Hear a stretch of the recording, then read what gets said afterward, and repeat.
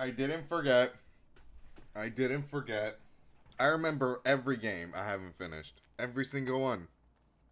I decided we need to stop playing new games. we need to finish the shit we started. So we're back with investigations. Uh I'll be real. I didn't recap at all. This is like kind of like an impromptu decision because I really didn't feel like playing a new game, but I also didn't feel like playing any other game that was currently ongoing. Oh god, I missed that. Oh, I love Ace Attorney music, man.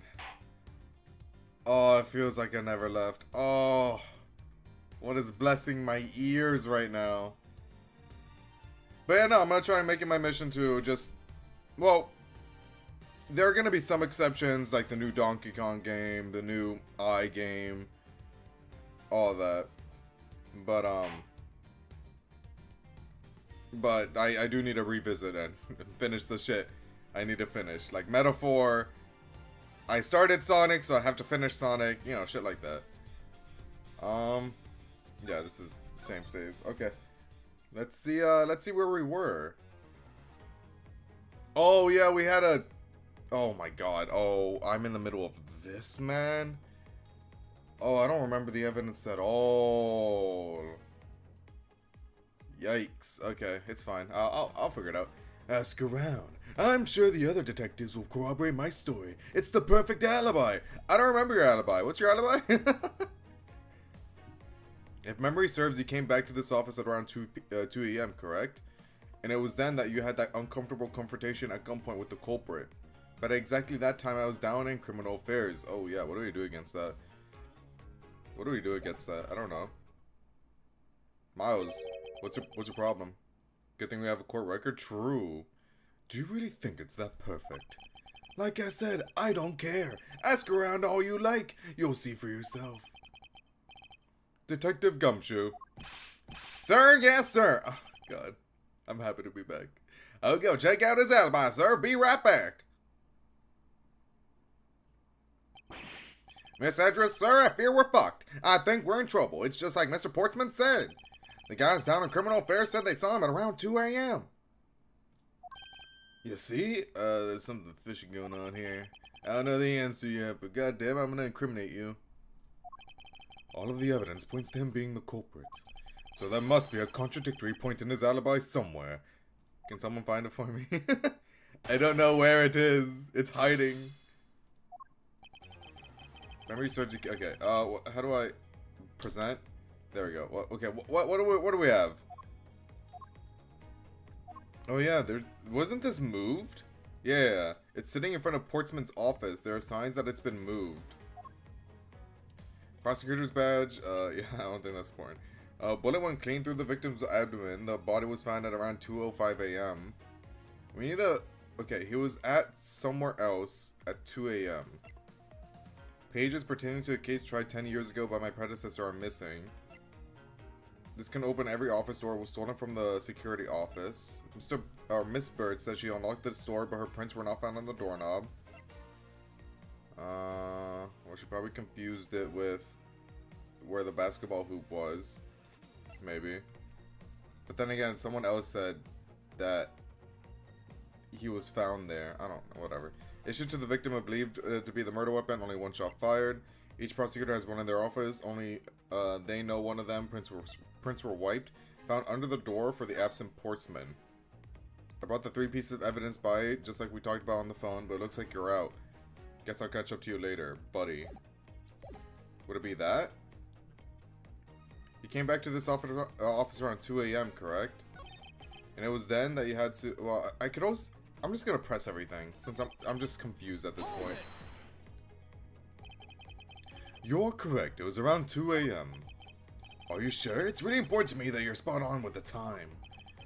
I remember checking my watch then, and make no mistake, it was 2. Giving testimony like a pro! Okay, so you came back to your office at 2. Uh-huh. It is as you say, however, Yes, however, you are the only one who claims to have bumped into the culprit. So tell me, did you see the person's face? Was it me who you saw?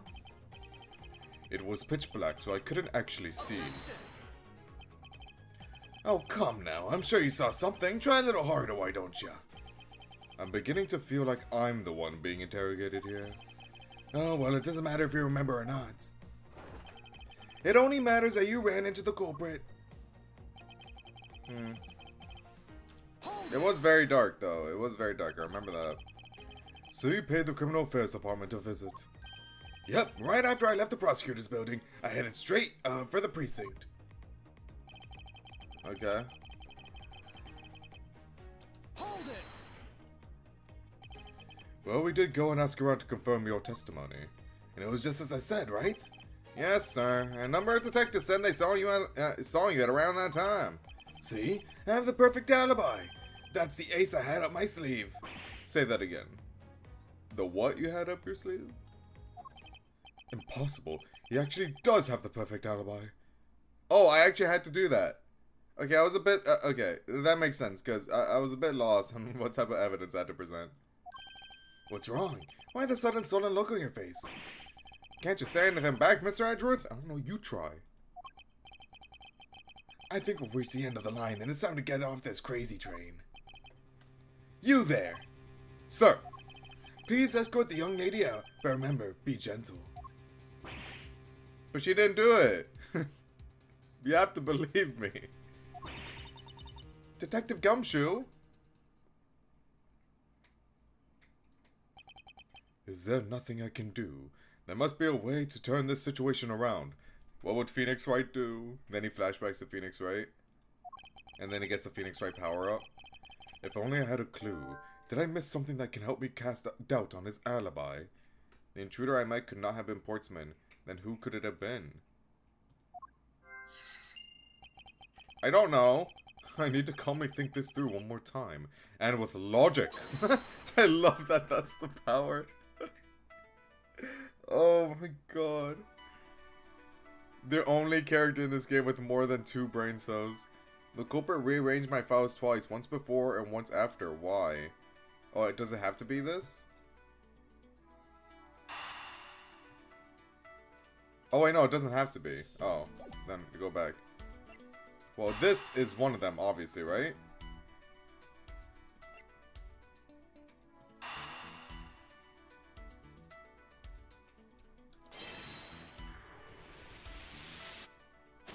Okay, cool. Thank God. There were 2 bullets left at the scene of the crime. One that robbed Mr. Faith of his life. And one that nearly robbed me of my jacket. Oh no. What would that man do? He wouldn't even call him by his name. However, the murder weapon only shows signs of being fired once. Meaning that it is entirely possible that a second gun was used in my office tonight. But seeing as how the killer had to steal Mr. Faith's gun, I doubt the killer had another gun up their sleeve. Therefore, the second gun could have been the property of an entirely different person. Which could mean that there was another person who paid a visit to my office tonight. Oh wow, I wonder what I should pick.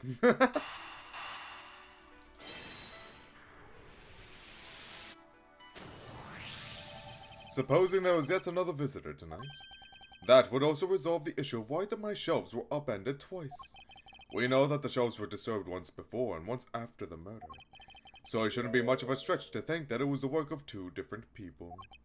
Once by the person who stole the victim's gun and then killed him with it. And once again after the murder by a second culprit, who was the owner of the second gun.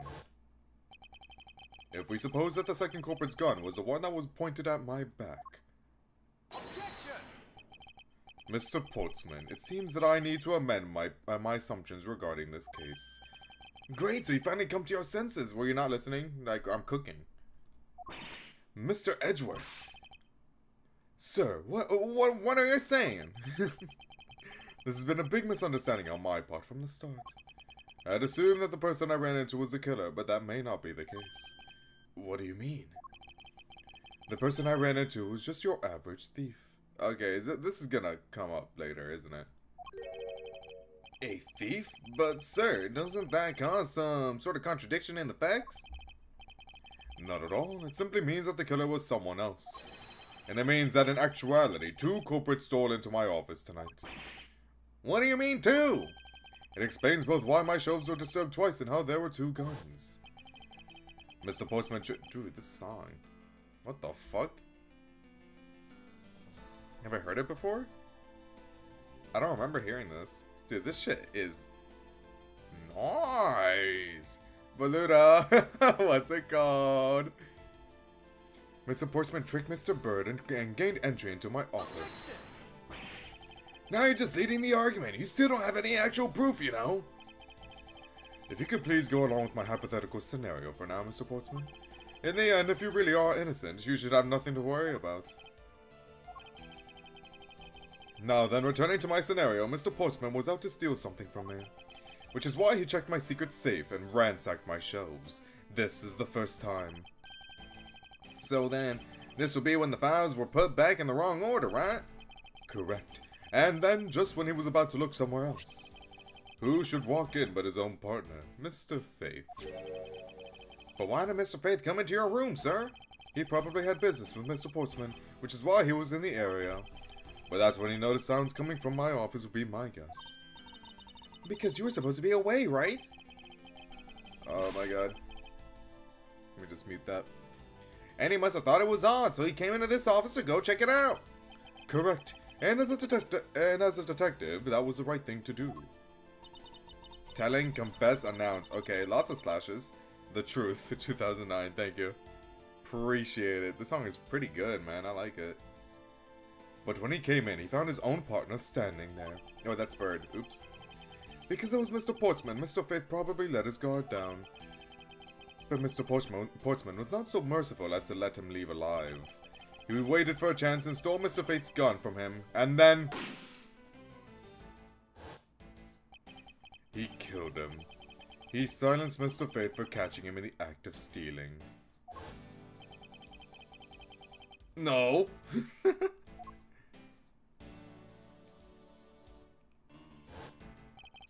This was the moment in which the first shot was fired, the one that landed in my files. Following that, Mr. Postman wiped the gun down and left it behind as he made his exit. They tend to be interchangeable? Oh, I thought that was just the title. He could afford to do that because he had also left a fake dying message behind. You're such a complicated troublemaker, you know that?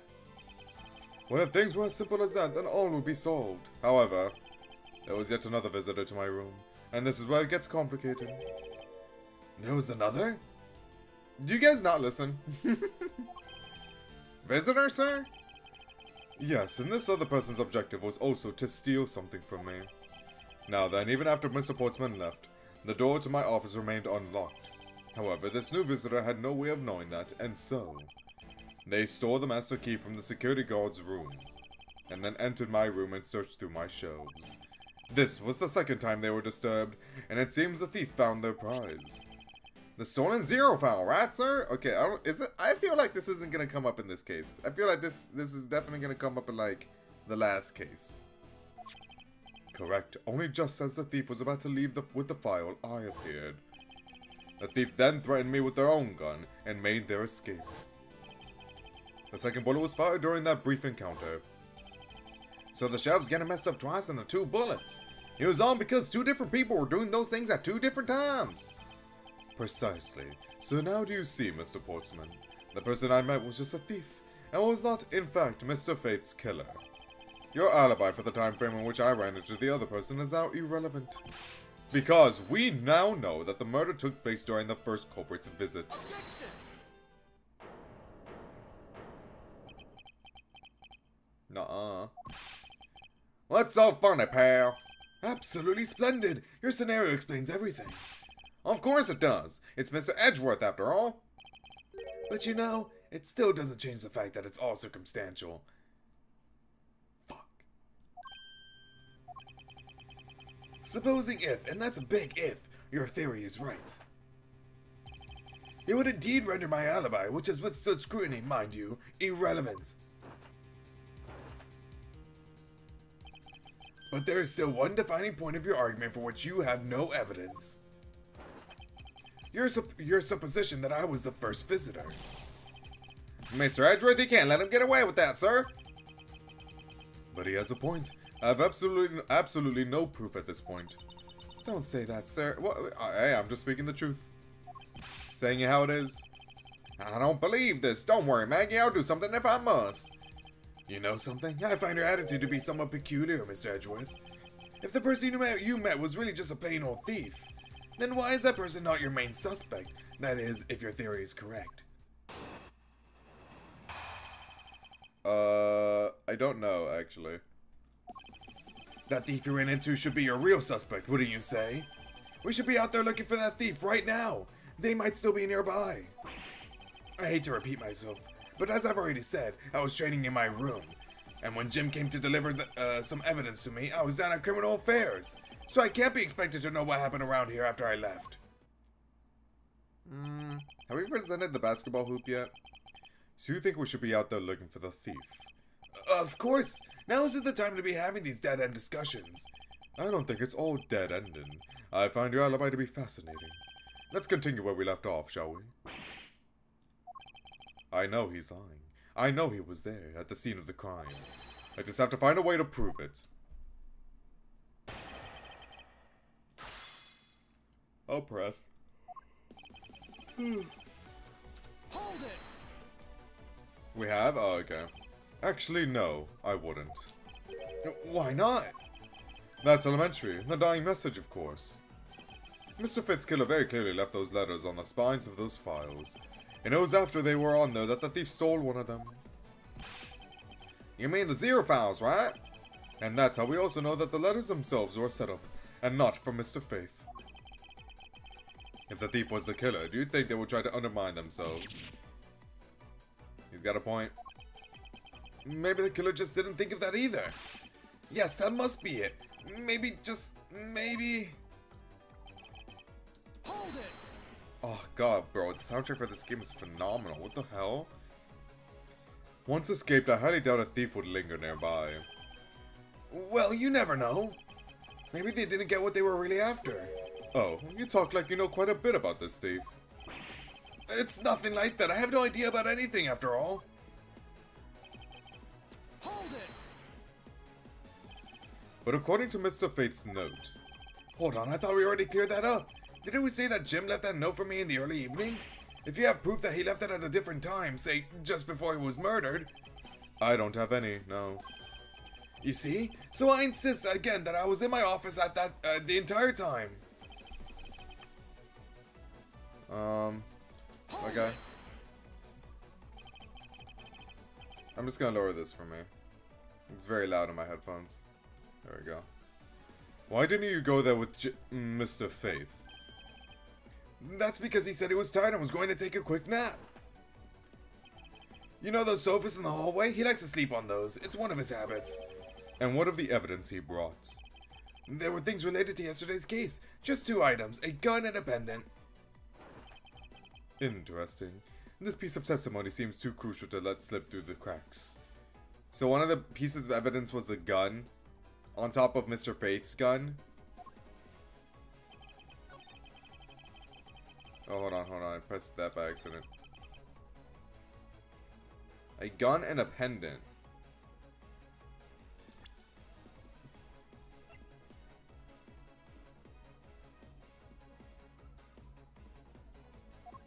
It's not that.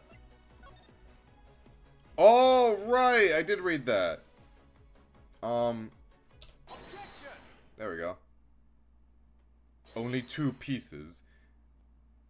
Why did I go by so fast? What the hell? I believe the proper phrase here is, you fail.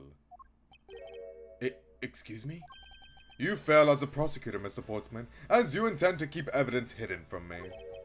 What are you talking about? I haven't hidden anything from you. Well, here's a piece I think you should read. Carefully. It says that Mr. Faith was bringing 3 pieces. Oh, what's the 3rd one then? Yes, and this is the victim's real dying message to you, Mr. Portsman. I can't believe to get tipped up by simple arithmetic.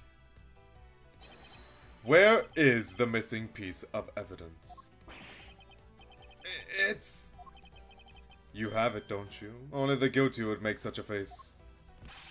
Detective Gumshoe? You don't have to say it, sir. I'll pat the guy down from head to toe.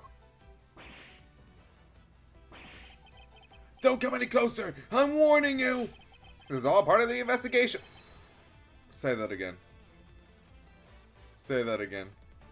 Pal. So don't even think about stopping me. No! Hey, what's this? That's so stupid. He had this on him, sir. Despite what you said, it would appear that you do have something to hide. But why would he have something like that? Because it incriminates him. It incriminates him. I low-key hate this one. I feel like I've been seeing that sentiment around for Investigations 1. But also the same sentiment for Investigations 2. Regarding how it's peak. So, I don't know. Every Ace Attorney game has its hype moments and aura. So, I'm just waiting for those moments. I don't really have an opinion on this one yet. It's fine. I like it so far. But why would he have... Well, I guess that is an opinion, huh? I haven't gone far enough to make a concrete one, though. But why would he hate something like that? Or hide something like that? There's only one reason why anyone would hide evidence of this caliber. Because it would unequivocally point to that person himself as the real killer. You gotta stop murdering people, bro. Let's examine this videotape in a little more detail. For the section of the tape that will drive the last nail into his coffin. Well, KG... Oh, well. What's the KG8 incident? That's blood, isn't it? Yes, and I believe this is what the good prosecutor was trying to hide from us. This blood is still fresh. You mean this might be Detective Fate's blood? No, you got it all wrong. No amount of denial can save you. We have but to run a blood test to find the truth. You told us that you had received evidence from the victim earlier. Now you will tell us when and how did the victim's blood find its way onto this video. It's totally suspicious. Thanks, Maggie. Was it at the moment of his death? Did Detective Faith have this videotape on his personage when you killed him? You know very well there's no way to prove that. Not even if we were to examine this tape for fingerprints. There's this video I saw of a little skit of for Ace Attorney where every time they freak out because you know that you got them cornered. It's just, I can just imagine that in real life, man. Like, it's such a bad look for you. If I had to take a guess, I'd say that the only ones on here will belong to the murderous you and Mr. Faith. No, impossible! Oh, he ate it.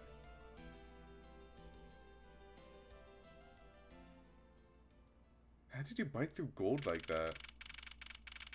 There were like chips flying out. How do you do that? Hello, Galaxy. It's been a minute.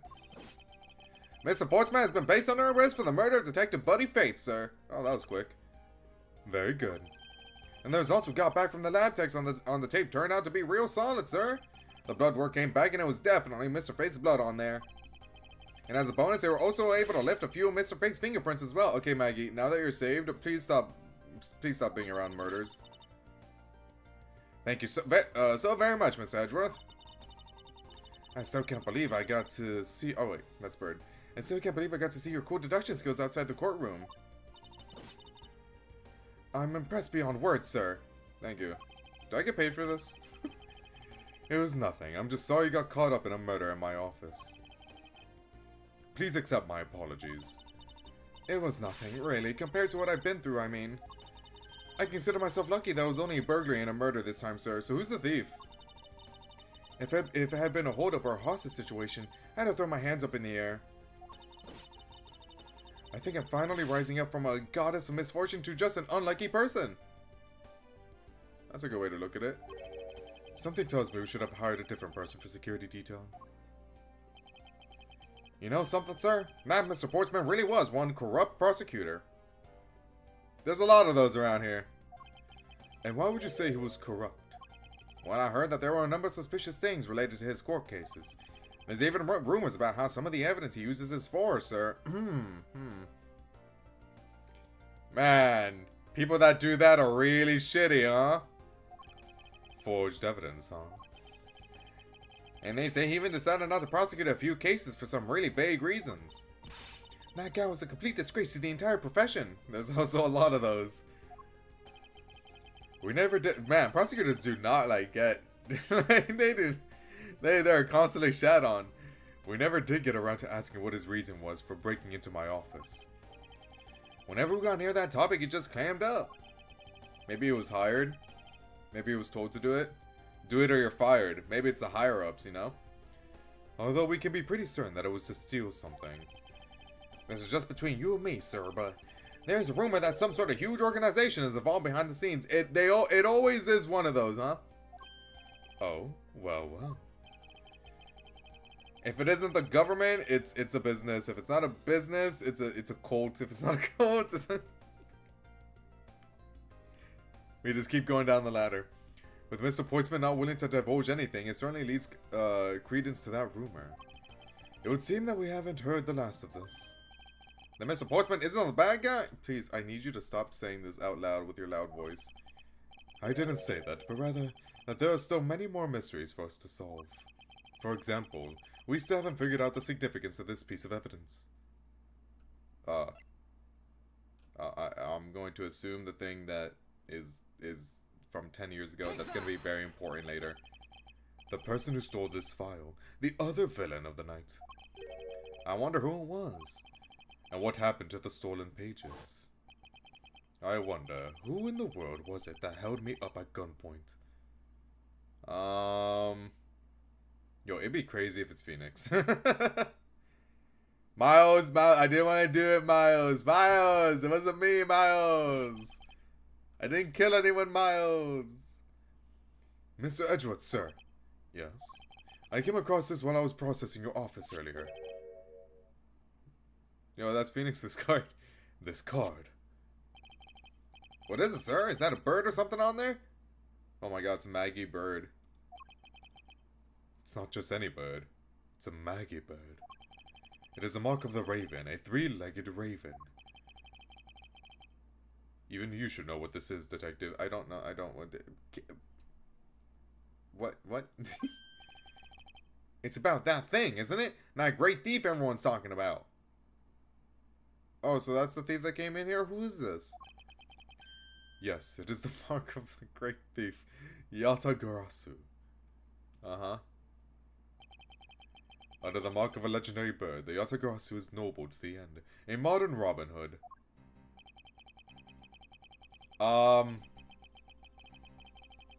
It could be anyone. It could be anyone. Labeled. It's not Phoenix, guys. It's not Phoenix. Although, I mean, you could make this out to be him. He stretched his hair follicles so far.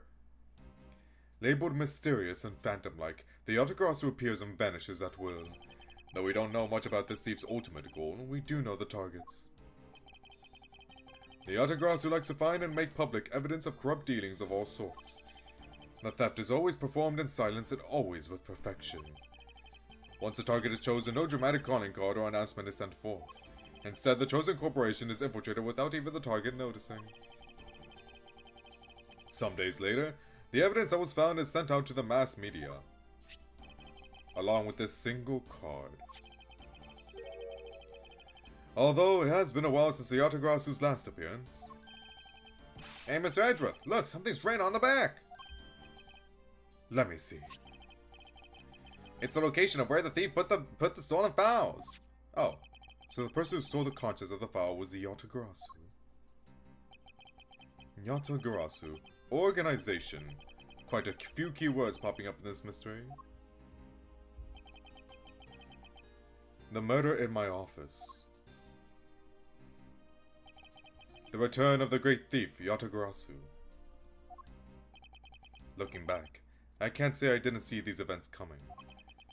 For they were heralded by the incidents that began to occur 2 days ago.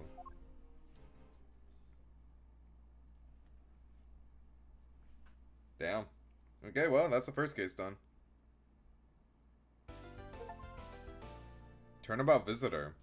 Nice. Okay, we finally finished the first case of investigations, the shortest one. Oh! Oh! Case is out of order. Oh, really? Who the fuck? Oh, that's, partner, right? I'm pretty sure she has something like... I'm pretty sure that's her silhouette. When are we gonna meet her? When are we gonna meet partner? Turnabout Airlines. The murder that occurred in my office.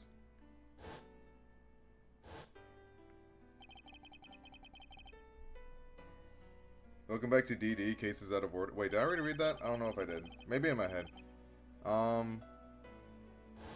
Well, I feel like I'll make sense of it. Probably. 2 days earlier. Yatagarasu is a real thing, by the way. What, the thief? Or like the three-legged raven thing?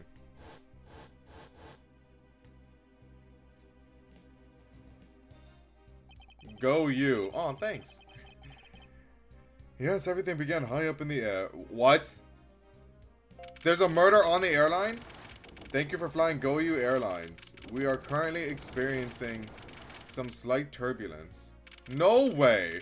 We are asking all passengers to please return to their seats and fasten their seatbelts.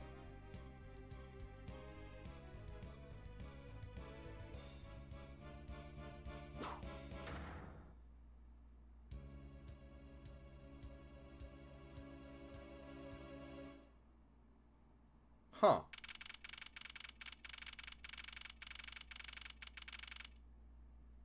Miles, get up. Here lies Ugo Hughes. Ugo Hughes? Why do I feel like I just woke up from a horrible nightmare? Well, I think you're in that nightmare right now. 6:13, huh? I guess I was out cold for about 10 minutes. Slight turbulence indeed. Ladies and gentlemen, we're currently... Okay, for your safety, we ask that you return... Why is it autoplaying?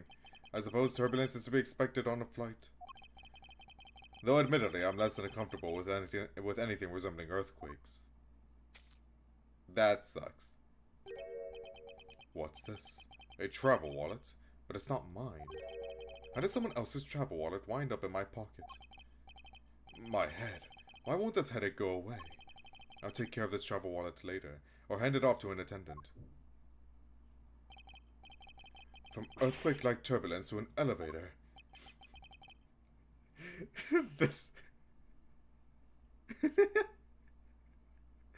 Fuck you, Miles. this fucking airline hates you, man.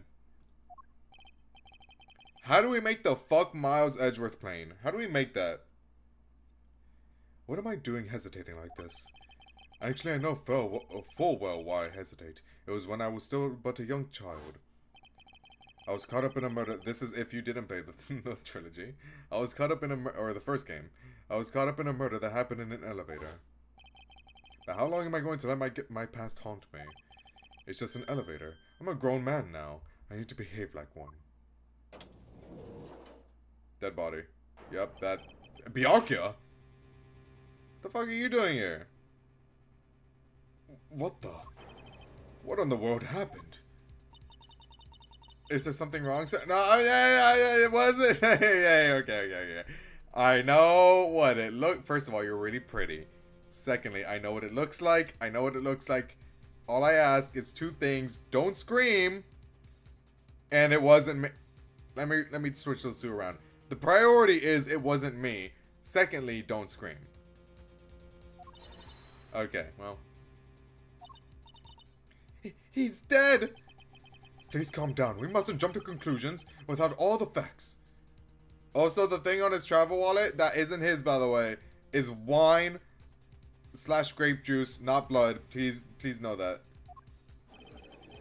What's wrong? Did something happen? You murderer! No, you have it all wrong. It wasn't me. Well, this sucks.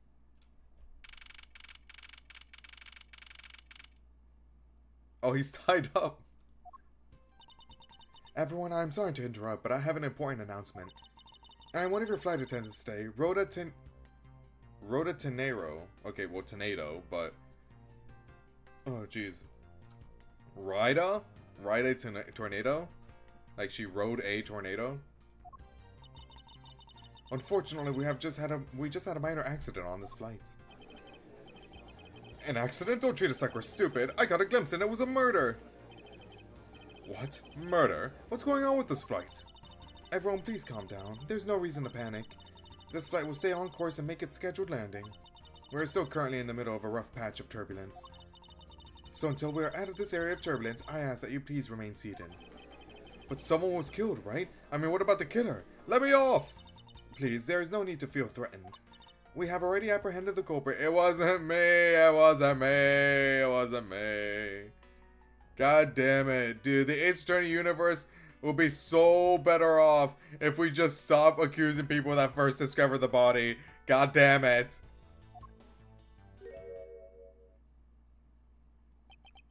I ask that everyone please remain calm. What the heck is he talking about? Why should we remain calm?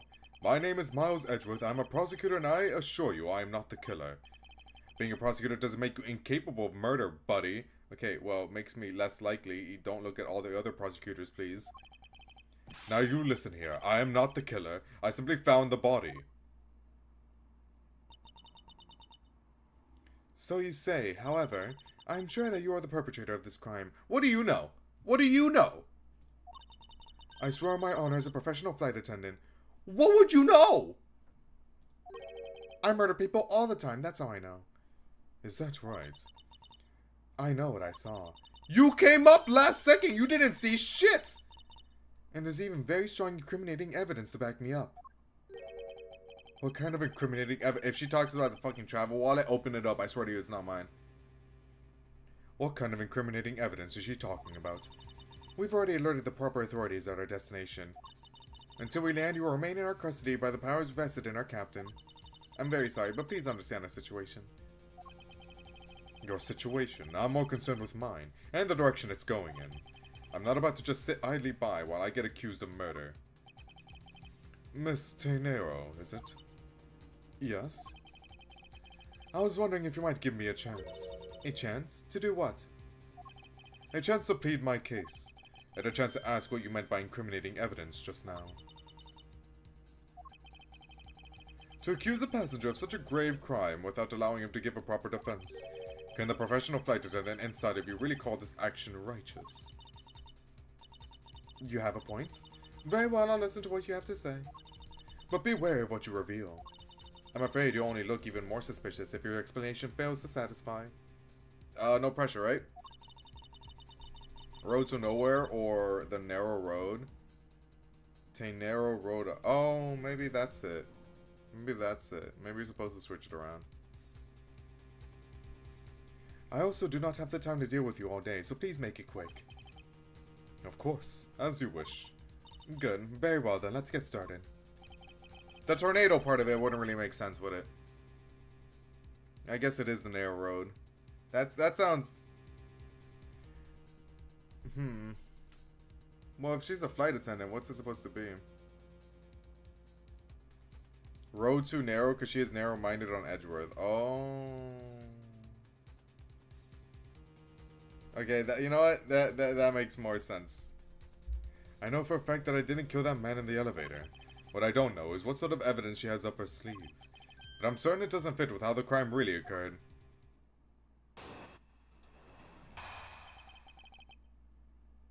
Isn't Francisca on the cover of chapter 2? I thought she'd be here. Where you at? Well, Miss Tenero saw. I swear to tell the whole truth as a professional flight attendant. I like her hair. I wonder how long she spends on it every morning. How do you get it like that? Unfortunately for you, Mr. Edgeworth, I am certain you are the killer. The scene I saw in front of the elevator. It was you, standing there, with fresh blood dripping off of the murder weapon.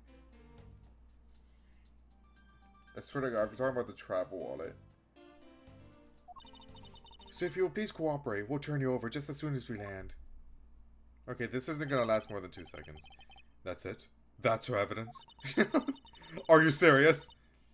I don't think you could ask for a more perfect witness testimony. Wouldn't you agree, Mr. Edgeworth? You saw 2 seconds of the crime scene. 2. Not really.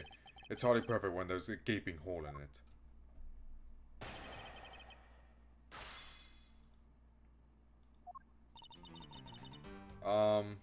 Well.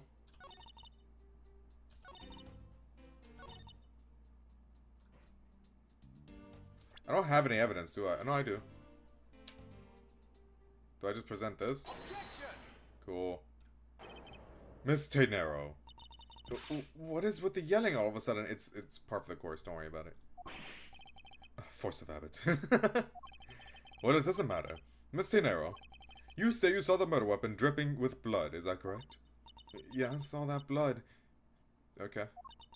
Just recalling that scene sends a chill down my spine. You're gonna hate to hear what's about to happen.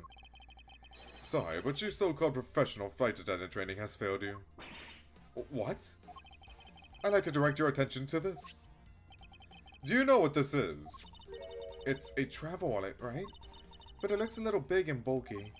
The thing you saw me holding when I discovered the dead body in the elevator was this very travel wallet, Miss Tainero. What? Impossible! Now then, do you still think I'm the killer? That I killed him with a travel wallet? I saw blood dripping from the wallet. I know I did. As you can see, this wallet is clearly stained. But if you would be so kind as to take a whiff, I think you'd agree it's only grape juice. Bro, wine won't kill a guy, alright? You don't have to censor it. Then... That's right. You mistook grape juice for blood. The murder weapon dripping with blood does not, in fact, exist. There, that should clear up that pesky accusation. Wait just a sec. That is... I mean, even a wallet could be deadly if it was wrapped around something heavy. Girl, did you see me have something heavy? I demand that you show me what's inside. Please. She's trembling, and the tacked on please at the end sounds like I've got her. It's not censored? Is it? Just grape juice. They love their grape juice here. There's no need to look inside. Even you can tell from its appearance that it's light.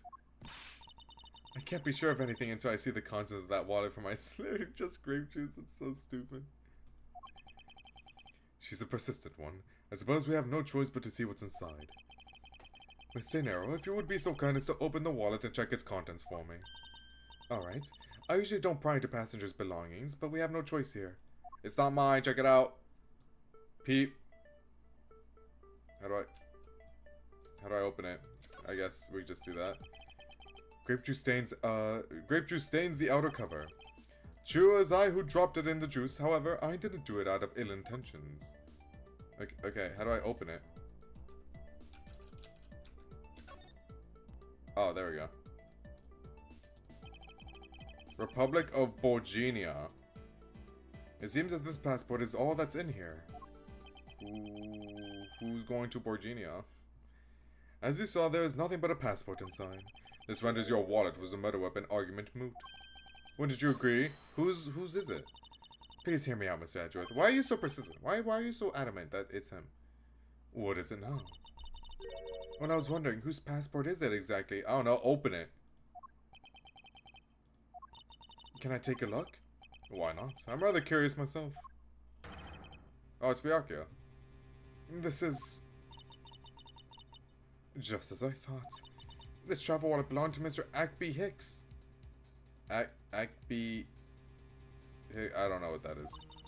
Which makes it the victim's property.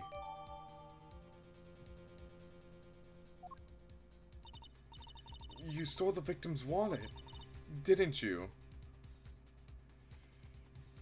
You're going to annoy me. You're going to annoy me. How dare you? You said it yourself. You claimed to be holding this wallet in your hands when I found you. Okay, cool. How'd he die then? Answer that. How'd he die? Perhaps I did misconstrue the wallet for the murder weapon. But it seems that I wasn't wrong about who the culprit is. You suck. As you claim, the murder weapon is not the travel wallet. However, it is something you stole from Mr. Hicks after you were done with the vile deed. I find it hard to believe myself, but your motive was very simple. You were out to steal Mr. Hicks's money, weren't you? I don't even know who he is! He's rich! Can I have it now that he's dead? You know, if he's not gonna do anything with it. So even though I didn't have the murder weapon on me, you still suspect me, I see. You stood up at the crime scene with the victim's wallet in your hands. How can I turn a blind eye and not suspect you of foul play? Okay, dude, okay, fair. But, like, oh, God.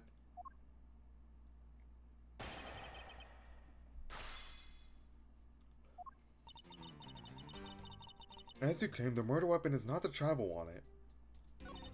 However, it is something you stole from Mr. Hicks after you were done with the vile deed.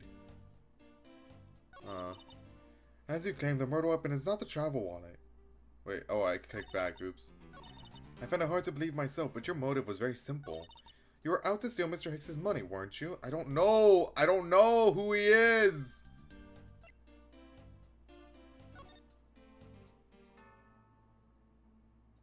Okay, well. Oh, is this like the time? I guess so. Meal's at what? Around 2? I see. Man, they got you parched here, huh? From 10 to 8, no drinks? I guess that's supposed to when you're supposed to be asleep. But damn. 6:15. There's a card here. There's 2 cards. None of the money was stolen, by the way. All this money was right here. I guess we could just present that. I wonder if I might get a word in, Mr. Nero. What is it now? Mr. Nero, I wonder if you noticed the contradiction within your own testimony. What are you talking about? It's simply impossible that the motive for this murder was monetary theft. One glance at the crime scene should have told you that. What about this scene will prove that the motive for the murder was not the money? The money. What? If I may direct your attention to the things strewn all over the floor. That's right. The floor is covered in bills and coinage. By your rationale, these were the very things the killer was after. I think we can assume that the wallet fell during the victim's struggle with his killer. And I would think that the killer would have noticed something like money scattering everywhere. Furthermore, as you can see, there was no effort made by the killer to gather the money. The wallet?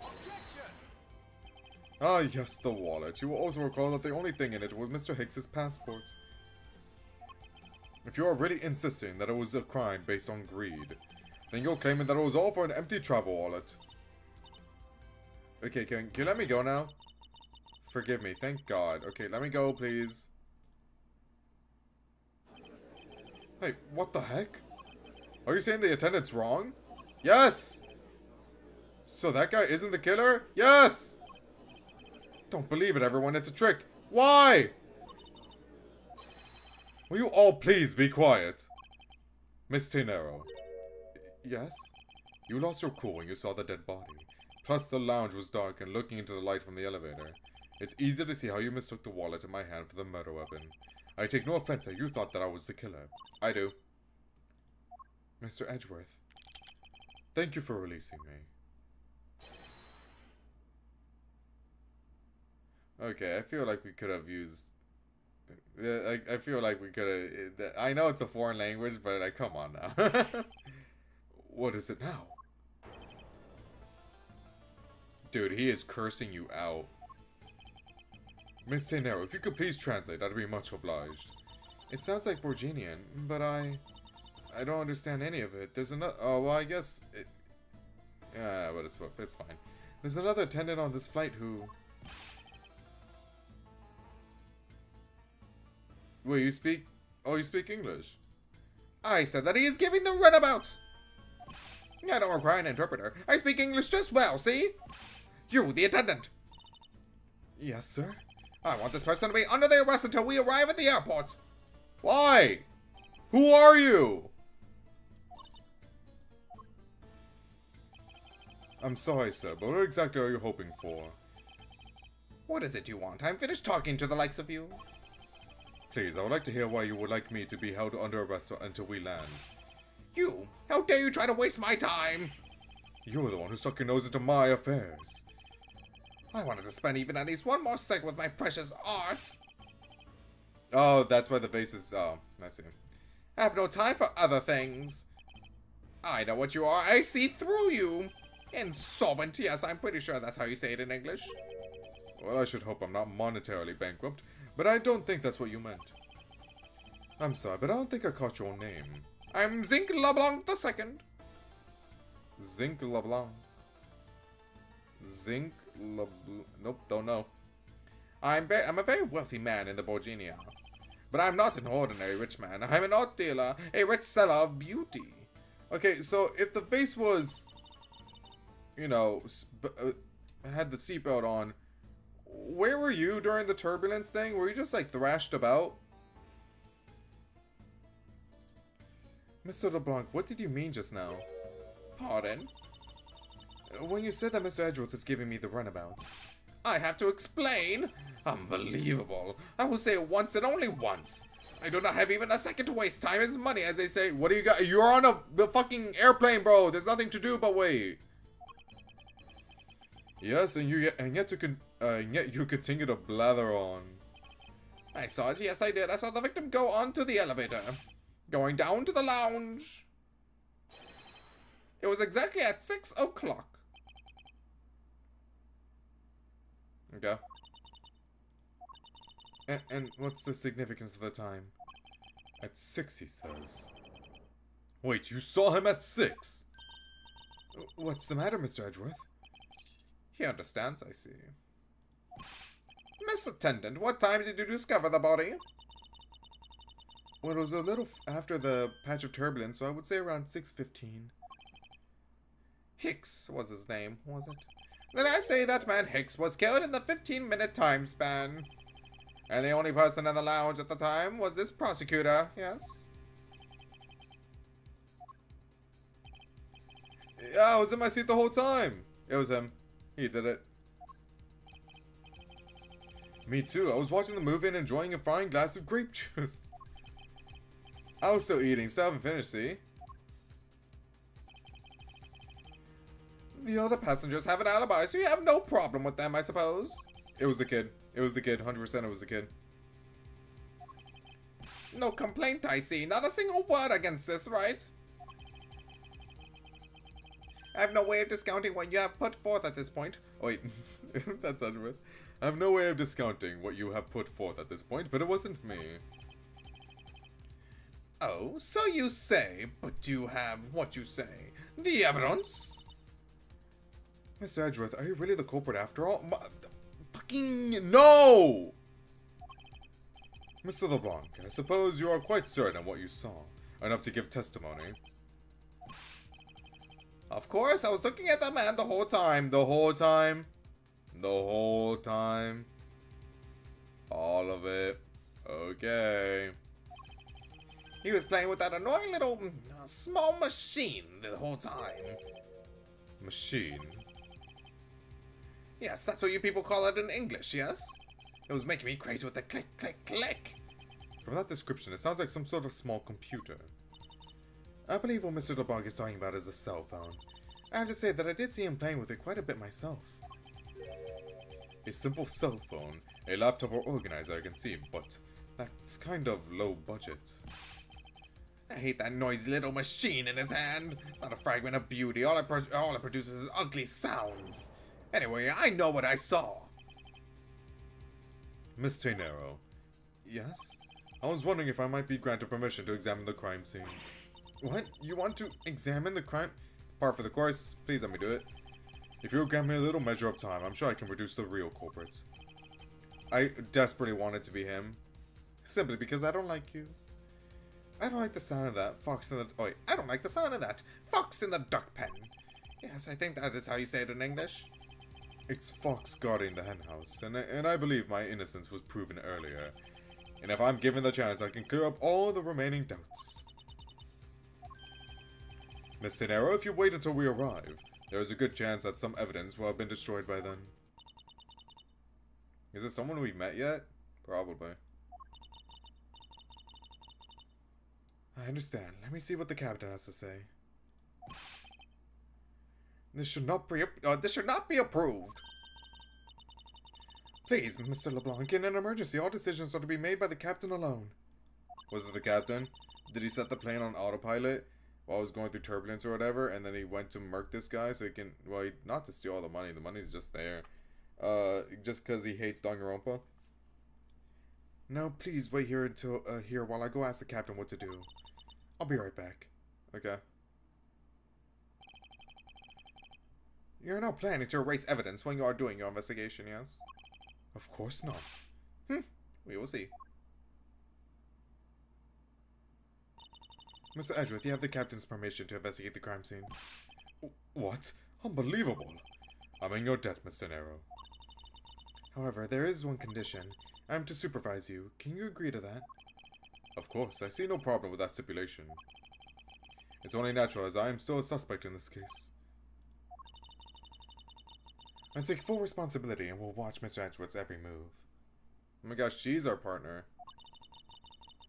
I hope this is reassurance enough that there will be no foul play. Now then, Mr. Edgeworth, shall we proceed? If you need my help with anything, please feel free to use tea to talk. It's time to head to the scene of the crime, the first floor lounge. Follow me, partner.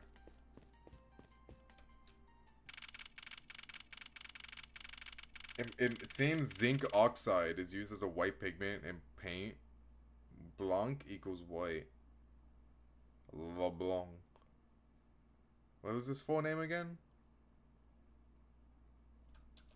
I forget his full name. But I guess it's like a pun on zinc or whatever.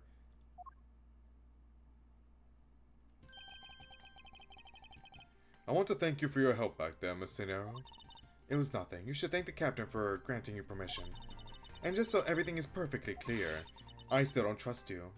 Fair. Your standing with me hasn't changed one iota.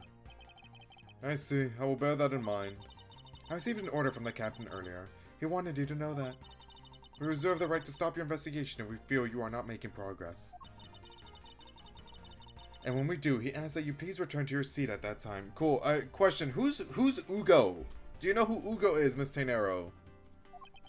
Is he important? So my time runs out as... Oh, God.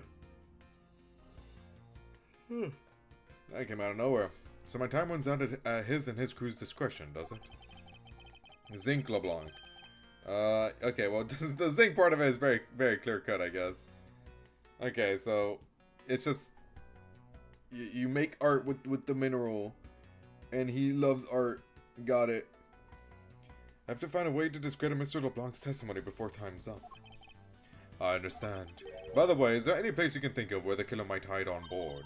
I don't think so. After every first-class passenger was accounted for at his or her seat, we made a thorough search of the plane. Does this plane only have first-class people in it? Like there's only a first class? As for business and economy class, oh, okay. No one can move between those two classes in first class without a staff key card. Oh, Ugo, how they massacred my boy. Who is he? Who is this guy? And we found no record of a keycard being used at all. Which means that I have a first-class killer on my hands. At least I know that much for sure. What if he just killed himself? Thoughts? And one other thing. No one else has been allowed near this crime scene since the murder was discovered either. Here we go. Now then, let's get started. But where should we start from? Let's start with Mr. LeBlanc's statements. The crime occurred between 6 a.m. and 6:15 a.m. During that interval, the only person in the lounge was myself, which would make me the prime suspect. However, since I did not kill Mr. Hicks, it means that the killer was around somewhere. If we are to believe what you say is true, then yes. The first order of business will be to gather information to win your trust. Okay, Doug. There's something I need to do in this episode. Oh, it's after the plane lands. Okay. I guess I have to wait. Alright. Okay, well, time to investigate this. What floor is this elevator service? Only the first and second. Oopsies. Although it can also go down to the cargo hold. Oh, it can it? Oh, interesting. However, that requires a flight crew keycard. So the only floors accessible to passengers are the first and second, huh? Do they have, like, a record of all the keycard usages, or only from, well, I assume all of it, but does she only check the usage from economy class to first class or whatever? Because, like, that's where the killer might be hiding. But I assume it's all of it, so I guess he can't go from the cargo hold. Okay. Unless it's someone that was already in the cargo hold that went up using the elevator. But do you need a keycard for that? I don't know. I don't know. I have questions. So the only floors accessible to passengers are the first and second, huh? I won't rest until I've inspected every suspicious looking nook and cranny. Is this important? His own necklace thing? I wonder what was hanging off of this lanyard. Something's missing from this picture. Now if I could just put my finger on it. Go you! What is this sinister looking figure on the floor here? Oh, that's a piggy bank of our company mascot, Captain Ugo. Okay. It's just one of the many pieces of merchandise we sell at our in-flight shop. This a cute mascot. This bank is a limited edition, and it's so popular that we're down to our last one. You have an in-flight shop? Yes, it's just beyond the lounge to the right. The shutter to the store is closed at the moment. But it was open the whole flight up until Mr. Hicks's body was discovered. There's blood on here. Could this have been the murder weapon? How heavy is it?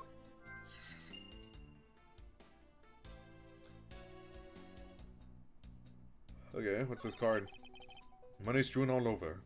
All over the floor of the elevator. I would guess it was all in Mr. Hicks's wallet at some point. Okay. I doubt anyone was expecting to find a dead body in an elevator on this flight. So Mr. Hicks, he's really dead? I don't know. Open your eyes. Yes. She's trembling, although I can't fault her for that when there's a corpse right there. Mr. Hicks, if you're really dead, then please answer yes. She really is our partner. They're all stupid. I see she... Well, is she our partner or is she the partner? Huh? Thoughts? I see she's over the trembling now. Although a new symptom seems to have appeared. Anyway, a new symptom called stupidity. Anyway, I should focus on the victim's body. Let's see. There's blood on the back of Mr. Hicks's head. Could this be the cause of death? He appears to have been struck very hard. Even his glasses are broken.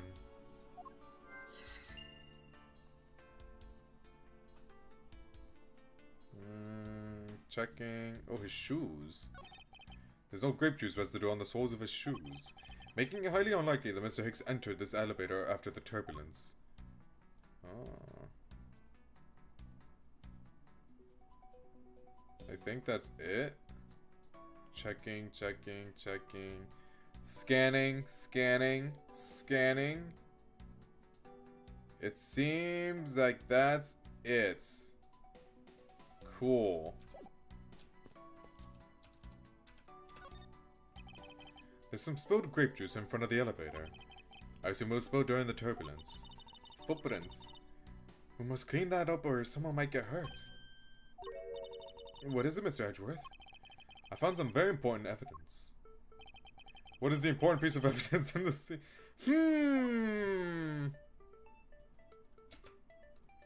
Oh, T.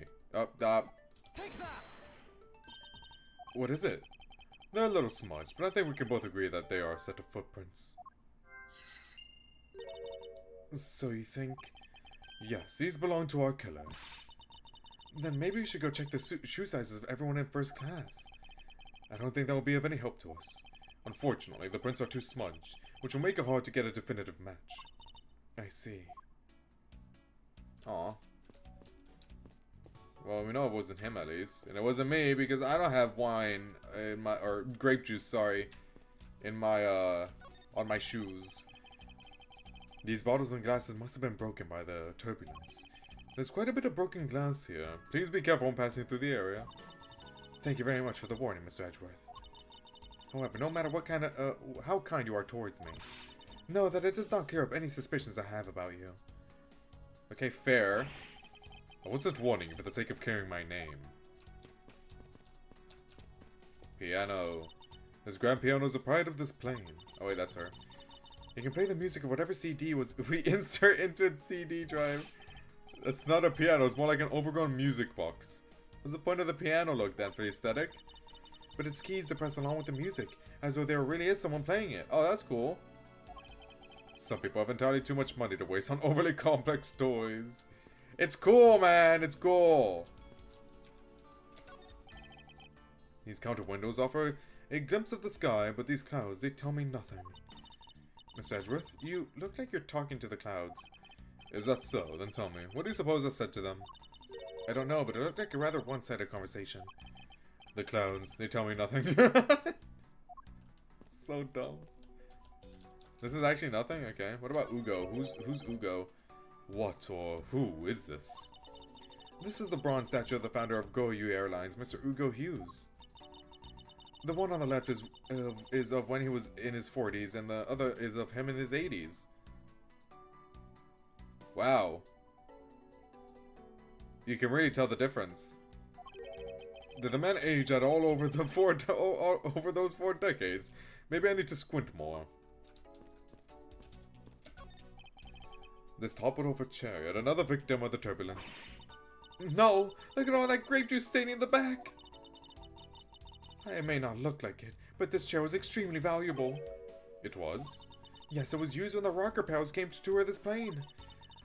The Rocker Pals... Wait, Rocker Pals? Leader sat in this very chair. I'm sorry, but what are these Rocker Pals? I can't believe you've never heard of them. They're all the rage. The Rocker Pals are an extremely popular international band. They added the Pals part as it became more popular, especially among teens. That explains it. I'm not really one for the music of today. Maybe I should ask Detective Gumshoe about them later. On second thought, I can already see how confused the conversation would get.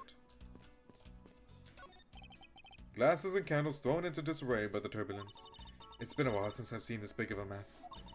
It's terribly embarrassing, but I thought it was an earthquake for a second. And I frantically started searching for gas valves to shut off. I guess the shaking of the pan was bad enough to be mistaken for a real earthquake. Not that I would know, since I was unconscious for most of it. The infect shop is just beyond these shutters, but we don't have permission to open them, so I'm afraid I must leave them closed.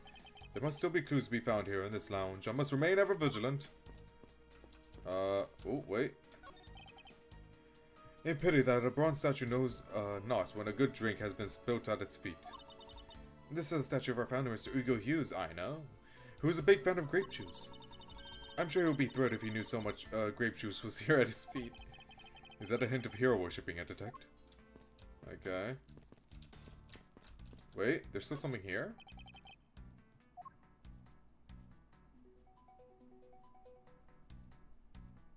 There wasn't a check mark.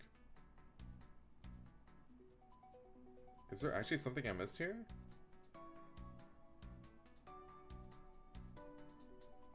Just checking again.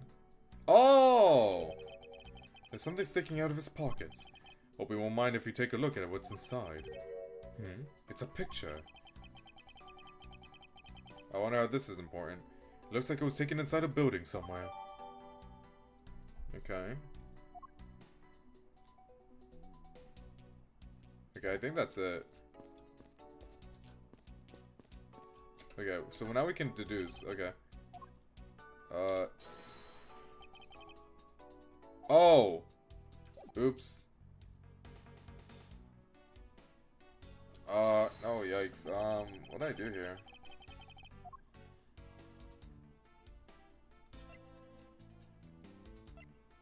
Okay, what? Oh my god.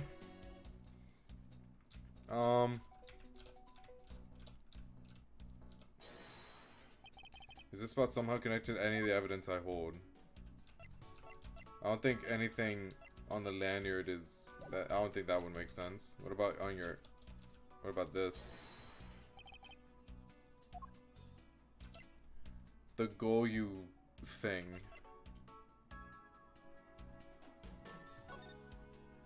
Oh, wait! My dumbass. I wasn't even looking at that. Where is this? Oh, that's his phone, right? Okay, so do this. And then... Mr. Hicks's machine is nowhere to be found. His machine? His cell phone, Mr. Nero.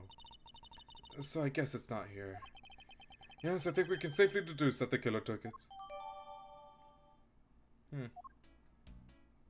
Is that it?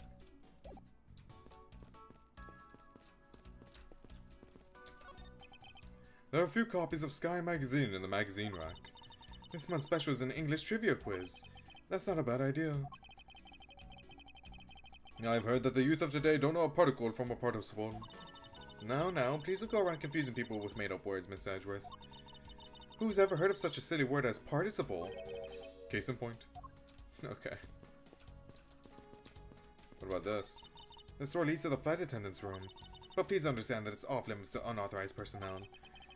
The room is giving off the scent of woman's perfume. One would think the perfume would smell great, however, to me it simply smells. Not that I have an interest in what lies behind this door. Or women. Perhaps we should return to the investigation, Mr. Edgeworth. Mr. Edgeworth? Sorry, I spaced out for a second there.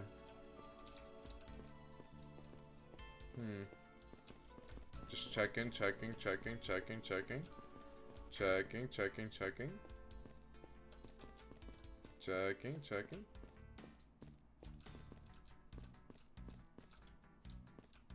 Can I do this? Oh, I guess I can do this now, huh? His original name was Hugo I Fly and was my favorite name pun in the whole Ace Attorney because it sounds like you go, I fly. A really badass slogan for a founder of an airlines company. But they changed it.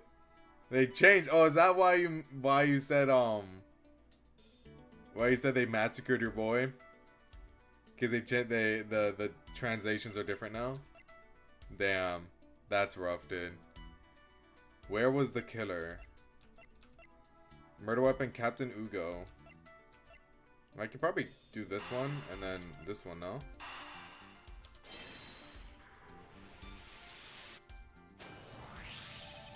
A statue with blood on it lying next to the body of a man who was beaten to death. Mr. Edgeworth, I think I figured something out. Yes, what is it? The way the blood is on this, it looks like it matches up with the wound on his head. Well, aren't we deserving the master of the obvious title? Better than like half of the people you talk to, man. Well, what do you think, Mr. Edgeworth? Don't you think that's worth investigating? It would appear that this figurine is our murder weapon. Oh, I just knew it. I mean, I can't think of any other connection. Perhaps Master of the Oblivious would be more more befitting. Okay.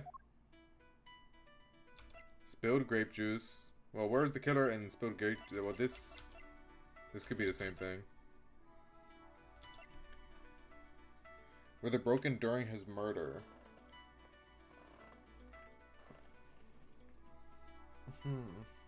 They're not different now. His name specifically had to be changed because of a real company, iFly Airlines.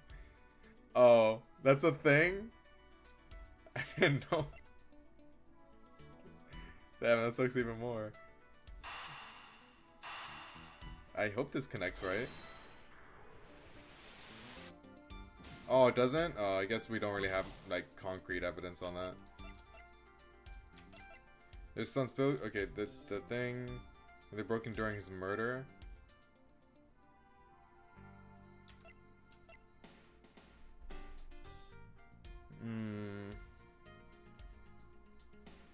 And I don't know anything else, right?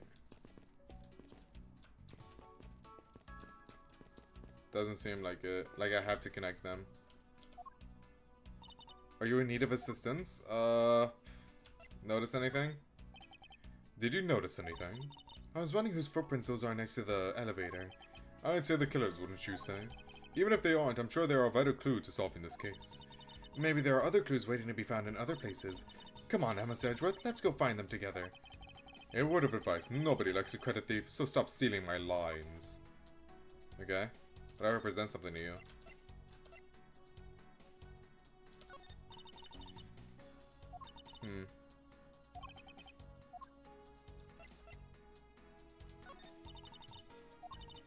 Okay, so I guess I need to, like, gain her trust a little bit. Yeah, okay. Let me just present everything anyway.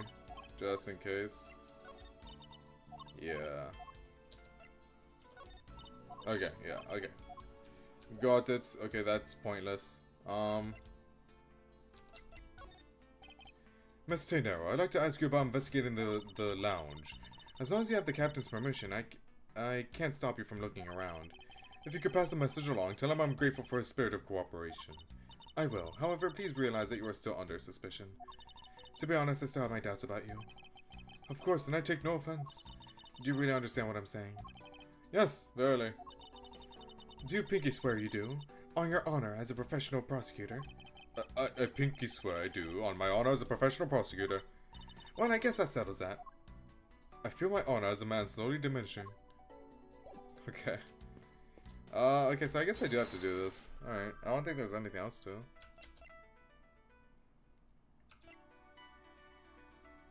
Maybe this and that. I doubt it, but we'll see. Oh, wow, okay. I didn't think we would figure that out that early. There wasn't anyone else in the lounge other than myself right before the turbulence. But if the killer was in the elevator along with the victim, then that's a different story. In the elevator with Hicks?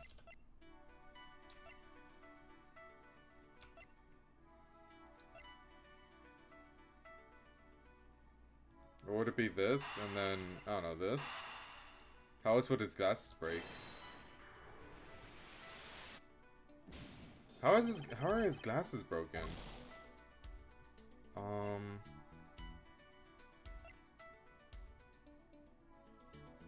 If only I could prove the killer rode the elevator with Hicks. Am I missing something? Did I do spilled grape juice and broken glasses? Somehow, some way? But how? This is the footprints.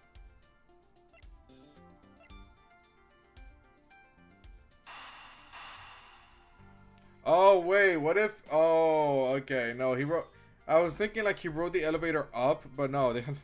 What floor are we on? The second floor or the first floor? First floor? Second floor? Oh, whatever. I was thinking it like it was a whole weird thing. Never mind. That was dumb of me. I have it. I'm sorry, but I don't understand, Mr. Edgeworth. I can prove that someone other than myself was here around the time of the murder. What? Really? Yes, it's rather simple, actually. The proof is in the pudding, or rather, the grape juice in this case. These footsteps here confess to me this very fact. That someone exited the elevator, alive. Seeing as how the victim is dead, that would mean a second person. But couldn't the footprints be from Mr. Hicks himself? But if you take a look at our victim's shoes, you can see the soles are spotless. Which means... Mr. Hicks wasn't alone in the elevator. In fact, it's quite the opposite. There was actually one other person inside the elevator. Cool. I did it! Nice. What's going on over there? LeBlanc. Dude, are all the flight attendants pretty as hell? What the hell? Unforgivable! This is unforgivable! Do you understand what I'm saying? The movie is late! It is the same level of bad as if the plane arrived late. But the movie... I will not talk to you anymore! You are just wasting my time! What is the matter, Mr. LeBlanc? If there is no emergency, please return... Wait. If there is no emergency, please return to your seat, sir. Did not tell me what to do. I need not to sit down. Well, Mr. Prosecutor, did you prove you are innocent yet? If you would like, I will prove my innocence to you right now. What? Nonsense! Are you saying my eyewitness testimony is mistaken? Not mistaken, merely that there is room for doubt. I'd be most honored if you could please tell me what you saw in detail once more. Fine, suit yourself. I am certain I saw Mr. Hicks enter the elevator. It was when the needles on my pocket watch pointed to the 6 and the 12. The body was discovered 15 minutes after that in the lounge, yes? Then you, the only person in the lounge at the time, must be the criminal. What did he say about the time? It was when the needles... Oh, okay, never mind. Then you, the only person in the lounge at the time, must be the criminal. Okay. Mr. LeBlanc's conclusions seem to make logical sense. Oh, I guess. After all, the only person in the lounge at the supposed time of the murder was me. So, my eyewitness testimony, if you think you can destroy it, then come, let me see. Hurry, do I look like a man who's having the time to wait for you? Why is he so irritated? I'm the one accused of murder here. Anyway, I must find a way to discredit Mr. LeBlanc's account somehow, and fast. Don't time me. Don't do it. I'm certain I saw Mr. Hicks enter the blah blah blah blah blah. I'm just gonna press. I'm just gonna press. Mr. LeBlanc, were you able to get a good look at the inside of the elevator at that time? Of course! I saw what was inside! And you are sure that the victim was in the elevator alone? Yes, the only person inside was that Mr. Hicks man. This late outburst is a bit too important to let go. Okay, doc. Hold it! Was he really alone? Of course, I will bet even 1 cent! A cheap ante. Cheap ants. I don't... You know, whatever. For a cheap testimony. But if that's how you want to play it, I'll happily take your 1 cent. God knows Wright needs it. Hold it! I assume the pocket watch in this case is the one you keep checking, is that correct? Oh, you notice. It is very expensive antique, I'll have you know. The feeling is wonderful when I fully wind it up by hand. It does look very well designed, and quite classy. I'll have to charge you if you want to touch it. That's quite alright. Let's continue with your testimony. What a cheap man you are. Now return the time you wasted back to me. And if we must, I saw Mr. Hicks enter the elevator at 6 o'clock. Yeah, it'd be crazy if her clock is wrong. It's true that I found the victim's body at 6:15. And that's when I found the 2 of them as well. You see, it all matches my testimony. Hold it! That is the most mistaken way of thinking I've ever heard of. No. Your silly opinion is what is mistaken. Please calm down, the both of you. In a sense, you are both mistaken. Well, if that isn't the part calling the kettle black, then I don't know what is. Missed by a little hole in his words. As you wish, Mr. LeBlanc. I'll show you proof of my innocence. It's probably the last one, right? The only person inside was Mr. Hicks, man. I'm certain I saw Mr. Hicks enter that elevator. The only other person inside was Mr. Hicks, man. Oh, wait, oops. Well, it's probably the second one, too.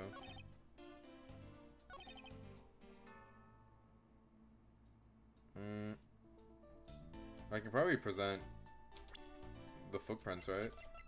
Objection! No. Oh, I should have saved. Oopsies. It's probably the second one, then.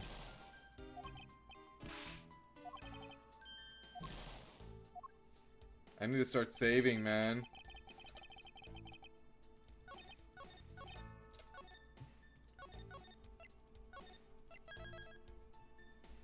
Okay, dog. Objection! There we go. Mr. LeBlanc. What is it? There's a very glaring contradiction in your testimony.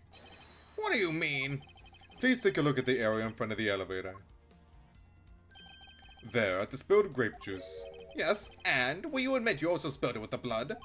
No, it spilled itself during the turbulence. But the interesting thing here is a set of grape juice footprints. Footprints? Yes, the ones that lead from within the elevator out into the lounge itself. It's evidence that proves that someone other than Mr. Hicks exited the elevator, alive. There must have been another person in the elevator with Mr. Hicks. Now then, I'm done playing games. Why don't you tell us the truth? I can't understand you. Can you please translate for us? Jesus Christ, dude. Please don't be the murderer. No way, that's totally impossible, I guess is what he said. No way, that is totally impossible. I know there was no other person in there. I saw with my own eyes. If you want to know what I think, Mr. Edgeworth, I don't think Mr. LeBlanc is lying to us. I suppose she's right. He doesn't seem to be lying. But then what does it mean? What about this contradiction? Mr. LeBlanc, please just once more, will you recall the details of what you witnessed for me? What I saw, part 2. I was very upset when Mr. Hicks passed by my seat. I was always checking the time over and over again. I happened to follow that man with my eyes when he passed me. And I saw clearly into the elevator he was entering. But I swear there was no one else inside. No one! Mr. LeBlanc, if you would please calm down. What? Dare you to have an issue with my eyewitness testimony? No, not at all. Please forget I said anything. Yet again, he doesn't appear to be lying. But I can't let this testimony stand as the truth. No siree. I'ma get him. Ooh, I'ma get you.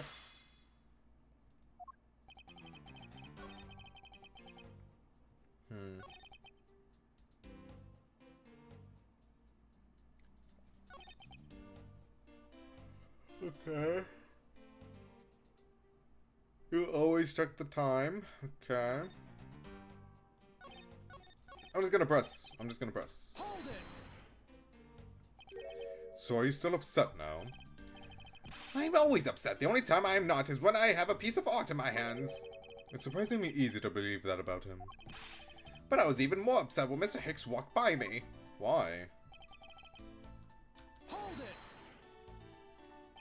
Why were you so attentive to the time? Because something unforgivable was happening. Come to think of it, you were yelling about something unforgivable earlier. I was giving a complaint to the attendant about the movie starting time. Return back to me my time. In money, you understand the point.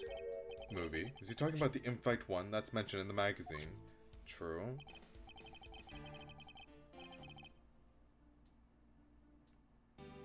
Six, and it was late.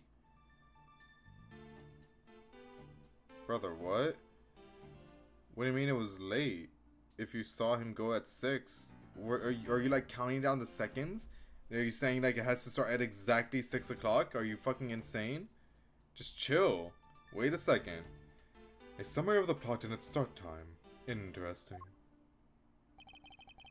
They were supposed to show License to Love, Laugh, Mime, and Murder. I cannot see that movie in my country. You can only see it on international flights. I looked forward to greatly to that movie. I checked my pocket watch whenever possible so I would not miss it. I even set my pocket watch to the destination time when I came on board. So my watch is not wrong. It matched the schedule. But the movie was so late. Very, very late. Oh, very, very late. Yikes then. Hold it. Your pocket watch. I'd like to ask you a little more about it, if that's alright. Okay, press that. Hold it. So this movie you mentioned, is it the one listed in the Sky magazine? Yes! I was so looking forward to watching License to Love, Laugh, Mime, and Murder. It started at 6:01 a.m. Oh, a minute's a long time when you're trying to commit a murder. Maybe LeBlanc's onto something here. Miss Tainaro, was this movie shown on this flight? Yes, it was shown at the scheduled time. Isn't it possible you simply slept through it by accident? Nonsense! You doubt me? No, stop pointing at me like that. Odd. How did he miss a movie that he was clearly hoping to see?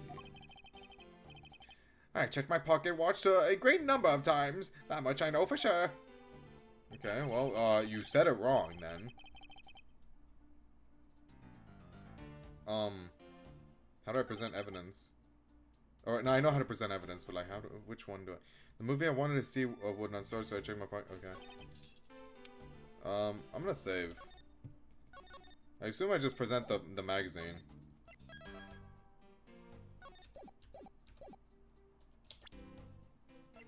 Right?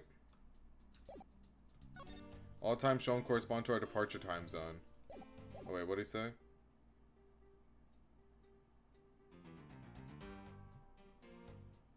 Departure. Except for your departure, you fucking dumbass. Read. Objection! I love when he does that. Mr. LeBlanc, you said this just now in your testimony. Yeah, I even set my pocket watch to the destination time when I came on board. Now if your watch has been set to our destination's time zone, it would mean that your watch is displaying the time of our destination. Yes, and the correct... Oh my god. The correct time is worth its 6 cents. I would like you to take a look at this. If you believe this Sky magazine, clocks on this flight run in accordance with the time of our departure time zone. Of course, the movie schedule also created with that in mind. Miss Tainero, for confirmation's sake, what time zone is this flight attendant to right now? Or flight aligned to right now? Well, we made a short stop at a transfer point. That's right. It was in that small Asian country, the Republic of Zhengfa. Is that going to be important later? But we didn't readjust our onboard clocks at that time. So right now, we are still running on Borginium time. What? The time difference between Borginia and our destination is 9 hours. In that case, it's only natural that your watch will be out of sync with the schedule. What?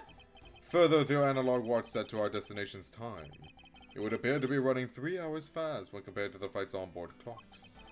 It also changes everything about your testimony. And you can bet 1,000,000 cents on that. He's so cool. In light of this information, it means that you saw Mr. Hicks 3 hours prior at 3 a.m.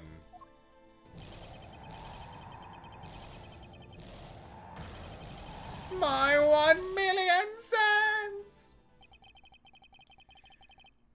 Dude, she is tired. This should clear up all of the remaining accusations. So this basically widens the time frame from the time of death, right? Yes, because Mr. LeBlanc saw the victim enter the elevator at 3 a.m. It means that the time of death could be anywhere from 3 to 6:15 a.m. The question now is, where was Mr. Hicks during that span of time, and what was he doing? I've got something to say. And you are? Yeah, I'm Cammy Neal. I'm a flight attendant. I love her. And what is it you wish to say? Well, I think your story is a little different from how I remember it. What do you mean, Cammy? I saw Mr. Hicks sitting in his seat at 5 a.m., you know. What? How can you be sure of the time? Oh, that's right. He pushed the call button while we were parked at the transfer point. The stop we made for refueling and cargo transfer is Zhengfa, correct? This flight will be making a brief stop to refuel and transfer cargo in the Republic of Zhengfa between 4 and 5. We ask that all passengers remain on board at that time. Thank you for cooperation. Something tells me that not all passengers remain on board. But we'll see. Yeah, so it was from 4 a.m. to... oh wait, Tenero. It was from 4 a.m. to 5 a.m. according to our clocks. And during that time, did any of the passengers leave or did any new ones board this flight? No. Okay. Not a single person got off or in Zhengfa. Or on in Zhengfa. Never mind. What about the flight crew? She's in her own world. The few who are handling the cargo transfer might have temporarily gone on or off. But eventually everyone, including Cammy and myself, came back on the plane. So basically, I can assume that no one left or got on since our initial takeoff. Please don't be the murderer. Oh, I need her not to... Can it be the captain? Interesting. I should keep that in mind. And I answered his call. I can tell you Mr. Ackby Hicks was there in his seat when we took off again at 5. Miss Meal's testimony. Okay. Chamomile? I've never heard of that. What is chamomile?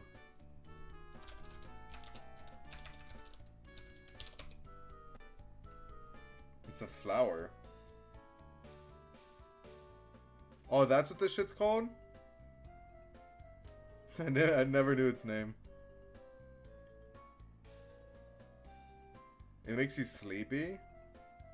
Ah. That means she's too tired to go to do murder. Therefore, it's not her. True, actually. True. Now it's time to come down to the lounge, Mr. Edgeworth. I remember coming down here almost as soon as we left the Republic of Zhengfa.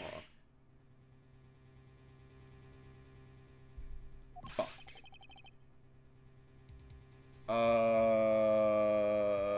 Can I rephrase that? You were here the whole time from 5, yes? Then you were the only one who could be the killer. No. Mr. Edgeworth, were you really here in this lounge the entire time from 5 a.m. onwards? Unfortunately, yes. But then how do we explain the footprints? Is that not obvious? This man waited for Mr. Hicks here in this lounge, waited to kill him, and then he put the corpse into the elevator. That is when the turbulence happened. My eyewitness testimony may have been mistaken, but what time I saw Mr. Hicks enter the elevator on the 2nd floor does not matter, because the entire incident concluded here in this lounge. Everything happened in this lounge. I beg to differ. Is that what you really believe, Mr. LeBlanc? Do you have another idea? I simply feel that there is something out of place in the scenario you presented. Is there something that can tie this crime to a location other than this lounge? Man, I don't know. Probably this. Well. Take that. The murder weapon. This little piggy bank is stored at the in-flight shop. It is sold there and only there, and is not displayed here in this lounge. How, then, did it find its way here? Don't you find that a tiny bit suspicious? Such a trivial point. It only means that you prepared it, taking it from the shop first before coming here. It doesn't prove you are innocent at all. Fair. Is there no way to win with this man? If I may. What is it? You see, well, it's just as Mr. Edgeworth says. Oh, and why do you know this so well? Well, it's just that piggy bank was there in the shop. I saw with my own eyes. And when was this? It was maybe around 5:40 a.m. Thank you. Isn't that just before we hit the patch of turbulence? That's right. You were in the shop just before the turbulence? Yes, I was. Come to think of it. Miss Tinera, when I found the body, I believe you came out of that door. Yes, I did. And what is beyond that door? That's the flight attendant's room. Then you were on the first floor? Yes. I had to do something at the shop in the flight attendant's room. So I went to the shop first and then to the flight attendant's room. Are you saying you passed by me at some point? Yes, you seemed really into the issue of Sky magazine you were reading at the time. I don't suppose you noticed me walking by. I vaguely recall someone walking by, but I didn't take notice of who it was. Anyway, the piggy bank was definitely there at the shop when I went there. Why is Cammy here? Why did you go to the shop in the first place? I went there for a work-related matter. Work, you say? Yes, the upkeep of the shop is also one of my responsibilities. Why did you not say anything about that until now? Until now is what I want to know. In any case, I believe it's clear that the shop needs to be investigated as well. Shall we head over there then? She's hiding something. I don't think she's the murderer, though. What is it now? Aren't you forgetting something, Miss Rhoda? Don't you know the captain's permission to check the shop? No, I haven't forgotten. But I have already asked him for permission to search the entire plane. So I think we're alright. Huh? That's weird. What is? Well, I just talked to the captain, see? And he said that he didn't give you permission to do anything like that at all. Huh. What is the meaning of this, Miss Tenero? It means she's lying. Go on, admit that you are. You said you had permission to search all over, but you don't. And yet here you are. You, flight attendant, what are you trying to do? Pour the sheep over us? The captain's calling for you, Mr. Oda. Oh, but don't worry. I already got permission to search the shop from the captain. See, unlike you, I do things the right way. Damn. The fuck's your problem? Miss Tainaro, why would you do such a thing? Please excuse me. I don't know what's happening with her. Looks like I get to be in charge now. Please go back to your seat, Mr. LeBlanc. Now then, Miss Edgeworth. If you will follow me, I'll be your guide from now on. There's something about Miss Tainaro that has piqued my curiosity. But right now, investigating the in-flight shop is my top priority. Follow me! Follow me! Miss Mill, about investigating the in-flight shop. You're of no use to me asleep. Wake up! Huh? What's up? I need you to come with me so I can search the shop. Go on ahead without me. I'll catch up with you later. How has this woman not been fired yet? Okay. There's little Captain Ugo over there. So this is the in-flight shop. It's quite a mess in here. You think? Guess I'll have to clean this things up then. Hold on! You can't clean up a potential crime scene. Oh, thank goodness I hate cleaning so much. I must have rushed things here. I must remain cool, calm, and collected. Because this piggy bank was left at the crime scene. There's a very good chance that the killer had paid this place a visit. Well, she has a plushie. There are plushies strewn on the floor. That's already not a good look for her. Inside this display case is a row of lifesavers and life vests for sale. For sale? Surely they have some that are not for sale, right? For emergencies? We sell a lot of these when there's some kind of accident or something. You sell these? Oh my god. But some people buy them even when nothing's going on. How about it, Mr. Edgeworth? Care to buy one? I sense that this shop is one shopper away from being sued.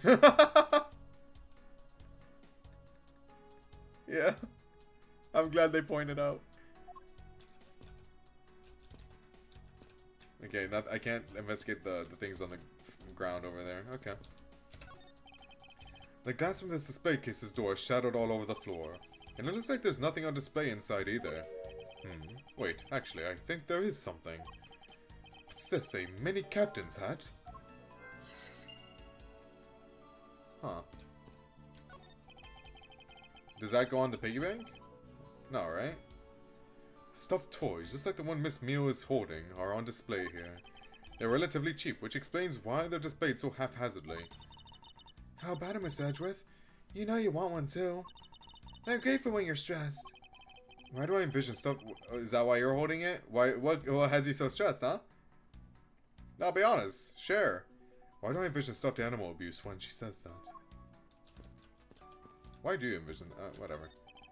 There are all kinds of luxury name brand merchandise for sale in this display case. And they're lined up in just a manner as to scream "Buy me" to any passers-by. What are these? Oh, those are our company's completely original line of suitcases. They're practically flying out the door. That's how popular they are. You should buy one and see how you like it. You won't regret it. Perhaps that's how things work on this flight. But in the real world, you try, then buy. No way! But either way, it doesn't really matter. True, either way, why would anyone buy a suitcase after they boarded the plane? Anyway, see that? Just look at all the Captain Ugo heads painted on there. Cute company mascot, isn't he? They're painted on with a lot of care. Doesn't he look like he's about to jump out at you? It is certainly making something jump inside my stomach. It's so green. It's so neon green. Who chose these colors? I guess there's no fooling your refined tastes. You look like you really wanted to get one. And I thought I was going to finally make my first sale, but you saw right through it. That's done though. Never make me try to give you a sales pitch ever again, okay? But I never showed any interest in it to begin with. It really is pretty horrible, isn't it? You want to know something? This suitcase was designed by Miss Rhoda. Miss Tainaro designed this? Yes, it was a company-wide contest. Wow. She has a very refined taste. Well, it does have a very sharp design sense. Sharp? Like stinky sharp cheddar, maybe. I really have no idea why the big wiz decided to go with it. It's so... blah. What's your problem with her? Miss Tenero designed this, did she? It's definitely not what I would have expected. You okay? I'm fine. Please watch yourself, Miss Meal. Letting a suitcase freely roll around has got to be a safety violation. This whole plane is a safety violation, dude. Here, I'll put it back. Okay, that's important somehow. Oh, there's no stoppers on it. There's no stoppers. It has no stoppers. Look, where are the stoppers? Beautiful flowers in a beautiful arrangement. I feel cleansed just looking at them. Well, you're kind of stepping on a few of them, you know, Miss Edgeworth. Sorry. Oh, excuse me. Checking. Ah! There's a wide selection of souvenirs for sale in these display cases. You know what I'd suggest? Sorry, but I have no intention of buying souvenirs on this trip. Okay, then how about you buy something for me then? As a present. I can't think of a single reason why I'd want to buy you anything. But I've had my eye on that pendant for such a... Oh, wait. But I've had an eye on that pendant for such a long time. Try paying some attention to me when I ask you something, and then we'll talk. Checking. Okay, so I guess I do this now. Broken glasses. We still have that, huh?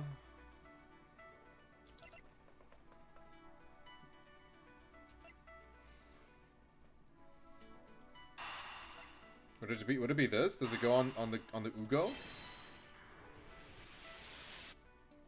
Yay! The hat probably used to be on the piggy bank's head. Let's give it a go and see. Look at that, completes the look. How spiffy. I believe this piggy bank was forcibly removed from this display case. Capitalism. It seems comically evil, but I wonder if it's ever gonna happen one day. Life vest for sale, life vest for sale. Does this mean that the killer broke the glass to get at it? Really? Don't tell me you don't know what things go where in this shop. Well, I don't. Miss Rhoda's in charge of this place. So come on, how should I know anything? I sense that further inspection of this display case is needed. Well, I mean, unless I'm missing something. Yeah, I figured. I don't know how that would be related. I guess I am missing something. Wait, can I... No, I can't. Okay, I thought I could, like, deduce them further, and then they will get me something else. I guess I have to talk to Cammy. Oh, wait. Yeah, he did say investigate this more. I won't rest until I've inspected every suspicious-looking nook and cranny. Well, there's something missing there. The glass on this door is broken. Perhaps it was the killer who broke it in order to take the piggy bank. But it's a bit odd that the inside of this case is so devoid of glass shards. Plus, the glass broke rather clearly. What is it? What is it? I touched the glass and it cut my finger. It hurts, Mr. Edgeworth, it hurts! Please tell me you can deal with such a minor cut on your own. Okay. GoYou Airlines related books line this shelf. The history of GoYou Airlines, the future of GoYou Airlines, the seven wonders of GoYou. Fight on, GoYou Airlines. Working name, You Go Airlines. You Go You! The titles make it very clear that they won't be making the top sellers list anytime soon. I love You Go You. Is this the same man as the one portrayed by the statues around the elevator? Yeah, that's the paperweight of the founder of GoYou Airlines, Mr. Ugo Hughes. On the bottom shelf, we have the cute one. The middle shelf is a realistic one. And on the top shelf, that's the floral version. Floral? Are you sure about that? Let me guess. Oh, wait, let me guess. You just said the first thing that came to your mind, right? Looks like hit the bullseye.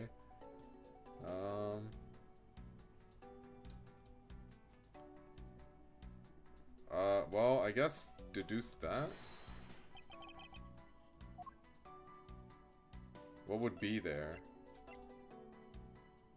I guess this. There's definitely something very unusual about this. About what? If the killer had broken the glass to get at the Captain Ugo Bank, there should be shards of glass inside the case itself. I see. Yes, I guess it'd be like that. However, there's not a single piece of glass inside the display case. Nope, no there isn't. Which means that the glass was broken from the inside out. The piggy bank must have fallen over from the turbulence and right through the glass. Yeah, that's for sure. There's so much glass all over the floor. Flight insurance is a thing. It is true. Flight insurance is a thing. I will never invest in that, but it does exist. I'm willing to bet that this hat was knocked off its head at that time too. Eh? That's nice. Which leads me to believe that the killer took the Captain Ugo Bank from here after the turbulence. Nice. Wakey wakey. Take your power naps on your own time, Miss Mail, and listen to when I'm talking. What? But the murder occurred before the turbulence, which rules this piggy bank out as a murder weapon. So you mean the bank's not the real murder weapon? It's a fake? Yes, at this point, that is a very real possibility. But then what if when the killer went to take Captain Ugo, they broke the glass by accident? The display case is locked, so that's highly unlikely. Yep, there's one person who could have. Oh, and who would that be? Miss Rhoda, of course. That means she's the one in charge of this place, so she has the keys to everything. God fucking... Damn it, Rhoda! Miss Rhoda Tenero, huh? Okay, well, I guess that's enough. And we can now do this.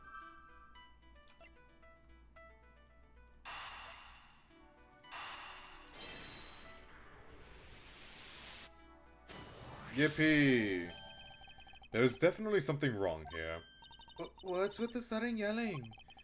Tell me, Miss Mail, don't you think there's something strange about these suitcases? Oh, well, sure. They totally ooze strange. Like the color and the such. That's not what I'm talking about. Now pay attention. You're scaring me, Mr. Edgeworth. Sorry. These suitcases are lined up a bit too prim and proper. Yeah, they look a bit uptight, don't they? But I guess they take after their creator. Again, that's not what I meant, Miss Mail. Don't you find it unusual that these cases are the only things undisturbed by the turbulence? Never mind, I'd sooner find an answer by inspecting these suitcases myself. Upon closer inspection, they really are quite hideous. I wonder how Miss Rhoda would have reacted if she'd heard what you just said. What's wrong? She makes a good point. It would be wise of me to watch what I say out loud. What's this? I've spotted something that's not quite right. The stoppers! What is so unusual about this suitcase? The stoppers! Do I present the stoppers instead? This is what is so odd. Oh, I guess okay. No, I present the lack of the stuff. Okay. Never mind.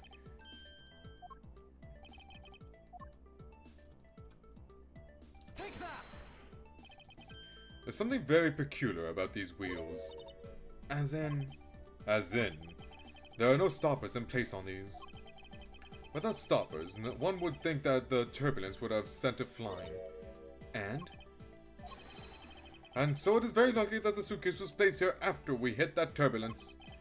Let's take a closer look at it, shall we? Open sesame. It would appear to be unlocked. Let's take a look at what's inside. Wow, what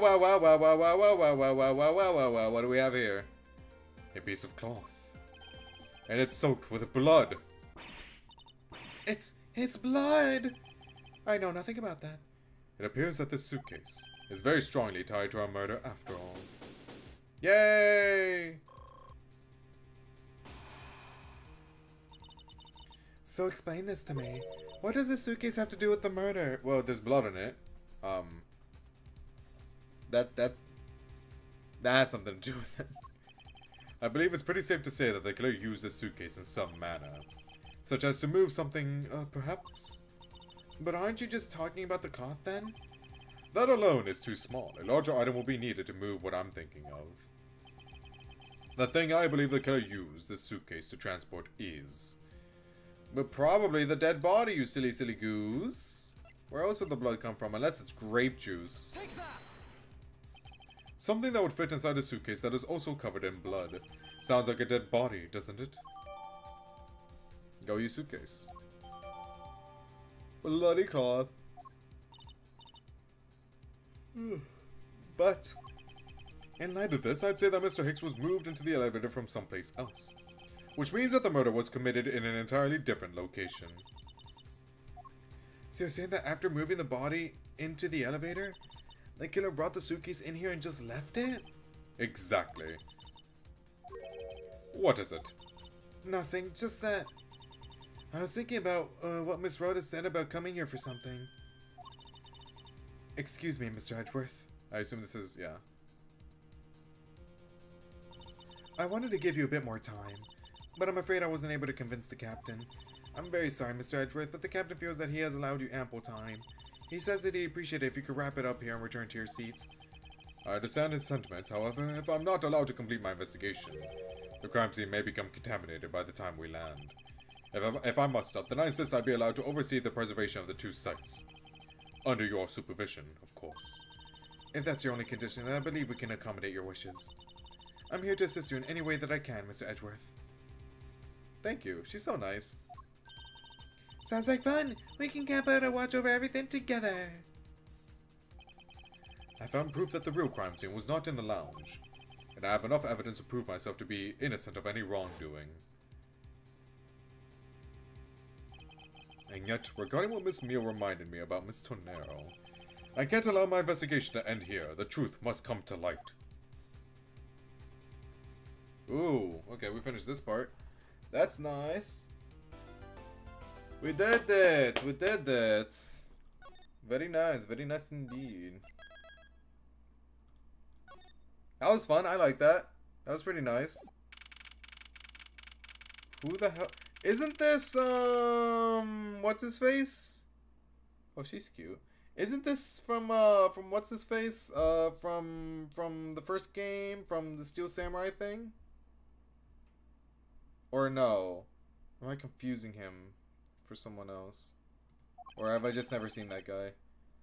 I know that once we had landed, I'm supposed to let the local police take over. And thanks to Miss Tenero and Miss Meal, I was able to preserve the crime scene. But I just can't shake it. I wasn't able to talk with Miss Tenero in private. Salmonella. Yeah. Is that him? So I'm left wondering just what she was up to. Why did she do what she did? There must be a way for me to continue my investigation.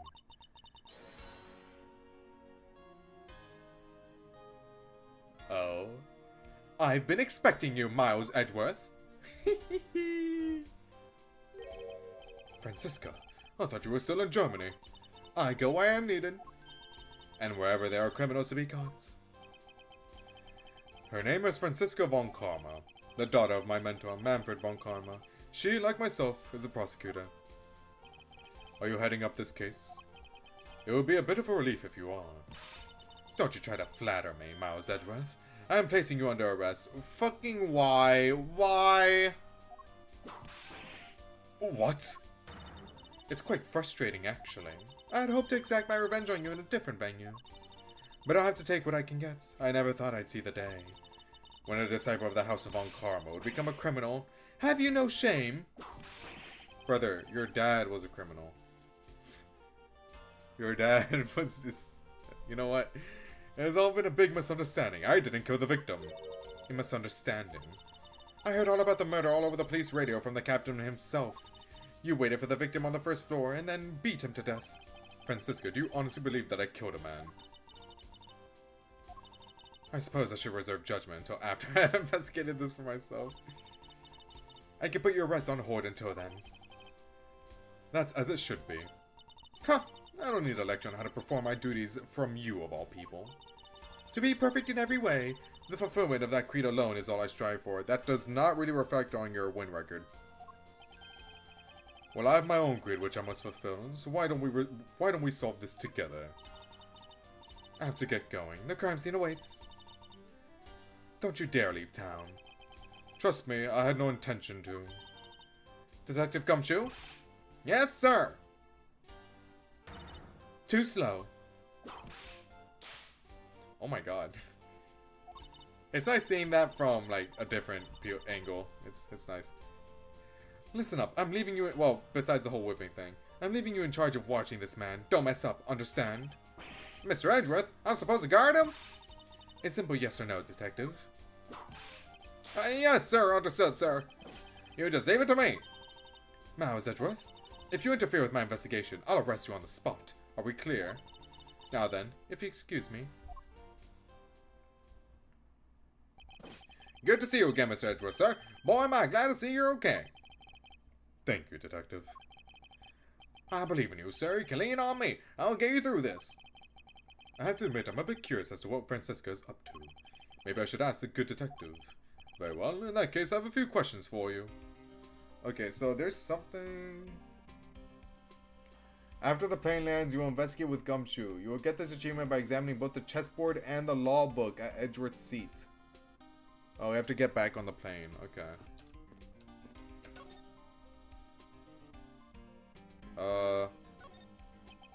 So how is the initial investigation going? We just shipped the body off to the coroner's office. Now we're taking statements now, sir. That sounds like Francisca. She was always good at quick responses to a case. I'd say she was a little too quick, sir. Oh, how so? I rushed on over as soon as I got a word of the affair, sir. But somehow when I got here, Miss Von Karma was already here barking out orders at everyone. It was kind of creepy, as though she knew there had been a murder or something. And I come in advance to wait your flat's arrival. That is sort of odd. She did show up rather quickly and out of the blue. Well, she heard over the captain, whatever the captain said, right? How soon did the captain say that? Plus, I still don't know why she's here in America. There must be some backstory to all of this. Miss Von Karma just kind of popped up at the prosecutor's office about a week ago, sir. Something about chasing down leads related to a certain incident. No details. It's kind of top secret, so she can't talk about it, even with me, sir. Knowing her, the only type of talking she likes to do is with her whip. Plus, I doubt the top secret part was what stopped her from talking to you, detective. Although I wonder if her case has anything to do with mine. Anyway, that's about all the info I have, sir. We shall find out more as we investigate. Yes, it is high time to resume my investigation. Starting with talking to the people involved in this case afresh. Who's she? Lunchland. Not bad. I guess it's gone big enough to warrant its own branch shops. Lunchland? What's that a reference to? Is that, what's her face from Rise Above the Ashes or whatever? Where it's, we have to defend Emma's sister. It's that one girl with the food. With like the octopus thing in, like the octopus sausage in her hair. I don't really remember what else this could be a reference to.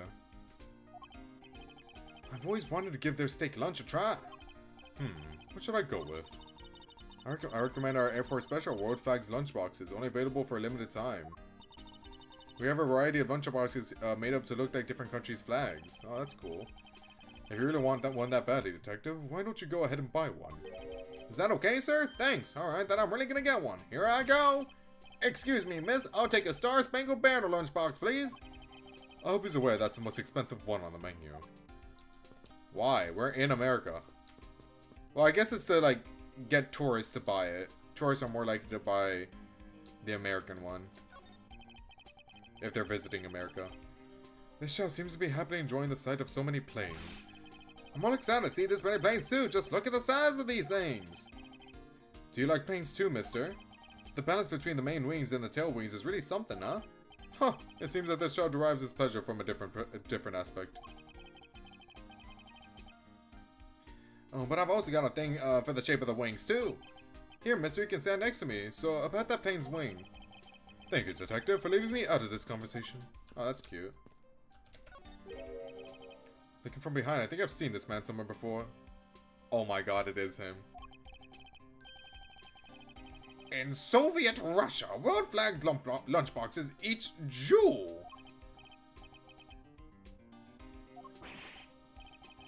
Mr. Edgeworth, we gotta get him some water. Found it, lol. Okay. Oh, I feel a wave of creative powers coming on. It's over 9,000 lols. Kill me. For my next elite... Okay, I'm done reading this. Anyway, that's him. That's Salmonella. Got it. Who the... Oh, that's the captain. So you must be the captain. Why, yes I am. And who might you be? Angel Star, but I think lunchboxes are just generally a thing in... Well, no, they are. They are.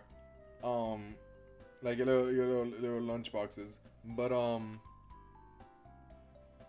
he said like a specific brand of it, right? Let me see. That's why I was like, I thought it was like a reference to something. Lunchland. Is Lunchland anything? Or is that just like what the brand is called? I am the Prodigy Prosecutor, Francisca Von Karma, and I have a few questions for you. I heard some Francisca fans did not like her in investigation games, but the complaints are minor. I haven't seen anything bad yet, so, you know, it's cool. For instance, in OG Trilogy, Francisca never whips Miles. Oh, I guess that's what people dislike. Aside from the one time in 3-5 when she does it because Miles is pushing himself after failing to supervise Iris due to earthquakes. Or due to the earthquake. That's fair. That is, yeah, I get that. I get it. Yeah. Yeah. If I remembered that, I would also think it was weird. If I remember that was the only time. But yeah, now that I think about it, I guess that she never really did. Huh. Don't you dare, Captain. Getting friendly with another woman. I'll never forgive you if you do. What are you talking about? I only have eyes for you, my dear Cammy. Oh my. I wouldn't bet money on our dear Captain to be much of a reputable person. Sure you don't want to ask the Captain some questions, sir? He was in the cockpit the entire time. I highly doubt that he would know anything of use. Autopilot. Anyway, I'd like to leave that type of witness to Francisca and her whip. What if he said it was turbulence, but it was like him just fucking around? What if the autopilot just like screwed up? Maybe it wasn't turbulence.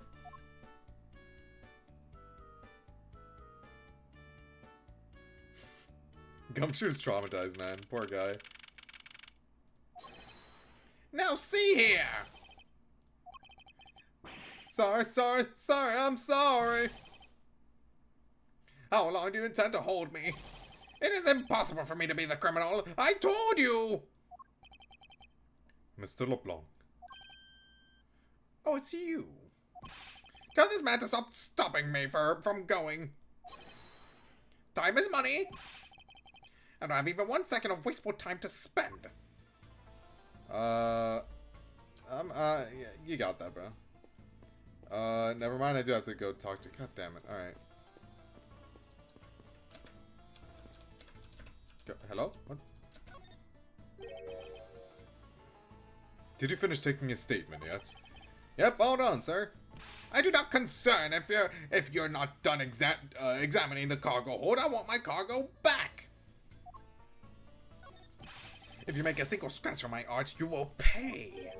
Art? What sort of art? Mr. LeBlanc is an art dealer, so he's got a bunch of artwork done in the cargo hold, sir. There's practically a mountain of them, large and small. From folk costumes to stone statues, I sell all kinds of arts. Folk costumes? Speaking of which, Mr. LeBlanc's hat. Oh yeah, it is the same pattern now that I think about it. It kind of looks like the other piece of cloth. True. He speaks nothing but the facts. Mr. LeBlanc, can you please take a look at this for me? Oh, it's a Burgundian cloth. As I suspected, your hat is made of the same material, I suppose. Yes, of course. This fabric is so famous, orders come from all over the seas for more. Okay. Then this is the cargo you were talking about earlier. No. My cargo this time is much, many gigantic. You, detective, when can I have my cargo moved? You can get your cargo back when we're done investigating, pal. The stubbornness of you police, it is no good. And it is no good that attendant refuses to exit the attendant's room too. That attendant? I wonder if he's talking about Mr. Nero. I need to get in that room. I need to get in that room. Oopsies.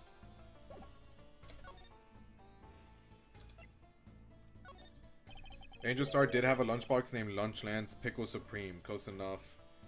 Oh, so I guess enough time passed where she was like able to start up the company. Look at that. She's thriving. Maybe, you know, the law life didn't really pan out for her, but hey, she has Lunchland now. I like little things like that. I like seeing past characters like still having like still being brought up, regardless of like how minor it is, just to see where they are now. What did you mean by that attendant, Mr. LeBlanc? She was taken to the attendance room for her interview, and then they still have not come out. They make no sign of coming out either. I was finished with my own interview much earlier, quicker than her. Why is Miss Tenero's interview the only one that's taking up so much time?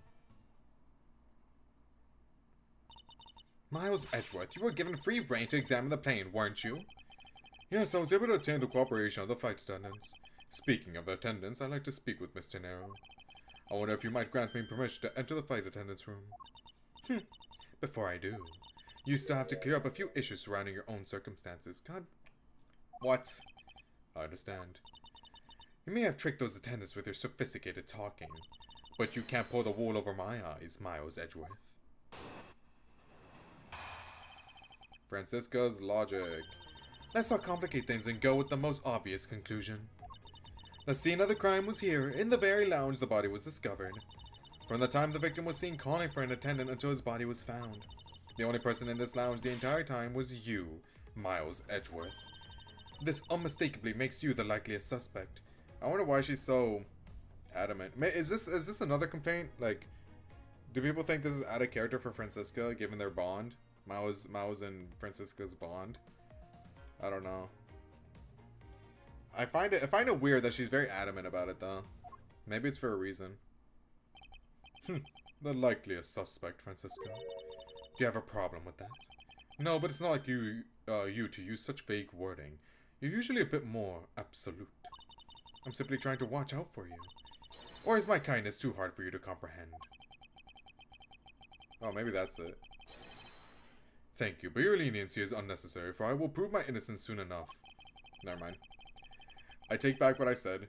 If I want to continue my investigation, I'll have to break your line of logic fast. Francisco's logic.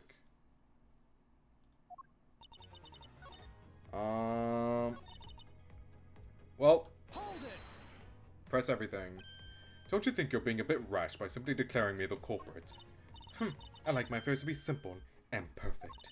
I'll show you the meaning of both when I finish this whole thing within 3 minutes.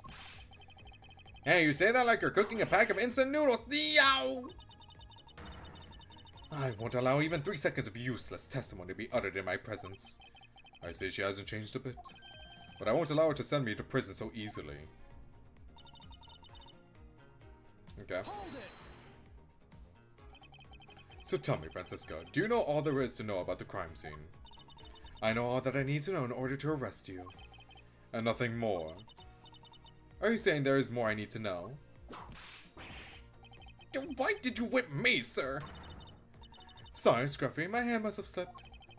It would appear that Francisco doesn't have all the facts of this case yet. Okay.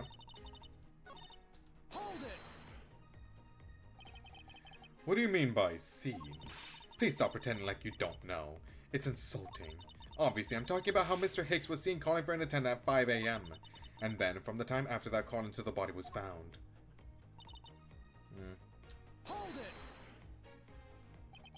While it's true that I was in the lounge the whole time, that fact alone does not make me the criminal. We'll see about that at the conclusion of this investigation. However, there is one thing that even you must admit at this time. Oh, I clicked it. Oh, damn it. She doesn't yet know about the new evidence. Yep. But I want to press everything just in case. Under the circumstances, I suppose I can agree that I am the most likely suspect. But I believe in you, sir. I don't think you did it. Miss Von Karma's gotta believe that too, right? I mean, you two are like siblings. They basically are, man. Quiet, Scruffy. Even if we were related by blood, that's no guarantee that he's not a criminal. Francisca. I demand to see some proof that you are not the guilty party. The likeliest suspect, huh? Okay. Well, I assume it's the last statement.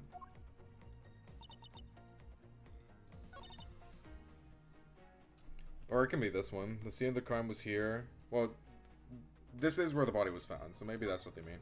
From the time the victim has been calling for an attendant until his body was found. Okay, well, I'm just gonna... Makes you the likeliest suspect.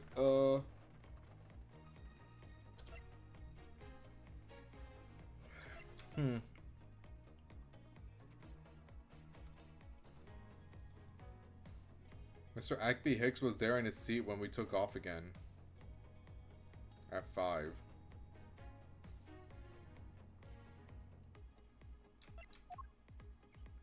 What did she say again?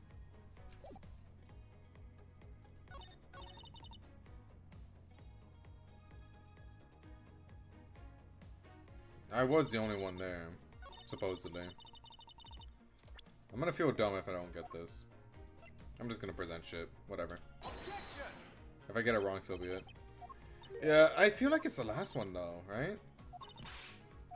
Unless I'm wrong, maybe it is the second one.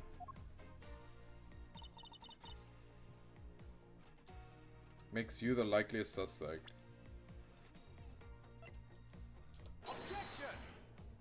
Really? Okay. But I have no fucking wine on my shoes, Francisca.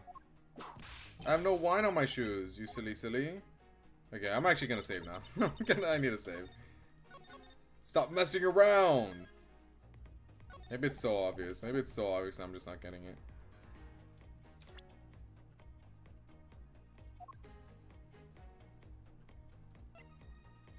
Is it this one? No. Okay, I don't think it's that statement. I don't think it's that statement. I don't think it's that statement. I don't think it's that statement. I don't think it's that statement anymore. Unless I out of the 3 pieces of evidence I put in, it's actually like the one that I didn't. What if it's the cloth? Ooh.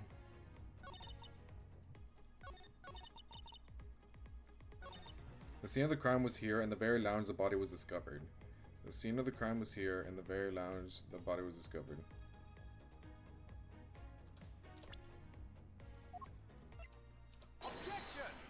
Okay. It was the second one. Why was I so adamant about the last one? What the hell? Okay, I was throwing. I was throwing. It would appear that you did not have all the information you needed after all. Last statement is too vague. I do need to start paying more attention to that. If something is too vague. And what does that mean? I found a nice piece of evidence just before I was forced to stop investigating. A piece that proves that the body was moved from a different location. The killer used the suitcase to move the victim's body, meaning that the real scene of the crime is not this lounge at all. Now, who's the one who rashly jumping to conclusions? Excuse me. Have I heard this song before? I don't know, man. I just really like the soundtrack. It hits like it's the first time I'm listening to it again.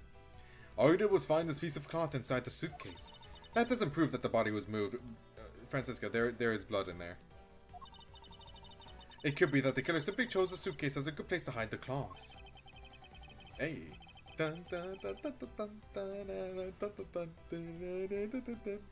Oh, this is so peak. It's so peak. It's so peak. I expected you would come to that conclusion. It would seem I can't escape that easily. You should know better than that. Avon Karma is perfect in every way. But did you know that the killer definitely wheeled the suitcase around at some point? As if there is proof of that. Where is the proof that this suitcase was moved around?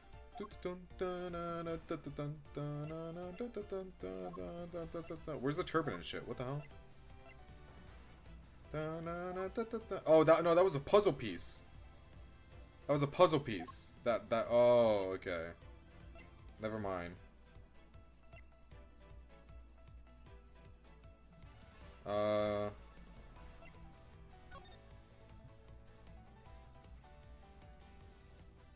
Cool.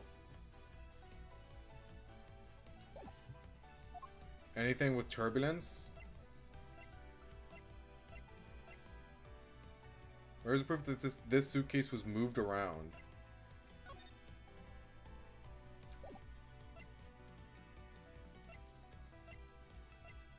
Do I present the suitcase again? Oh, do I present the wheels? Like the lack of stoppers? Huh. What's this? The wheel is completely covered in something. This color and this scent. It appears the substance in question is grape juice. But why would there be juice on the wheel of a suitcase? Okay, so okay. Take that. Really? I have my answer now. Okay, really? Okay. Is it the footprints? There's like... Yeah, there's shit here. Take that. There we go. The spilled grape juice in front of the elevator. Yes, and I'd like to draw your attention to this area here. Where is the evidence that proves the killer dragged the suitcase through here? This. Take that. The mark here. What did you say that it looks suspiciously like tracks from two wheels? I suppose. But further, there is also grape juice residue on the wheels of the suitcase. This means that the suitcase containing the victim's body definitely passed through here. I suppose this means that the killer did move the victim's body from somewhere else. I'm glad you've come to your senses. Not so fast. This still doesn't put you in the clear, not by a long shot. Francisca's Logic Part 2. You prepared yourself and acquired the piggy bank before the plane hit that turbulence. And then you waited for the victim in the lounge, where you beat him to death. Then while you were in the elevator with the victim's body stuffed into the suitcase, the plane hit that patch of turbulence and out flew the body from within the suitcase. With no way out, you hastily put the suitcase back where you had taken it from, and pretended to be the discoverer of the body. Fair. Not a bad bit of logic for something you thought of on the fly. Just what are you insinuating? That I will show you exactly how flawed your logic is. No matter how strong of a face you put on, not even you can hide your fears from me. Damn. I'll expose the flaws in her logic in one fell swoop.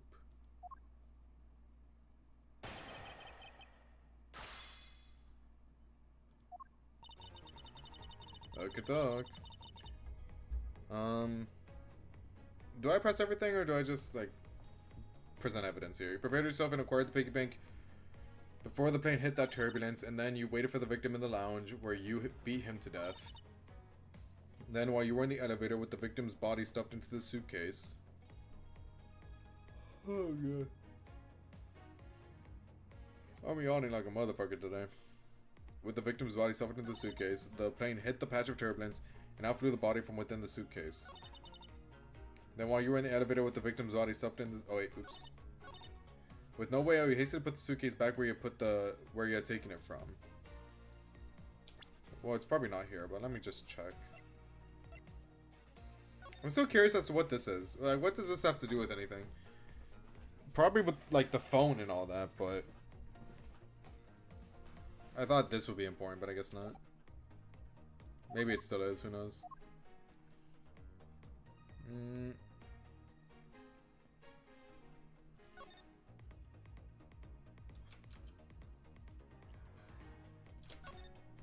Is there anything?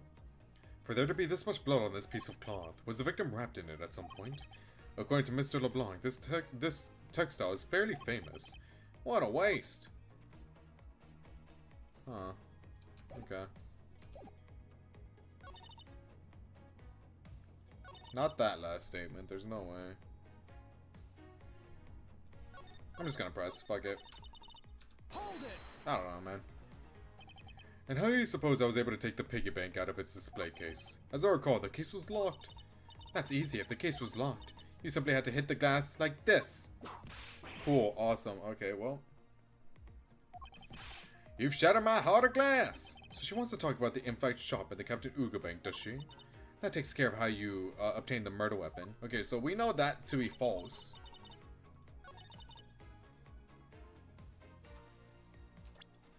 Because there was no glass in there.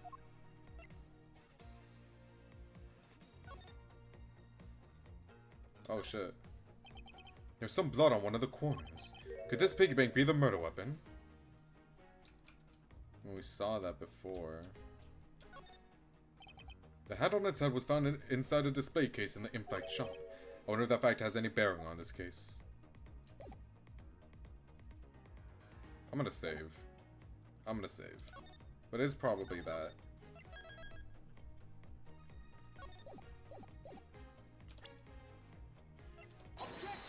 Oh, okay, cool.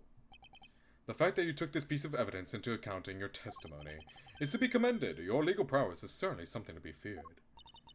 Evidence and logic. Essential tools that those who would stand in a courtroom must learn to master. You should probably tell Phoenix that.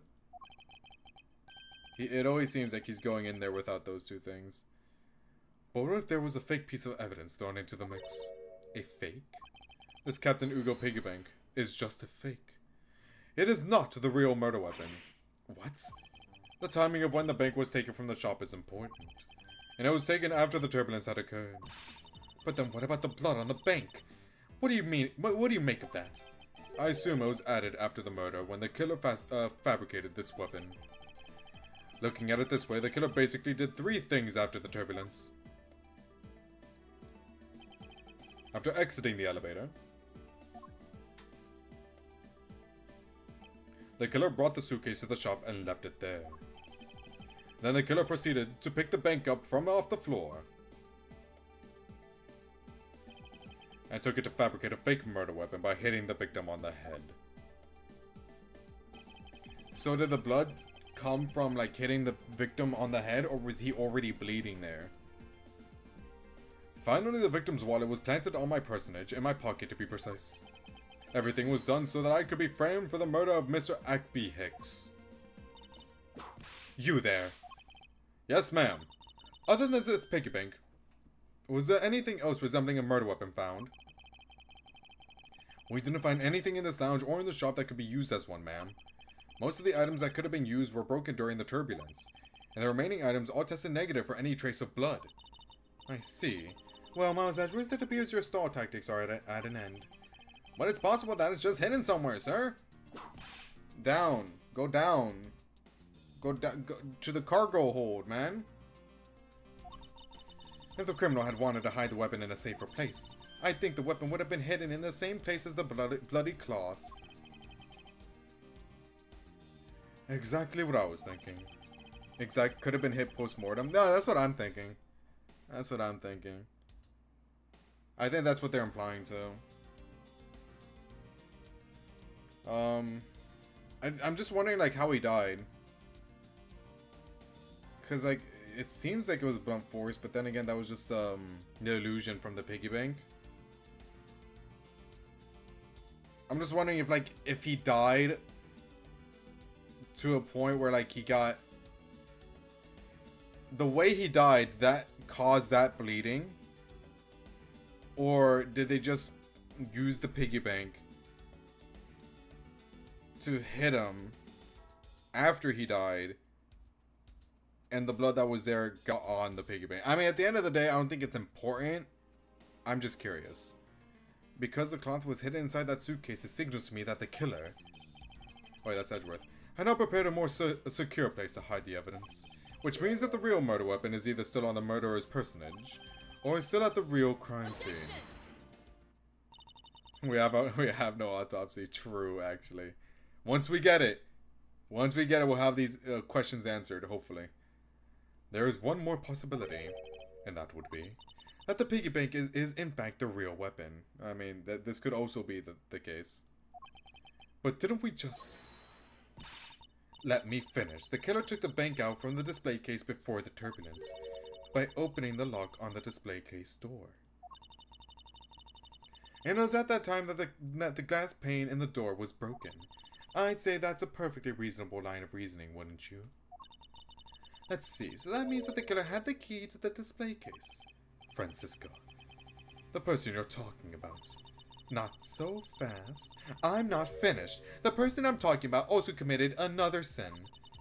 She tricked the captain. and granted you permission to conduct your investigation. Yes, it is the sin of lying. Okay, I was angry at her at first, but I think she's really cool and awesome now, so can we not?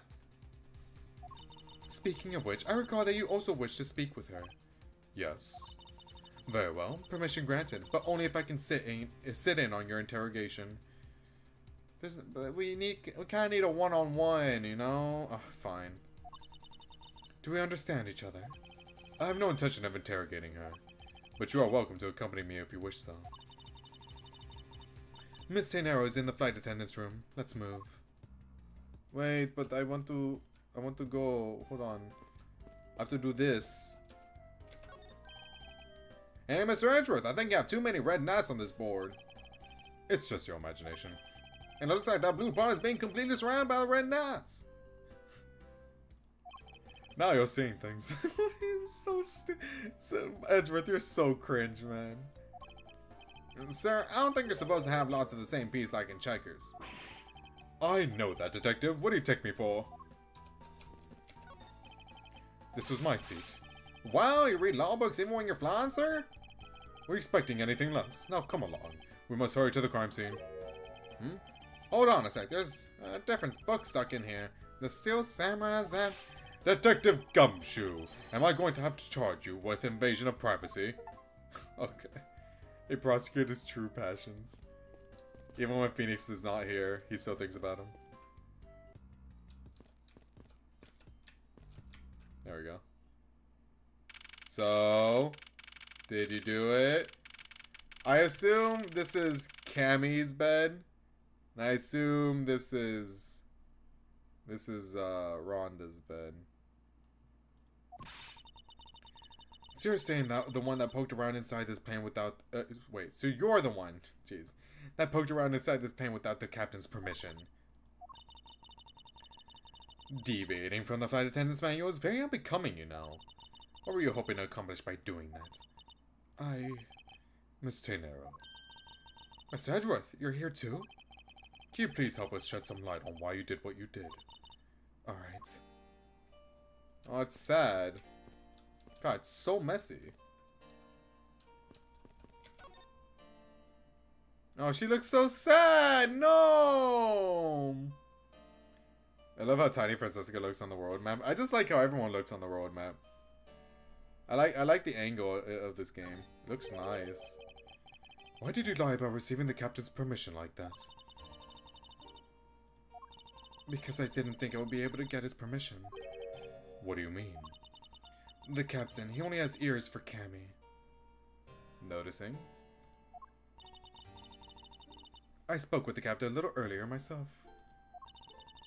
He definitely seems to be rather taken with Miss Meal. Yes, and on top of that, I mistakenly accused Mr. Edgeworth of being the killer. That you did! That you did! It's fine, you are forgiven. I wanted to make amends. In that case, please allow me to thank you for what you did. Thanks to you, I was able to clear myself of all charges. Really? You were able to prove your innocence? Yep, now you're the one being charged. Oh, thank goodness. Miss Sathena, is it? There's one more thing I'd like to ask you. You were in the in-flight shop just before the turbulence, weren't you? Please answer honestly. Yes, I was. And why were you there? Well, Why the sudden hesitation? Francisca seems to have struck a nerve. Oh?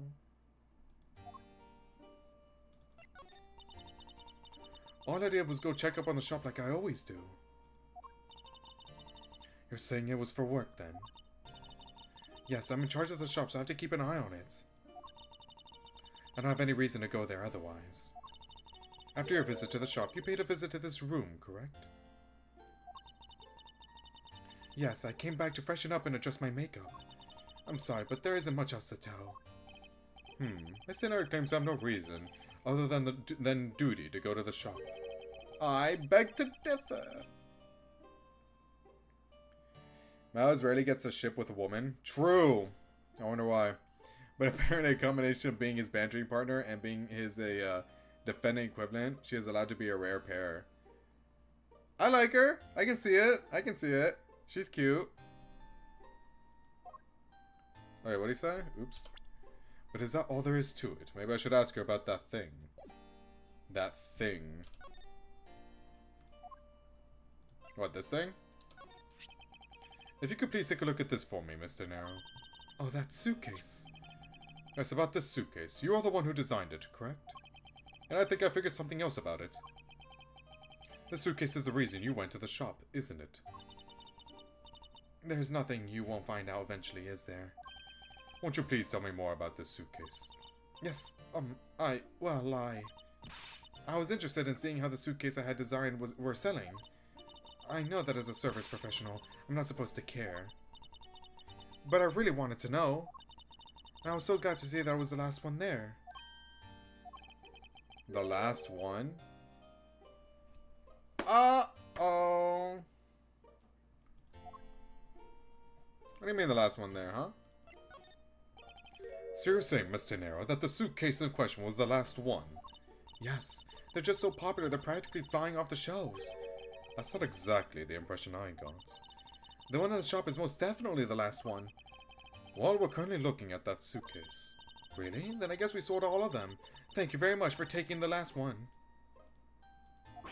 I didn't say anything about buying it. Then say you'll buy it. I'm sorry. I can't. But why? I'm poor. I think it'd go great with your complexion, Mr. Edgeworth. It really suits you. I guarantee it personally as a service professional. Well, that is... How should I put this? It's... hideous. What?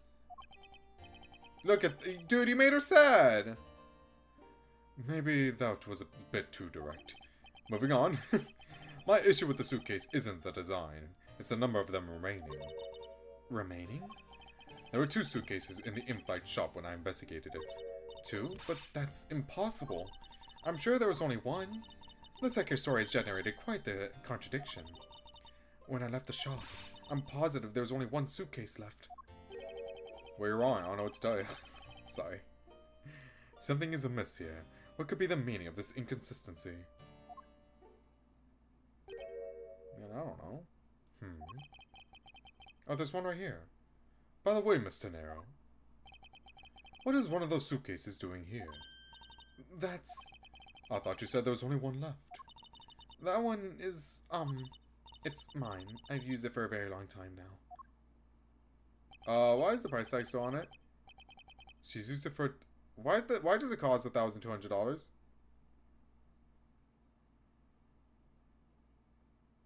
This plane is a walking... like court case, man. Like it's not. This is not good. She's used it for a long time. I think not. Mr. Nero, I'd appreciate it if you wouldn't lie to me. Excuse me? I don't believe for even 1 second that you've used this for a very long time. What proves that this hasn't been used for nearly as long as Mr. Nero says? Well, I mean...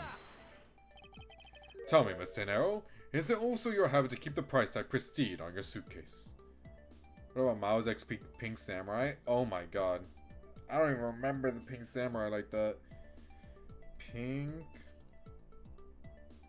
Samurai. Okay, let me be more specific. Ace Attorney. Actually, she's called the Pink Princess. Oh wait, that you said that the Pink Princess. Yeah, never mind. Huh. Family, Steel Samurai, Husband, Iron Infant, the Son. Oh wow, who'd have thought? They had a kid together. So what? You want Miles? You want Miles to be a homewrecker? The audacity. The audacity. They have a son. They have a son. Why are mommy and daddy fighting? Because of Miles. The audacity.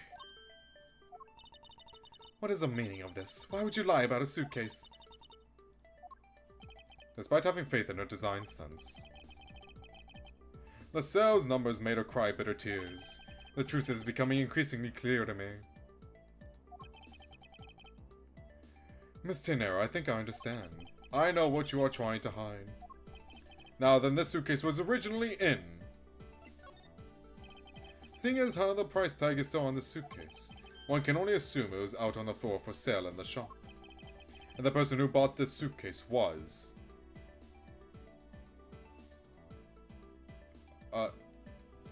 I mean, I assume it's him, right? Take that. But he went... Okay, look, this was my thought process. He went down here, and while he was, like, in the in-flight shop, he bought the suitcase, but then he was murdered, and then put in another suitcase, and then was taken here. That was my thought process. I thought it was him. My fault, my fault, my fault, my fault.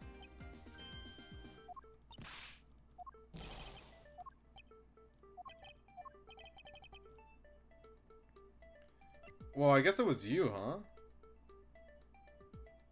You haven't used it for a long time, but did you buy? You spent $1,200 for this suitcase. You're a flight attendant. How do you have that much, like, spending money? Well, I'm not saying that they don't make a lot of money. I'm just saying, like, it's not a job where you, like, get a lot. What I'm trying to say is, how do you have this much spending money? Do you not pay rent or anything? Oh, wait, present. There we go. I thought it was the guy with a lot of money, I'll be real. I don't think I was wrong for thinking that. It was you, wasn't it, Miss Tenero? I hate to say this, but this suitcase that you designed, it hasn't sold very well, has it? Oh, no, it's not ugly. It's not. I would buy one if I had that money too. You saw how poorly this design that you poured your heart into was selling, and were deeply hurt. That's why you wanted to make it look like it was selling by buying it yourself. Isn't that right? Then the reason you went to the shop and came back here was...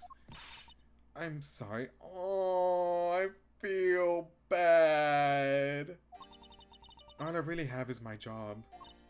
I was overjoyed when my design was chosen. I thought that maybe I'd finally accomplish something. She makes me sad, dude. But the suitcases didn't sell. It's because of the design, isn't it? All because it's, as you put it, hideous. I can't say they chose a great place in which to sell them either. We weren't selling a single one, and they were just sitting there collecting dust. I felt so bad seeing them there day in and day out. So I decided to buy one for every flight I worked. How much do you get paid? You buy one every single time you work a flight. I see, so in order to keep your resolution, you went and bought one today as well. Who is coming up with these prices? Yes, and here's my receipt for that purchase. This receipt is clearly timestamped 5:40 a.m.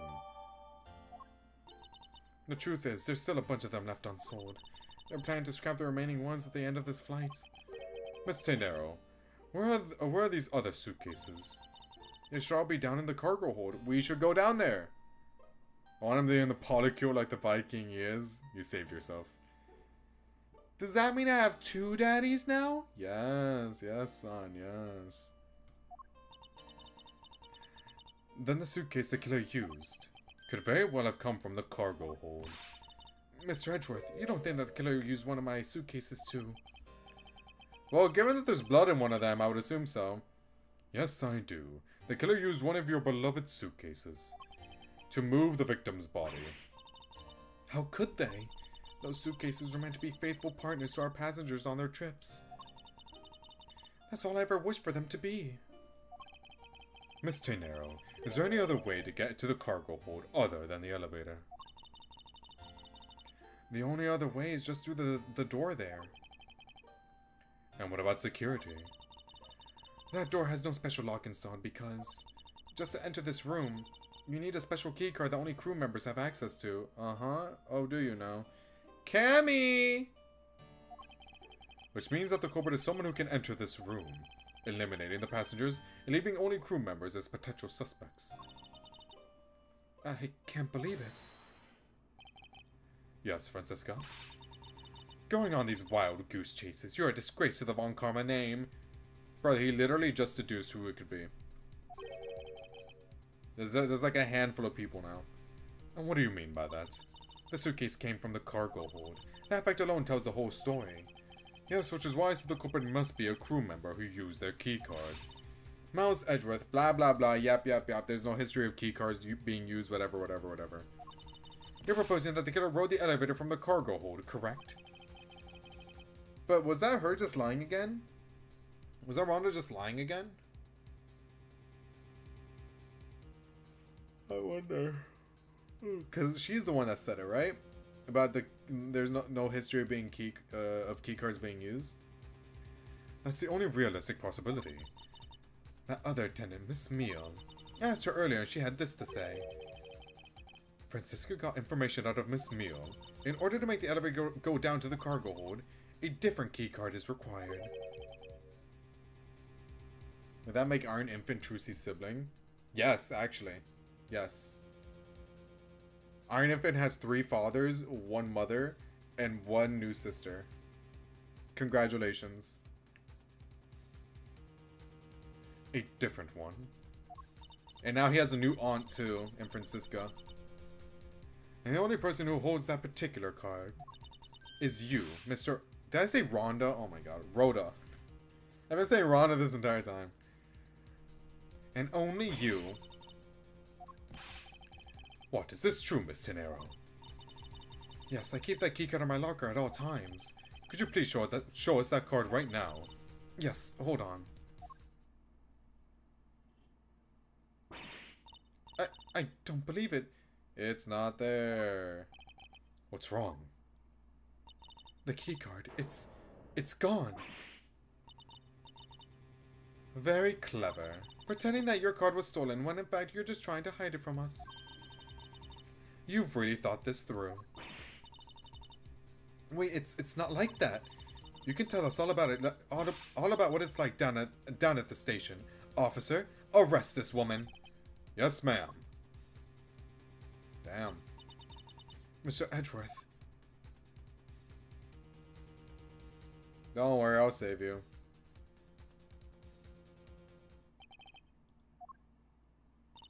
What's wrong? There's disbelief written all over your face. Francisca, I know that you are the lead investigator on this case. However, hold it. Don't even think about wasting any more of my time. You know the rules as well as I do. My evidence speaks louder than words.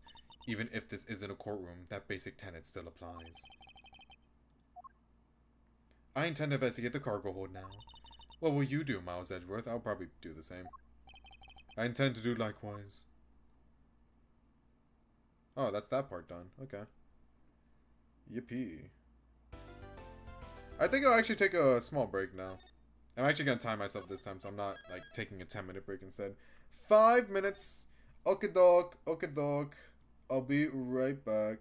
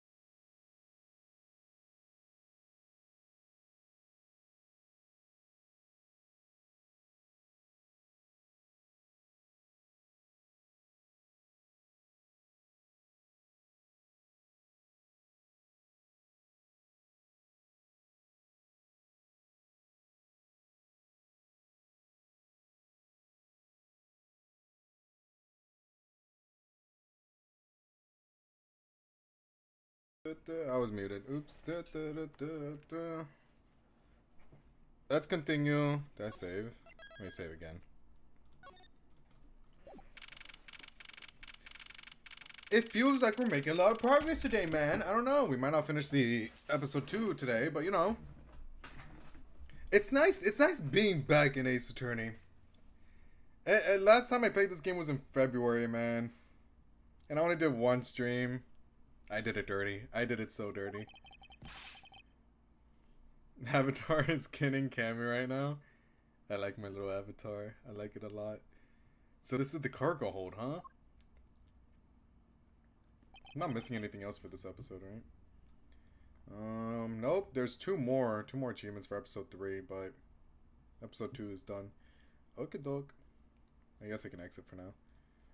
It's so big.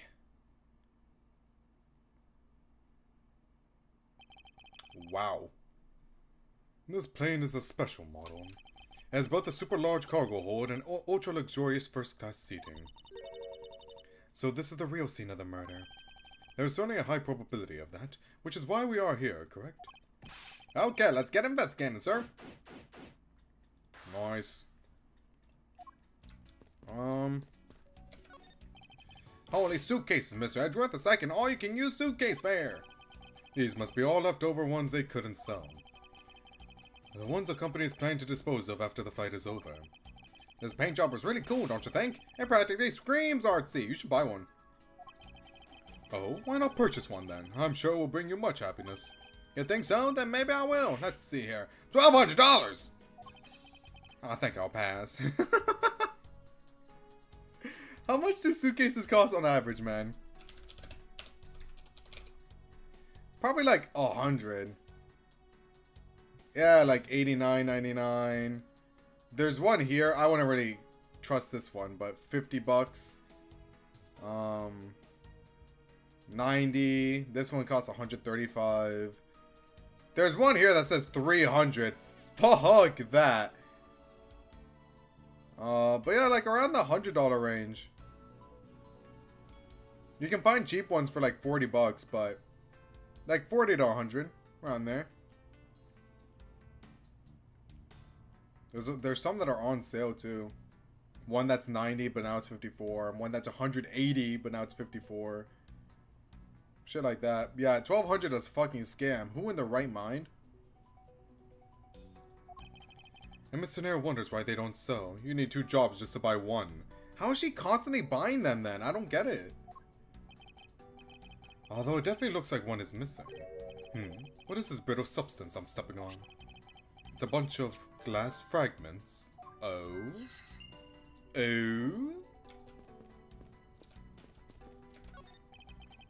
Keeping track of this many pieces of cargo must be very taxing on the cargo crew.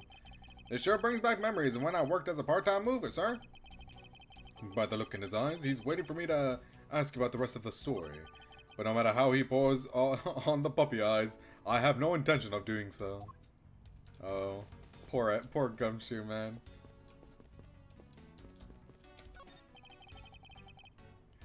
What's with the suitcase, pal? It's what the victim checked in, sir. So this suitcase, okay, fine. I'll check designer suitcases. Shopping. Would you believe me if I said it is still half the price of what they're charging? 300, 555, 220. There is one here that looks like, remember in DR2 where it's like the Duranum, whatever it's called, suitcase?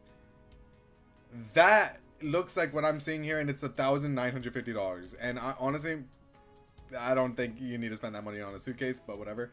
There's another that costs $750. It's still leagues cheaper than whatever the fuck they're still charging. $1,200, bro. $1,200. But it's limited edition. It's limited edition. Buy it now. I don't think he'd mind if we took a closer look. There's nothing out of the ordinary in here, sir. Wait, a file? And there's a photo of Miss Von Karma in it, sir. Looks like a profile on Francisca. Oh?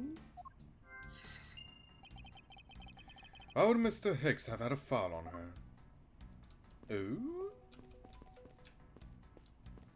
Besides talking to people, is there anything?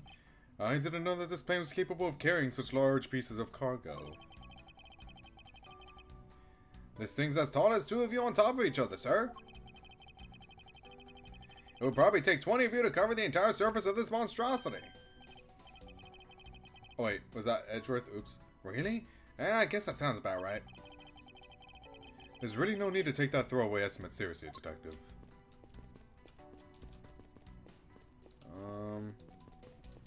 What about the elevator? I just love pushing the buttons on elevators and crosswalk signals. You should give it a try, sir. Go on, push it. The elevator is currently stopped on the first floor, Detective. It can't move. Oh yeah, I guess nothing would happen if you pushed it now. Oh, nothing would happen normally anyway without the special key card. Both the door to the attendant's room and the elevator's control panels require a key card, which makes it impossible for a passenger to come down here. Have you noticed anything strange happening around here? No, sir, I haven't noticed a thing. I'm not sure that I meant to sound so oblivious. Okay. You arrived at the scene of the crime before Detective Gumshoe, correct? And you then immediately began to direct the investigation. It seems to me that you were already here at this airport for something besides the murder. Yes, I was. Okay. Why? I've been following a very large and involved governmental level international crime. But it's much too large for one person to take on alone. So it was decided that I should form a joint investigation with Interpol. What the fuck? Okay. Interpol is involved. It's a top secret operation, so I really can't tell you any more than I already have. Okay, why does he have a file on you? God damn it. Okay, hold on. One second, Francisco. I'll be right back. We still have this damn broken glasses, bro. Well, probably Interpol now. There we go. Now, why would Mr. Hicks have documents profiling Francisca? Oh, I know. I bet he's a big fan of Miss Von Karma, sir. Francisca said that she had come to this airport as part of an Interpol investigation. Maybe Mr. Hicks had heard that she was coming here and he followed her. Detective, I think it's more likely that Mr. Hicks was, in actuality, Interpol Agent Hicks. Oh. Okay. I thought he was who Francisca was investigating. I think Francisca has some explaining to do. Oh, is this what this is?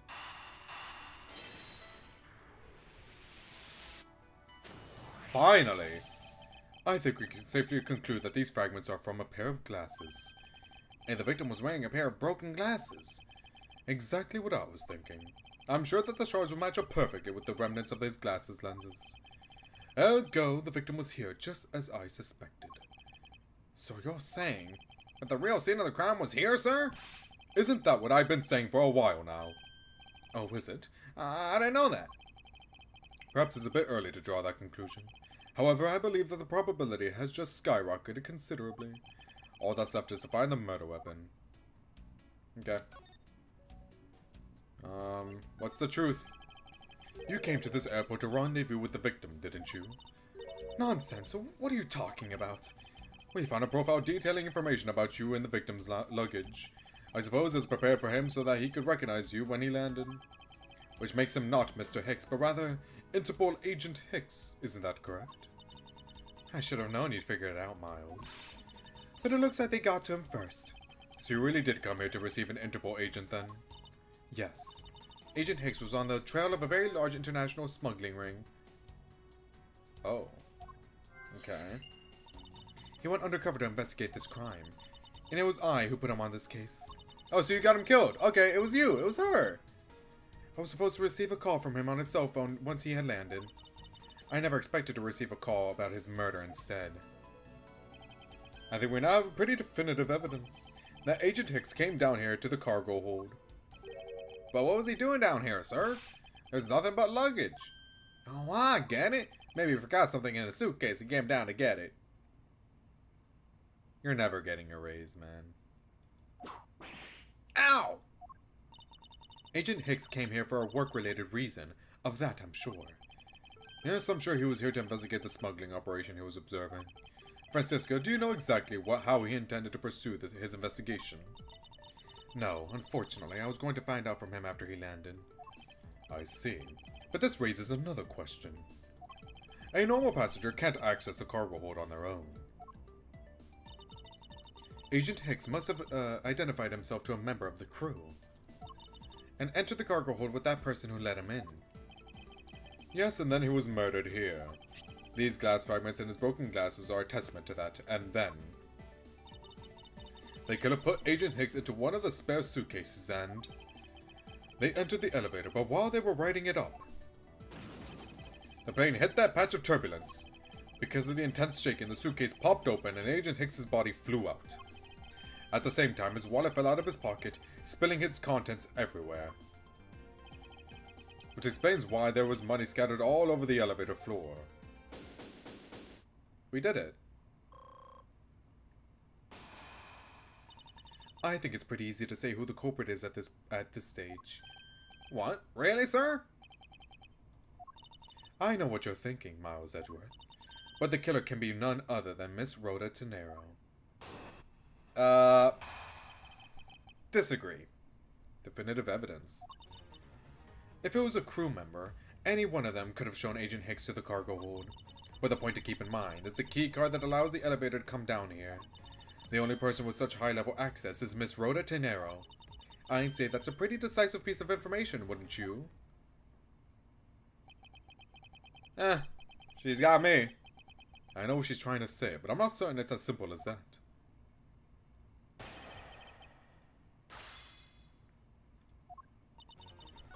Oopsies. If it was a crew member, any one of them could have shown Agent Hicks to the cargo hold. True. The point to keep in mind is the key card that allows the elevator to come down here. Also true. The only person with such high-level access is Miss Rhoda Tenero. I don't know about that one. I don't know about that one, actually. She has the key card, yeah, but like, I don't know. She's not the only one.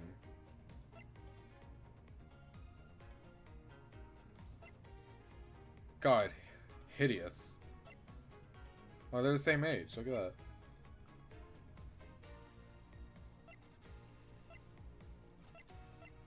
Okay. Oh yeah, she's a year older now. Okay.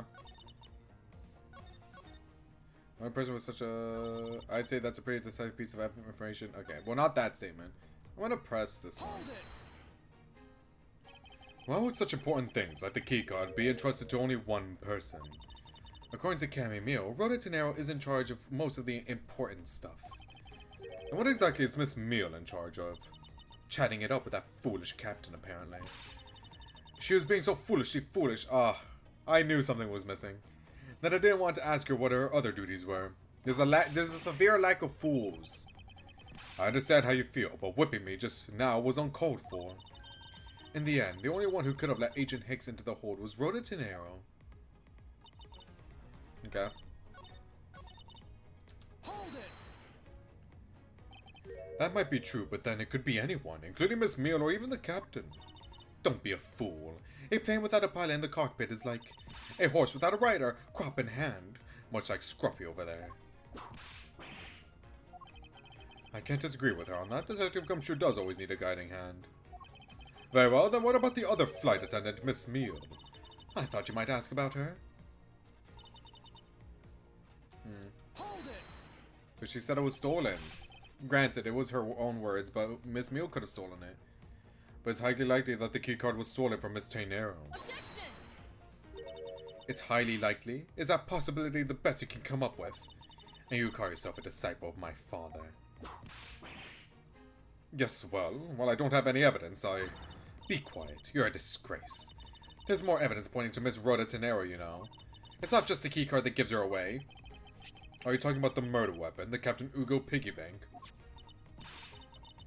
Yes, She is also the only person with a key to open that display case. Oh, we got... Okay, I was supposed to press. Further, there is the matter of the key to the display case that held the murderous bank. Didn't it fly out, though?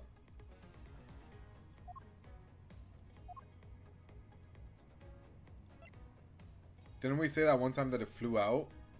And that's why the hat came off? And why there was no glass in the case? Yeah, she could have opened it, but like... That wouldn't really explain the hat falling off. Further, there is a matter of the key to the display case that held the murder. This was taken out of the display case and... Well, it even says here it was taken out. I guess that is what happened.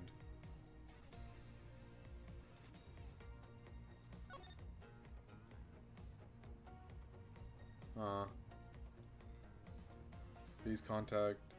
Nothing here.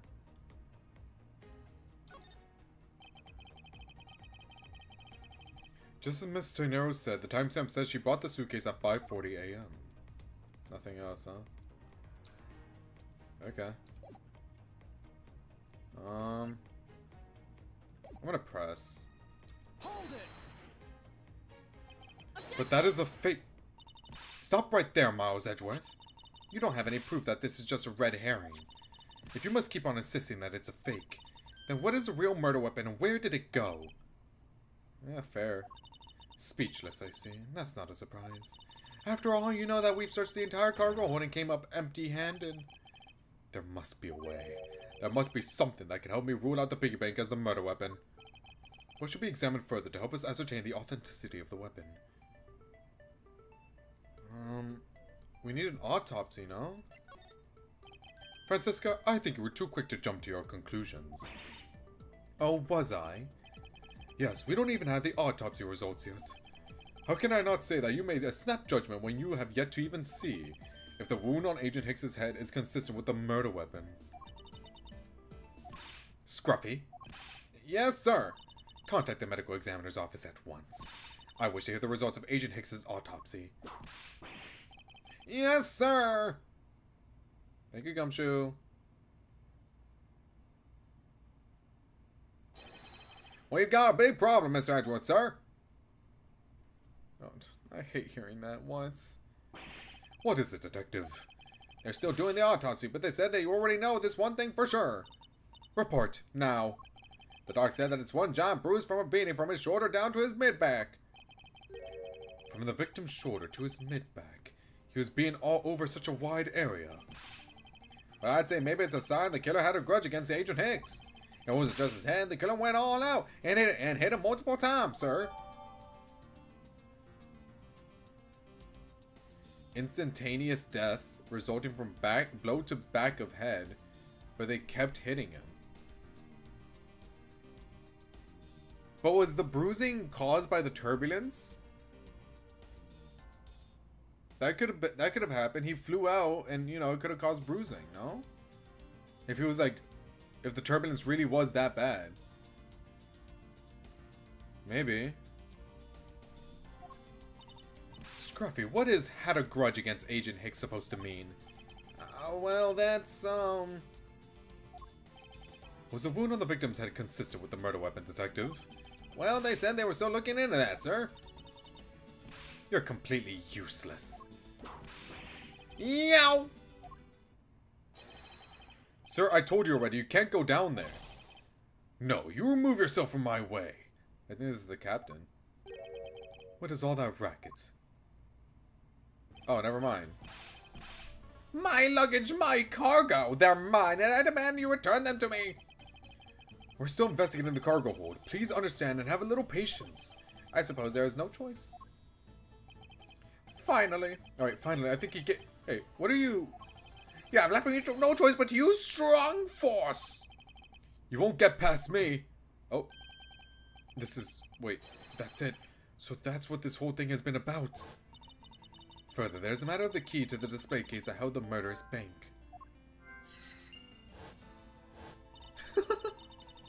After all, you know that we've searched the entire cargo hold and came up empty-handed. The dog says one job bruised from beating from his shoulder down to his mid-back. Jesus.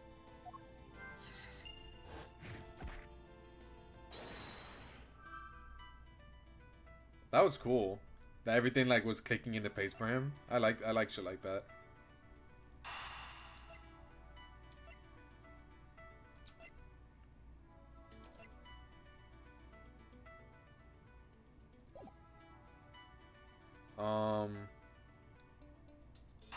Well, maybe he just fell? I don't... Well, I'm gonna feel really dumb and stupid, but... Yeah, okay. That doesn't sound right.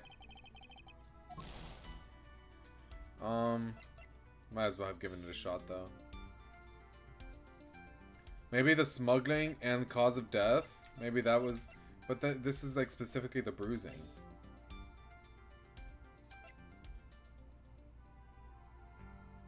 Nobody could find out if it was a real weapon. What is it connected to this? No.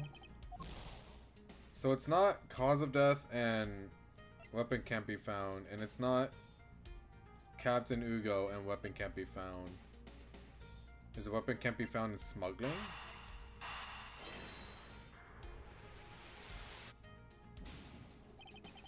Oh, I'm just missing something then. Extensive bruising from back of head down to as if severely beaten.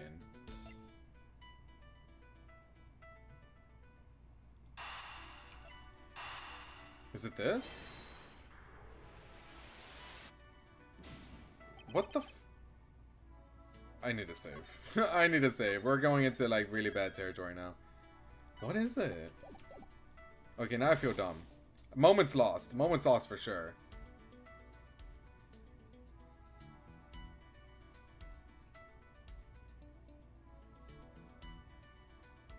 Were you smuggling this? Like, I don't know.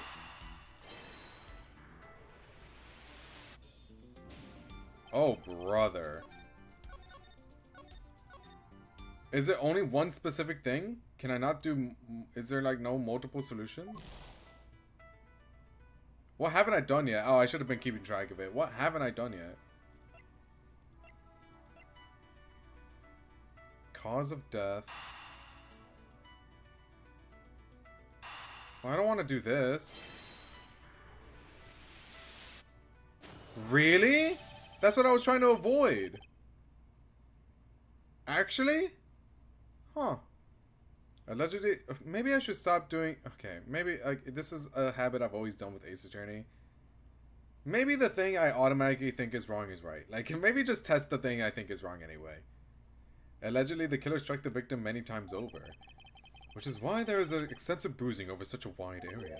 But is that really the correct conclusion to draw from the evidence? The bruise from his shoulder to the middle of his back to his back is one continuous mark, which is more suggestive of a single blow to the back. If that's the case, then the piggy bank is much too small to have caused that. Therefore, the murder weapon must be something far bigger. Sizable weapon.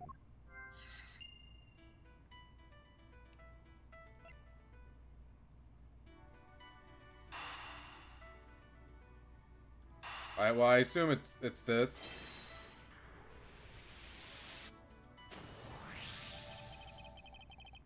If we're looking for a rather large weapon, you'd think it would stick out. But so far, we haven't found anything that resembles a weapon of any sort. Perhaps, just perhaps, it's something we all overlooked from the very beginning. Because normally, it's too impossibly big to be taken into consideration. What was that all about? Was he trying to jump his way down here? Francisca. What? What do you want? I found it, Francisca. I found the real murder weapon. You did? He really jumped. He's in his own world, man. We didn't realize it until now, but the answer has been right in front of us this whole time. I don't think that's an unsafe habit. You're right. You're right. It's definitely helped me more times than I can count, but like it's always like I instantly rule out the possibility instead of being like it couldn't.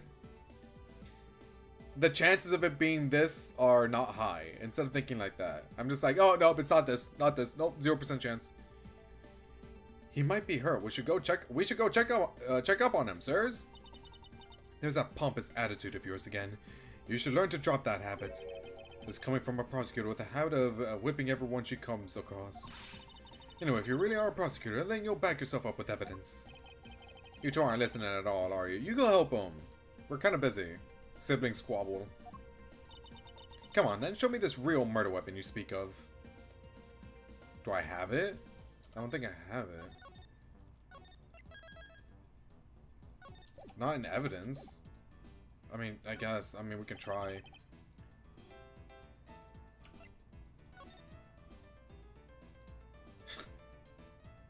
Are we transporting this? No way.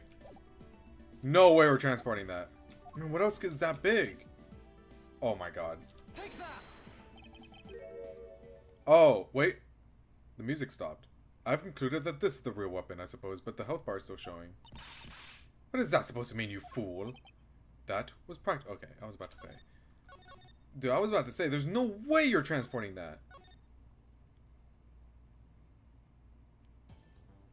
I can try again.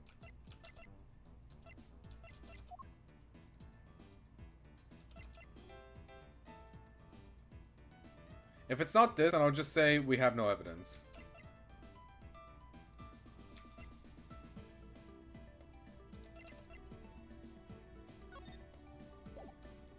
Take that. The real weapon is this suitcase. When you say it with such confidence, I suppose you must have some evidence. Of course, Agent Hicks was placed into this suitcase alive. And it was while he was in here that he was being... I wonder if you would die if I whipped you from head to toe right now. Okay, fair. Okay. Of course I would. I'll just say there's no evidence. I don't think... like, I don't know what it could be in my evidence log. Huh, I don't have any evidence to show you. Foolish reasoning for a foolish fool from a foolishly foolish fool meant to fool me. What do you mean I don't have any evidence to show? Perhaps I should have phrased it as, that which caused Agent Hicks' death is incorporeal. Alright, man. Forgive me, but I do believe I figured out what was the real cause of death. He just fell. Okay. The victim fell from a great height and subsequently died as a result. In other words, the real cause of death is free falling to the ground. He fell to his death? Yes, this is the only plausible possibility. The victim has extensive bruising on the back of his head and his back, and the only rational explanation for these injuries is that he fell to his death. But the murder happened inside this plane. I know. Are you claiming that there is some place in this plane from which he could have fallen from? As I said earlier, the answer has been right in front of us the entire time. You can't mean... Yes, I do. The victim fell from the top of the stairs of this very cargo hold. What? Then, we're in trouble. We may have a second death on our hands, sirs. Who cares? Let's be real.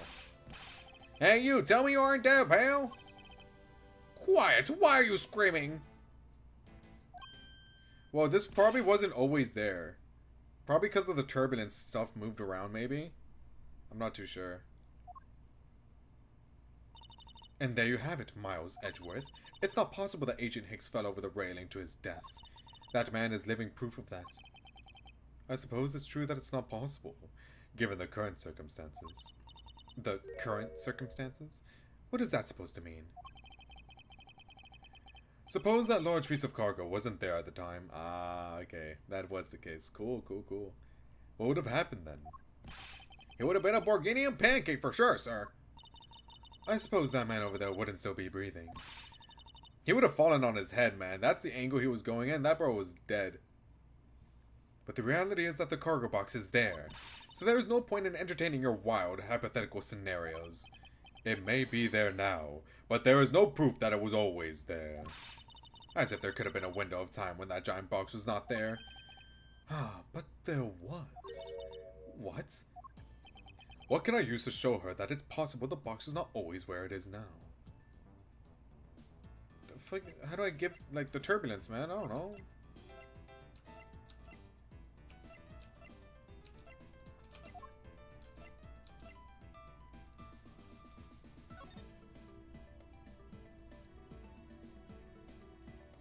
He was 28? He looks so much older.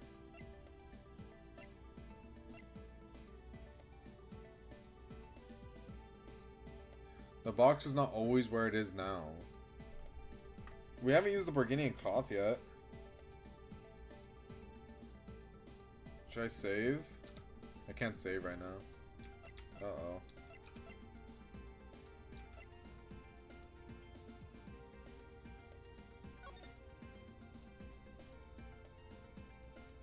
Oh! This flight will be making a brief stop to refuel and transfer cargo. Take that. You refueled in the Republic of Zhangfa? Yes, this flight had a short layover in Zhangfa in order to refuel. But that wasn't the only reason for the layover. We also transferred some cargo. What if the box in question was only transferred onto the plane at that time? To further prove my point, let's take a look at what's next to the box in question. It's labeled Zhangfa Express! Bitch, what? Correct, meaning it was loaded onto the plane in Zhangfa. Oh, I was looking at this box. Yeah, it does say Zhangfa Express there. Now, what if the box in question was also loaded on at the same time? It would mean that the box was not here in the cargo hold during the Europe-Zhangfa leg of the flight. Making a clear drop from which Agent Hicks could have fallen to his death entirely possible. But your theory is still very far-fetched. Then allow me a chance to prove how very likely my scenario is. My first order of business will be to examine that piece of cargo in more detail. Okay, dog. Dude, this is fun. I like investigations, man. Keeping track of this many pieces of cargo must be very taxing on the cargo crew. Oh, wait, do I have to... Oh. Yeah, I already read that. This is a rather large piece of cargo. There's a tag on it, sir. Let's see. Aleph Red statue. Never heard of it. Nor I, but all I care about is if we can prove it wasn't here at the time of the crime. Then let's get investigating, sir. What do you want, man? Look here! Do not go about touching my possessions without my permission! Don't rush up on me like that, pal! So this belongs to Mr. LeBlanc, does it? I should see what else I can find out from him. Unfortunately.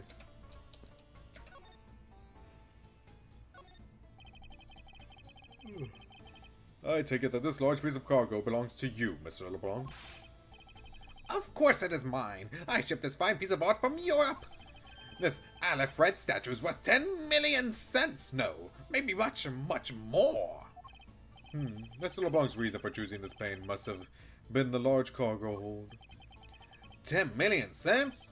I suggest you stop trying to calculate how many packets of noodles that makes, detective. I'll buy you noodles, Gumshoe. I'll buy you some. How'd you do that? I feel like you keep getting better and better at seeing right through me every year. Though I grow with each revolution of the planet around the sun, I have the distinct impression he continues to madly spin in place. What a fucking analogy. What the hell? Hey, Mr. Edgeworth, so that 10 million cents, is that in euros or in dollars? Does it really make a difference to our case? Mr. LeBlanc, there's a chance that your cargo is related to our murder case. I was wondering if you would allow us to examine it a bit closer. It is a very, very valuable piece of art, so no! There will be no touching! Okay. Well...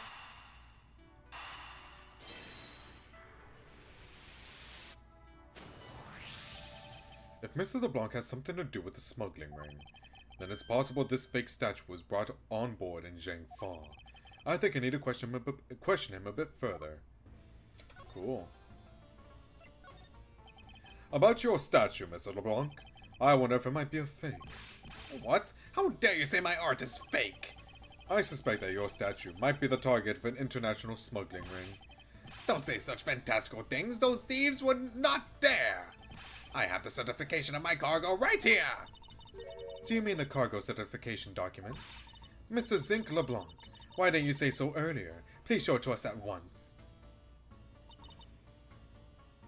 Well, that looks official enough. I can't read this. What does it say?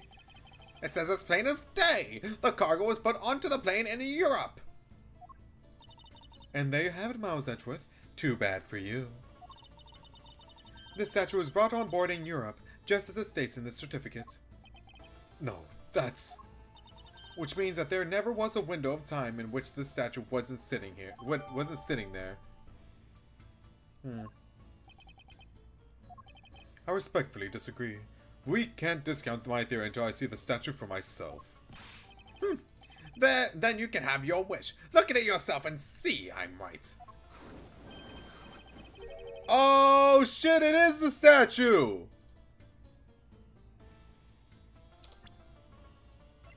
It looks different though. It looks different though. That's the fake one because it has yellow eyes, you stupid fool. You foolish, foolish fool. This, I know I've seen this somewhere before. This is the Aleph Red. Oh, that's true. It gives off such a feeling of art, I can practically smell it. This statue has a high amount of historic value. After it was unveiled at a museum in Europe, I brought it to this country to exhibit it. I believe a closer look is warranted here. So this is the infamous Aleph Red statue. What is it, Mr. Edgeworth? Did you find something? There's something wrong with this picture. We should examine it in more detail. There's a severe lack of red. Are these eyes made of some sort of gem? That's a real nice shade of orange. For a sec, I couldn't even tell they were jewels. Oh, but they kind of remind me of the eyes of this stray cat that lives near my house. Are the eyes supposed to be this color? Is it possible the statue is a fake? Well...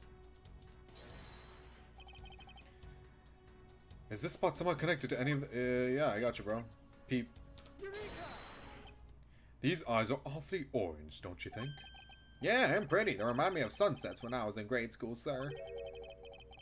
Anyway, I don't think you see what I'm talking about.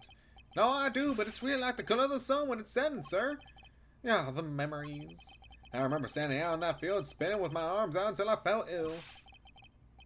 He's such a pure soul.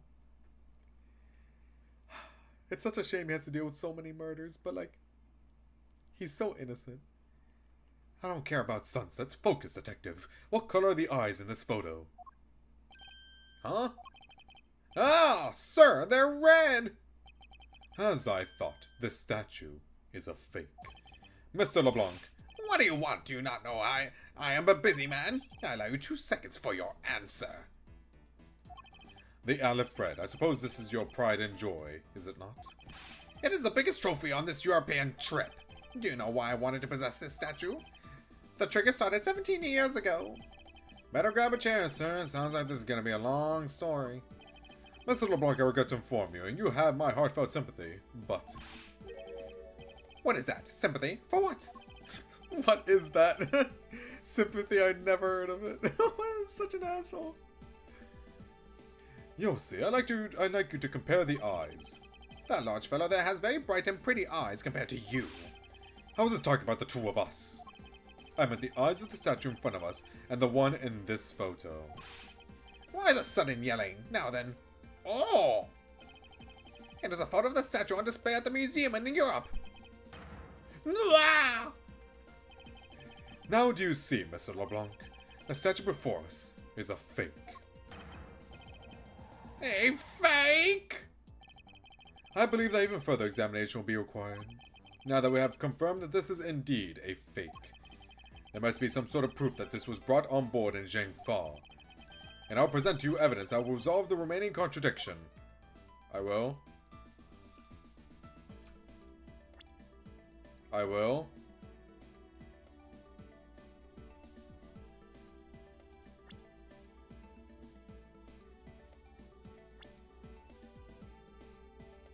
This is placed on top of the cloth.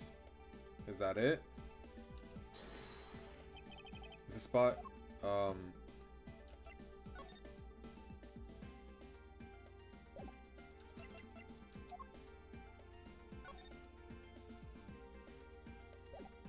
has to be, right?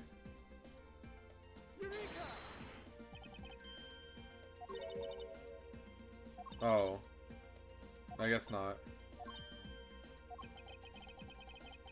Oh, no, never mind. I thought I got it wrong. Okay, let me read that. I thought I got it wrong.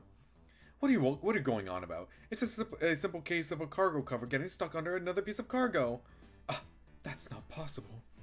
But it is. It shouldn't be this way, but the statue is on top of the cloth.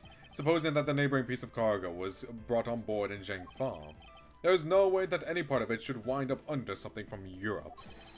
Which means that this fake statue was smuggled on board in Zhengfa. But then what about the cargo certificate? Let me ask in return. What about Agent Hicks? Why did he come down here in the middle of the flight? There's only one reason why. To secure proof of smuggling activity aboard this flight. So you say, but I don't believe he had to do that mid-flight. We could have just as easily inspected all the cargo after the plane landed. That may be true. However, you have it backwards, Francisca. Sure, Agent Hicks could have waited until after the plane had landed.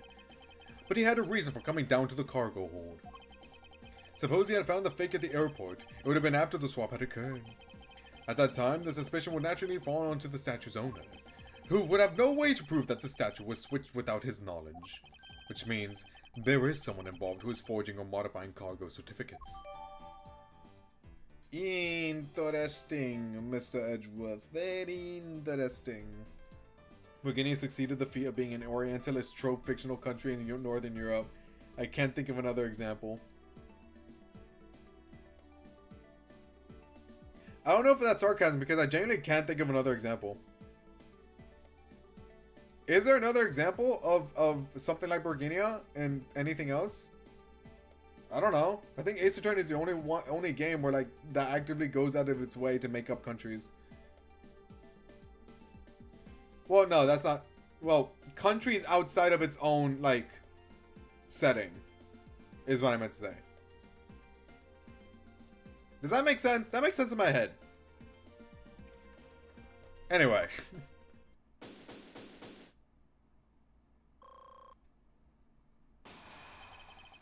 I guess the victim knew the real version of this was gonna get nabbed, huh? We still don't know where the phone is, by the way. Does anyone have his phone number? Well, the photo could be seen as nothing more than a simple souvenir. It was in fact taken to be used as a reference document later on. Next, Agent Hicks had to secure proof that the smuggling had taken place. He came down here to take a picture of the cargo hold. A rather empty one at that, right before that fake statue could be loaded on board. A photo of the hold missing a valuable piece of cargo would have been proof enough. After that, all we had to do was hold the Zhengfa cargo crew and arrest the smuggler. Exactly. This only goes to prove my theory. If the statue was not in the cargo hold during the Europe-Zhengfa leg of the trip, there would have been enough height from which Agent Hicks could have fallen to his death. Officer, move this statue immediately. I want a thorough examination of the floor underneath. Now! Miss Von Karma, I'm ready to report my findings. Go on. After moving the Aleph Red statue out of the way, we tested the area under it with luminol, and there was a reaction. I love luminol! I see, there was a reaction to luminol, an indication that there was blood in that spot. Can we stop looking at it now, sirs? Your job is to look at blood, detective. I don't know what to tell you, man. It would seem that my deductions were correct after all. I suppose it would appear that way. The culprit cleaned the blood up well. And how do you think the killer did that? How did the killer clean up all the blood? Well, I mean, I sure do wonder. Take that! The killer used a bloody cloth I found inside the suitcase to clean up the mess. I see. They had a need to clean up all the blood before the plane landed in Zhengfa. Yes, because otherwise the cargo crew would have discovered it during the layover. So you guys are saying that the murder happened before the plane landed in Zhengfa? There is no other conceivable timeline for the events of the murder. But if that is true, then that throws a certain person's testimony into doubt. If the murder occurred before we landed in Zhengfa, then this becomes highly suspect. Who said what? If the murder occurred before we landed in Zhengfa.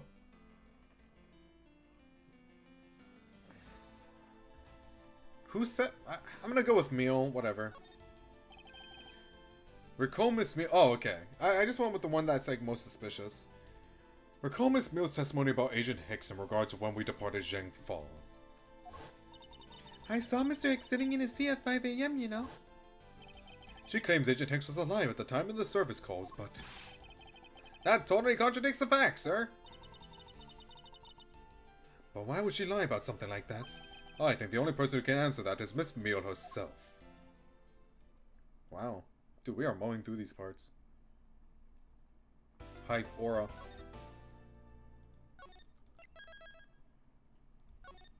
Confrontation Cammy Meal. This seems pretty finale-esque. But we'll see. Miss Meal. Miss Meal. Huh? Do you recall what you said earlier? About when you answered some service calls as we were departing from Zheng Fa? Huh? Look, I know she has a very, like, gooner design, but I love it. I love it so much. You said that Mr. Hicks was sitting in his seat at that time. However, that is simply not possible, because Mr. Hicks was dead long before we ever touched down in Zheng Fa. Oh. Miss Cammy Meal. Maybe I didn't see what I thought I did? No one could make a mistake so large, Miss Meal. But I make that kind of boo-boo all the time. This is going nowhere. There must be a better way of resolving this contradiction. Very well. Miss Mill, if you please, tell me about your alibi during that time span. From just before we were to land at 3 a.m. and 6 a.m. when the body was found. Are you telling me I'm a suspect, Mr. Edgeworth? I'm just telling you to explain yourself, that's it. Miss Mill's alibi. Oh, yeah. From 3 to 4 I was, in the flight attendant's room all by my lonesome self. Oh, yeah. And from 5 to 6, I was in the flight attendant's room all by my lonesome self. So you're from 3 to 4 and 5 to 6, you were just by yourself. What about from 4 to 5? How is a man supposed to react to a testimony like that? Miss Meal, wake up! She fell asleep again. It looks like the only way I'm going to be able to wake her up is by pressing her. I guess I just press. But no, I'm curious. When was the Zheng Fa thing again?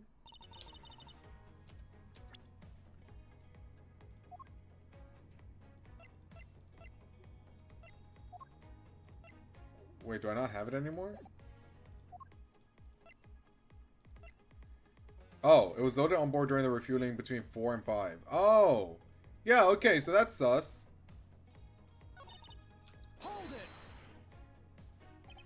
If I remember correctly, food was being served in first class in the lounge between the hours of 3 and 4. Yeah, but that kind of stuff's run by Miss Rhoda. Then, what were you doing in the attendance room at that time? Eating and then having a most delicious dream. You mean you were neglecting your duties? No way! Sleeping's part of our job too, you know. Okay. What? Oh, I'm going backwards. Hold it! So you were alone the entire time, were you? Yeah, no one else even popped their head in to say hi. Oh? Well, I think a contradiction just popped in to say hi. He's so...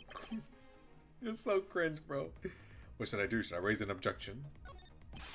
Miss Meal, there is a clear contradiction embedded in your testimony. Huh? What are you talking about?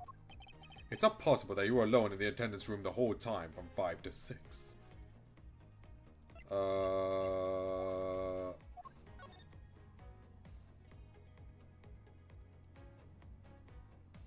Drinks.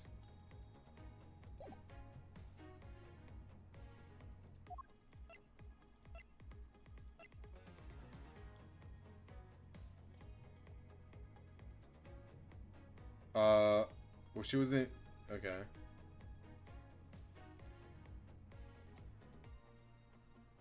Yeah, this one. Take that! That's her own testimony. Did I get it wrong? Oh my god.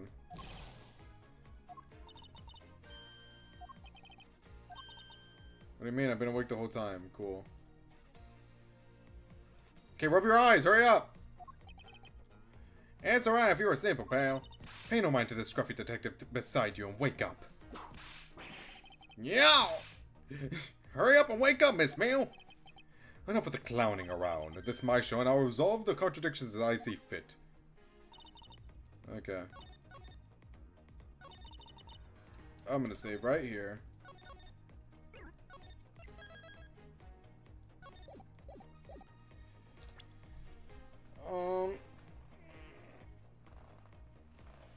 You're in the flight attendant room all by yourself.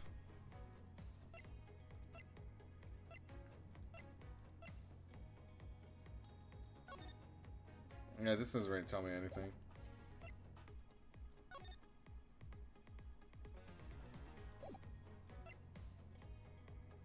You know what? Sure. Objection! Okay. I doubted it. I doubted it. I'll be real. I wonder if you would be so kind as to take a look at this receipt, Miss Mew. Huh? A receipt? For what? It's for the suitcase Miss Tenero bought. Well, I guess that is... Yeah, you know, I didn't think about that. I guess if she bought it, despite it even saying 540, she brought the suitcase back to the flight attendant's room. So she was there. I just didn't think that far ahead. Now, if I may direct your attention to this timestamp. As you can see, it clearly says 5:40 a.m., Miss Tenero. Yes. Why is the killer here? I thought you'd have her locked up by now. I requested that she be present as a witness so that we may straighten out your complex lie.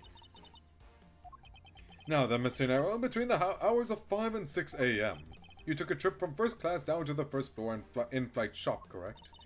Yes, I went to the shop to buy a suitcase. After which, I went straight to the attendant's room to drop it off. And did you see Miss Mew there at that time? No. So, Miss Mew, where were you really between the hours of 5 and 6 a.m.? I wonder what's gonna happen during her freak-out animation. I wonder what's gonna look like. In Africa, Asia, and America, I can find examples for sure, but it's the only one I can think of where it's in Europe. Yeah. Yeah. You're right. Never really gave it much thought. I just think of it like fake country, you know? Miss Cammy Mew. Huh? The bathroom? I'll be the one to ask the questions here. Yeah, maybe that's it. I probably just missed her. Nature calls, you know. Do you take me for a fool? That's a little too convenient to be true.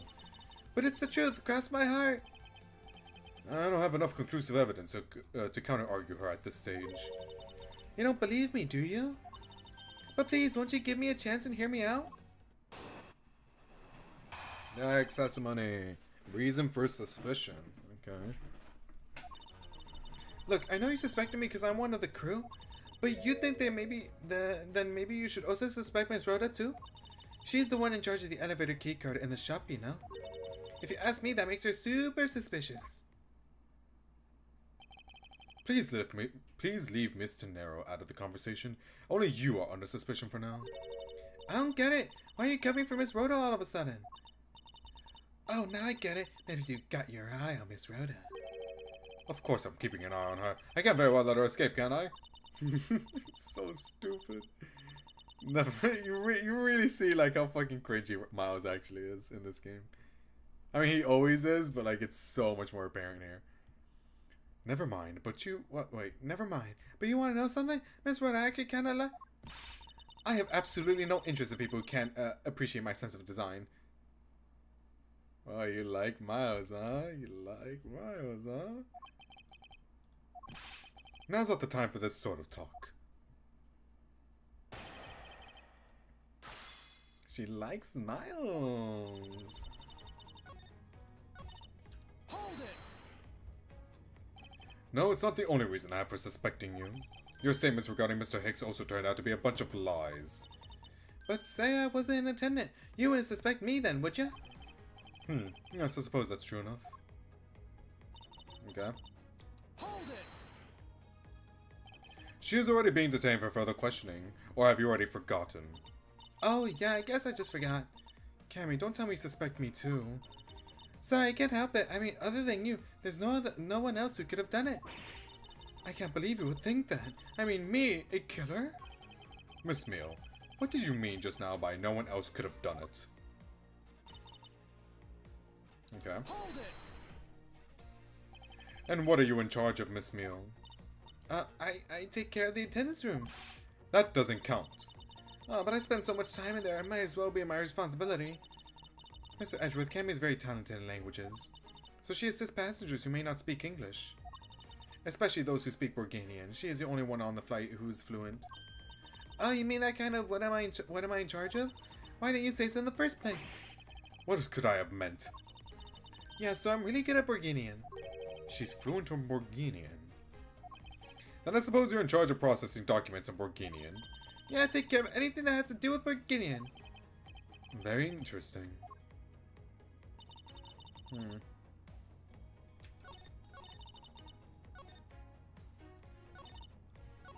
Okay.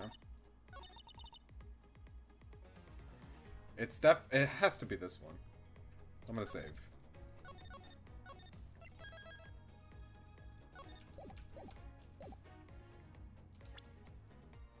It's probably the document, right?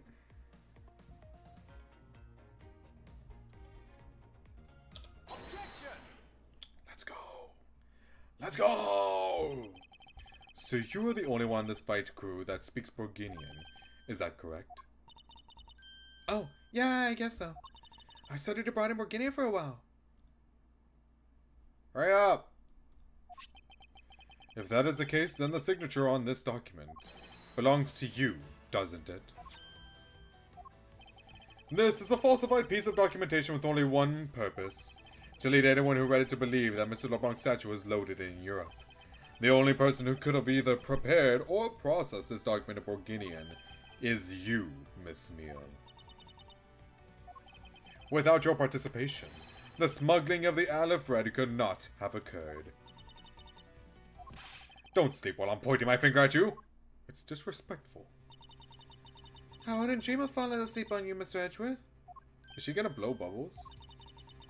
It's exactly as you say. Oh wait, oh she's not sleeping anymore. Wait. In her sleeping animation, is she like... Does she have like snoring, like sleeping bubbles? Oh, how clever. I don't really recall. It's not really something I was really paying attention to. But that's clever. That's clever. It was all an act, huh? Oh, she's cool as hell, man. It is exactly as you say. Are you confessing to having participated in the smuggling? No, far from it. It's true that I was the one who signed off on that document. But you can't use that fact alone to make your allegation of smuggling stick. There's no direct correlation after all. All I have is my signature on a piece of paper. Really? All you did was sign it? I neglected to check if the cargo had been loaded onto the plane properly. So sorry about that. It seems that she's finally woken up. This is going to be one tough fight. Suppose, and this is just a supposition. Even if I was involved in the smuggling, you can't throw the charge of murder on me just like that. If you were involved in the smuggling, you would have had a strong motive to kill. Agent Hicks was in the middle of an investigation regarding a smuggling ring. She doesn't, unfortunately? Aw, man, that would have been cool. That would have been a cool detail. And just when he was about to close in, he's killed by a member of that ring. Well, did you ever stop to think that maybe Rhoda is the smuggling ring member? After all, unlike me, Rhoda has access to many things on this plane for work purposes. So she's shooting bubbles at us? So perhaps there is some element of a setup at play in this case. What are you talking about? Don't worry, I wasn't talking about you. I meant the killer. First it was myself, and now it's Miss Sathena who's under this microscope. Seems to me that our killer is going to great lengths to pin this crime on anyone they can. You have no proof that Rhoda's being set up, or that she isn't. Actually, I believe that she was indeed the intended target from the very beginning. I believe that the plan was to push all of the blame for the crime onto her. And this evidence will prove my suspicions. This proves that the killer was out to frame Miss Sathena from the very beginning. I don't know, Brody.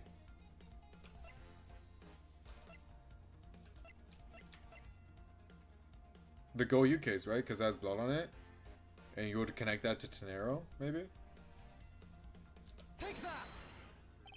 The killer could have hidden the body anywhere, and yet they chose the suitcase. Why is that? Perhaps it was to move the body up from the lower deck to the first floor. However, why go through the trouble to do so? I like how she's using it as like a cigar too. Oh, that's so cool. I really like her animations, man.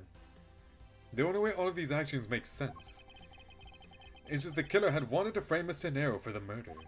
Miss Sathena buys a suitcase on every flight she works without fail. But should her suitcase be switched with the one containing the victim's body? That would put her in a very tight spot.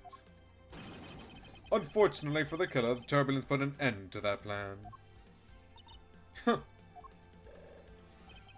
There wasn't enough time to put the body back into the suitcase. Ergo, they made do with whoever was at hand, adapted their plan, and tried to frame me as I lay unconscious on the floor from the turbulence. The killer then went to hide the suitcase in the in-flight shop, and brought the piggy bank back to the elevator in order to fabricate a false weapon. A lot of work for a fruitless endeavor, wouldn't you agree? Sounds like the killer had a tough time too, huh? I mean, why did the killer need to frame someone that badly anyway? That is because of the special circumstances surrounding this particular case. What special circumstance dictated the need for the killer to frame someone? When?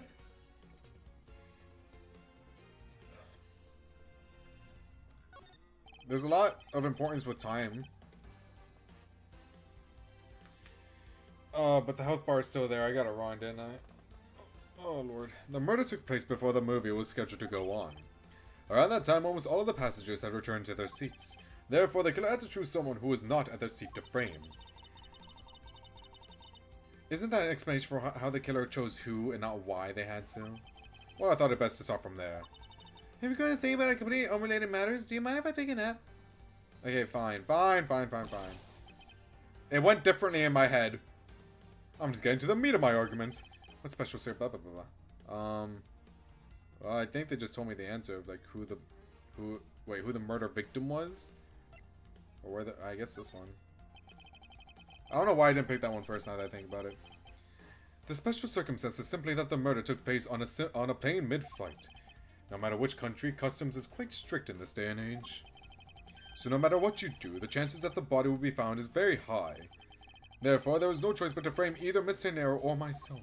In other words, the only one who fits within the boundaries of the criminal's movements is not Miss Sathena or myself, but you, Miss Cammy Meal. Only you and you alone could be the killer. And? Man, her yawning makes me yawn, man.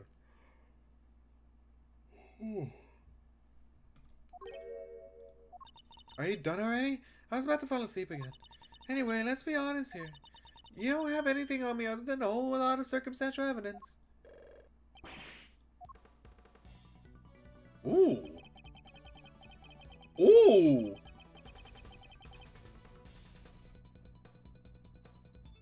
I do not remember this song.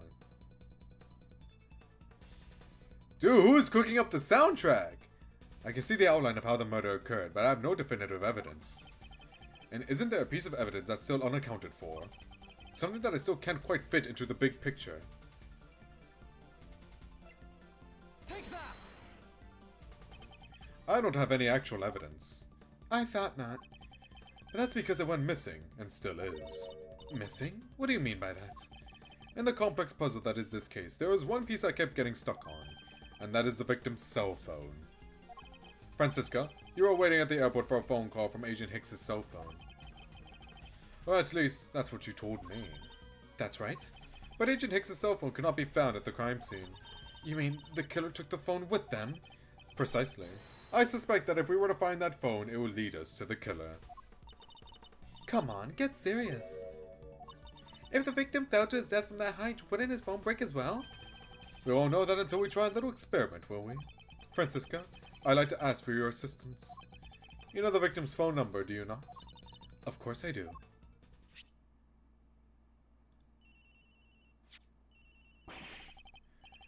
Agent Hicks's phone! It's ringing from somewhere, sir! I hear it, detective. Now where's it coming from? I want to think it's her, but... wouldn't it be like somewhere here? We've determined that the real crime scene is here. All that's left is to catch the killer. Alright, is it on Cammy? I doubt she'd be that stupid. Miss Meal, wake up! Sorry, Mr. Edgeworth. I got sleepy all of a sudden because it sounds like a lullaby I used to love as a child. Is it actually in the suitcase? Huh. How do we not see it then? We found a file in there, but we didn't, like, look deeper into it. I better find that cell phone fast. It's not that the phone is up in the flight attendant's... Oh, okay. I see.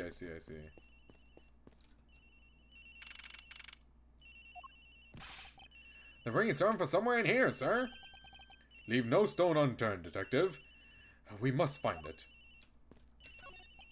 It doesn't seem to be over here. Is it in the... Is it... She probably put it in here to incriminate Rhoda again. I wonder if it might be inside this suitcase. I don't hear any sounds coming from inside, sir. I don't suppose the culprit could have been so dumb as to try the same trick twice. Maybe she put it in her locker. The ring's coming from in here, sir. What? No, it can't be. This has got to be the victim's cell phone. Just whose locker is this, sir? It's Miss Tenero's. What? Yeah, I mean, why do you hate her so much? I don't get it. What happened?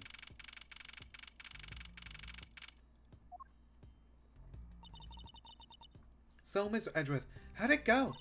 Where did you find the phone? I found it in the flight attendant's room, in Miss Tenero's locker. What? But... Rhoda Tenero. I don't know anything about the phone.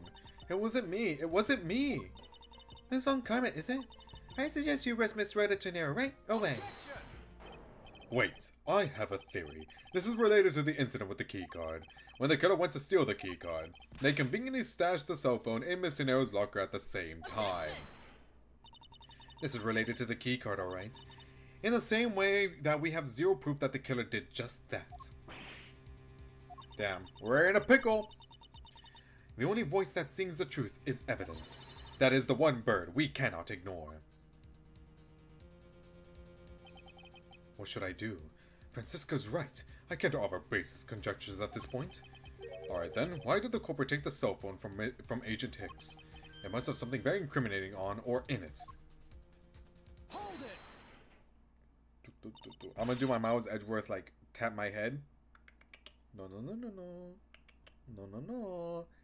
Let me cook. What now, Miles Edgeworth? It's not over yet. We have yet to figure out why the killer took the phone. What? Inside this phone lies the final piece of incriminating evidence that will point us to our killer. We need to examine this phone in more detail. Well, it's definitely broken. Well, the screen is cracked at the very least, but I do want to see, like, everything. It's a camera lens. Come to think of it, I wonder, how exactly was Agent Hicks planning to preserve the crime scene of a smuggling? Francisca, I need you to confirm something. This cell phone, can it take pictures? Mr. Edgeworth, I can't believe you don't know about this kind of basic stuff, sir. This looks like a very similar model to my own. And mine can take photos just fine. Do you think Agent Hicks could have taken some pictures with this? In particular, pictures as evidence for his smuggling case? If so, I'd say there may be some very inconvenient photos in here for our killer smuggler. But the phone's all busted up, sir. Even a stupid prosecutor can't repair a broken phone. I'll find a way, don't you worry about that. May I go back to sleep now? Objection! The LCD screens on the inside and outside are broken, that's for sure. But that's also reason enough to believe that the killer wasn't able to erase the data. What? What do you mean by that, Francisco? It looks like our killer isn't very familiar with electronics. This phone still rang when I called it, meaning that only the LCD screens are broken. It's possible that the photos are still there inside, waiting to be accessed. All we need to do is transfer the data to my phone. Francisco, your phone, if you please. Very well. Oh, dude, seeing this brother-sister duo is so cool. Oh, seeing them side by side like that. Oh, it's so cool. It's so cool. Oh, I can't wait for us to get another Ace Attorney game so we can get more moments like this. Athena Sykes. Who said that? It's transferring. Alright, displaying it now.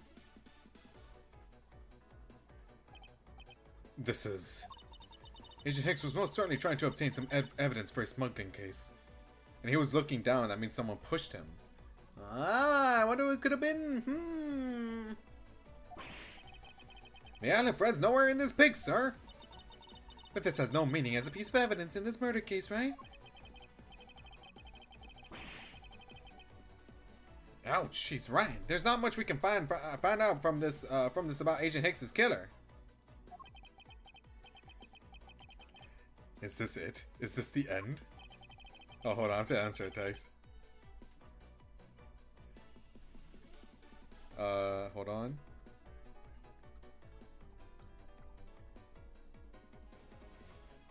Anyway, is there really nothing in this photo that we can use?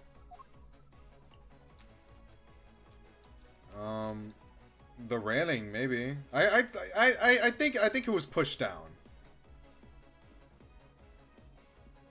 How do I... Oh. The guardrail. It looks exactly the same as it does now. That rail is entirely too low. Oh wait, that's him. That rail is entirely too low. I even almost fell to my death. However, I was saved in a miracle-like manner. Perhaps that is what to run away from death by the skin of one's gum means. Try to narrowly escape death by the skin of one's teeth, Shakespeare. Well, this is a second language, man. He's trying his best.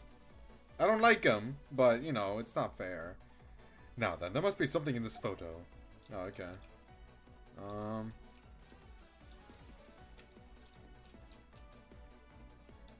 This is... Is it this? The fact that all of the suitcases are here in this photo is odd. Agent Hicks was still alive at the time. So what exactly is so odd about suitcases that haven't been used yet being there? Yes, well, I was only pointing out things that are different between now and then. Or is it these boxes? Because now, instead of the boxes being there, it's like this big pillar thing.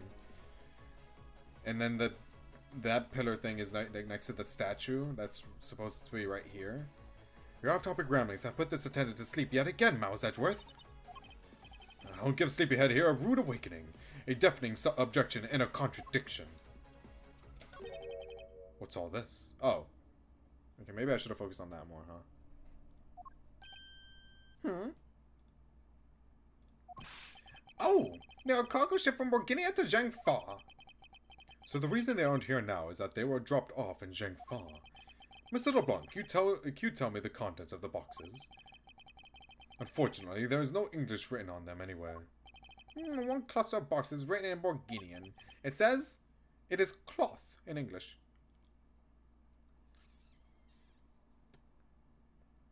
Damn, this is really gonna hurt, Cammy.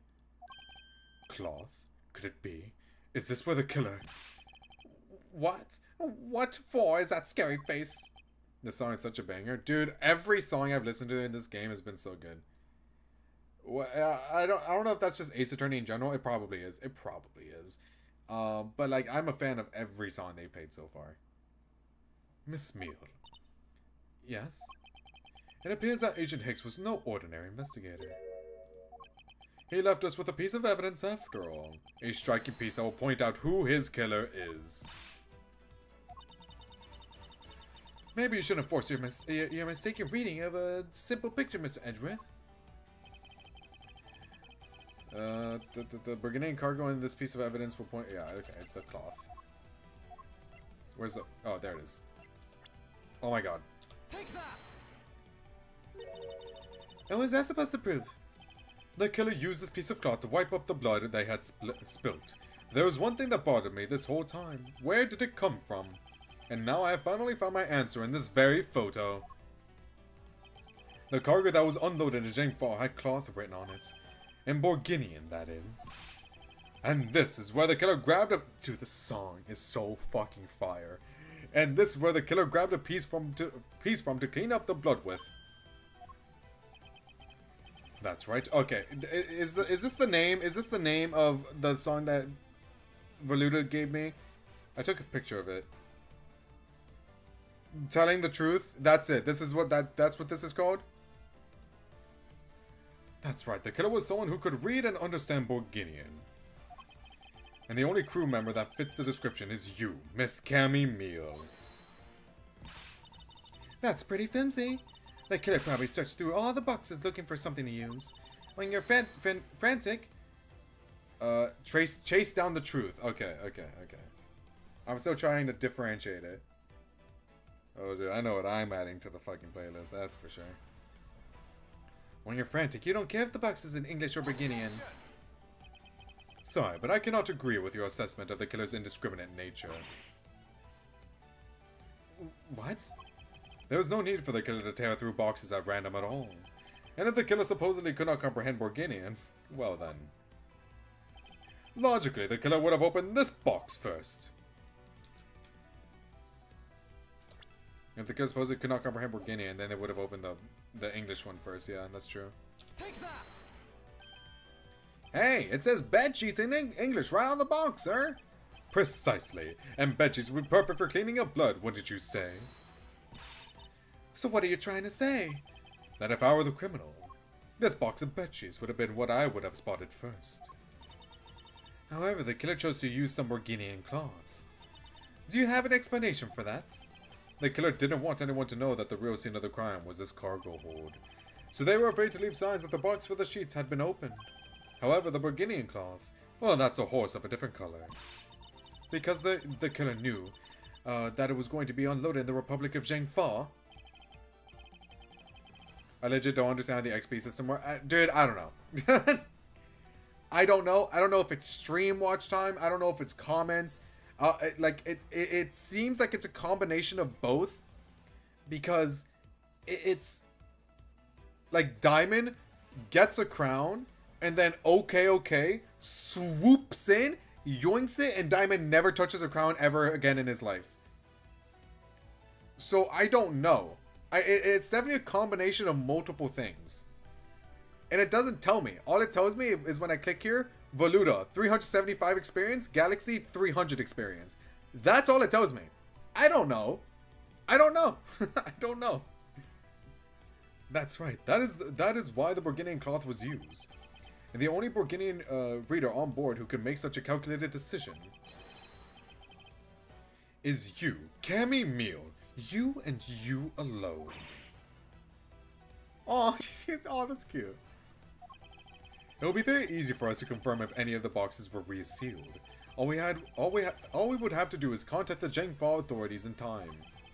We may even find some evidence to incriminate our killer within those boxes. So what do you say, Miss Meal? Why not confess to your crime here and now? Or would you rather wait and see what we find out from our investigation in Zhengfa? Is this a freak out animation? Oh, shit. Yo, they're beating your ass!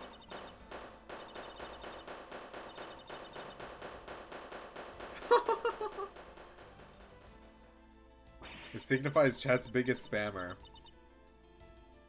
Well, Voluta is very consistently #1. Will his reign be taken? I'm not too sure. He was Interpol. I couldn't stop it. I brought him here. He started taking pictures. I couldn't be found out. I was scared. I was in trouble. Yeah.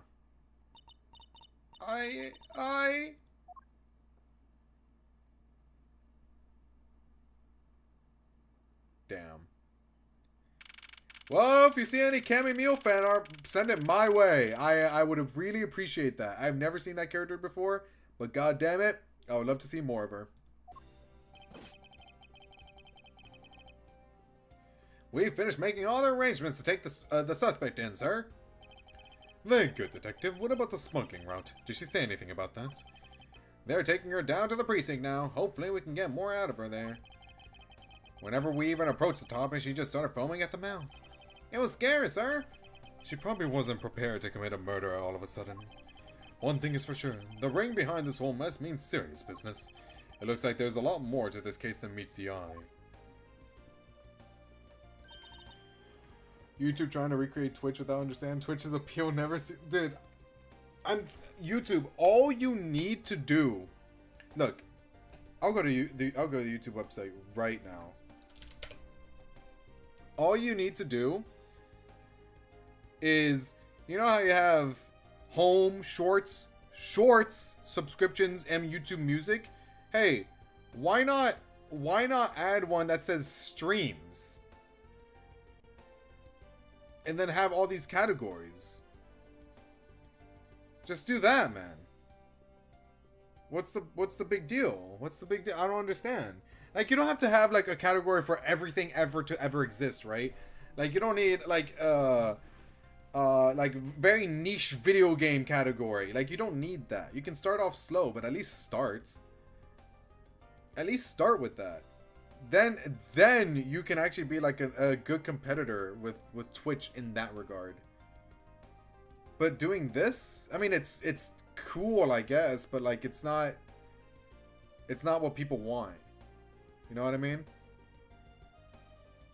But oh well. What do I know?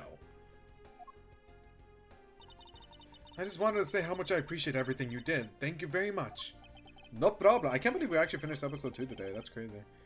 It was nothing. In fact, I should be the one thanking you for your cooperation. But truly, if it wasn't for you, I might not be here right now. Instead, I can continue to serve our passengers as a flight attendant. I hope that, well, please accept this as a token of my appreciation. Okay. That's... I see. You don't have to take it if you don't want it. No, I mean, I would never turn down a lady's generous offer. Oh, thank you. Oh, she's so... Aw. I'm happy seeing her happy. The funniest part is that YouTube already detects the game you're streaming. Well, if you're talking about, like, what it says beneath here, like, beneath, like, the VOD or whatever, the stream that you're actually watching, if it says, like, the game, I set that. I set that. I don't know if it, like, automatically does it, but, like, I'm the one that sets, like, the... like, what game it actually is. In the settings. I'm able to do that. And remember, we were here at GoU Airlines are always ready to serve, Mr. Edgeworth. And if you click on the game in the description, you can see every person who streams the game. Oh, so they already... Oh, that I didn't know. Let me see that. Let me see that. Hold on. Yeah, just make that more accessible. If that's already a feature, just make that more accessible. Brother, I'm on YouTube all the time and I didn't know that. What? Let me see this shit.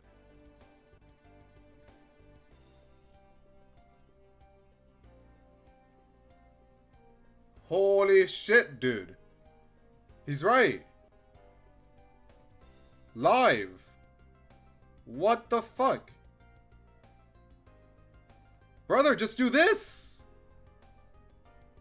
It's auto-generated. If it's auto-generated, what's the fucking problem? Then just do it. What's the... I don't... Okay, now they actually don't have an excuse. Okay, now there's actually not an excuse. Okay, bro, whatever. Thank you, I'll keep that in mind. Now I must bid you farewell. May all your skies be blue, no matter where you go.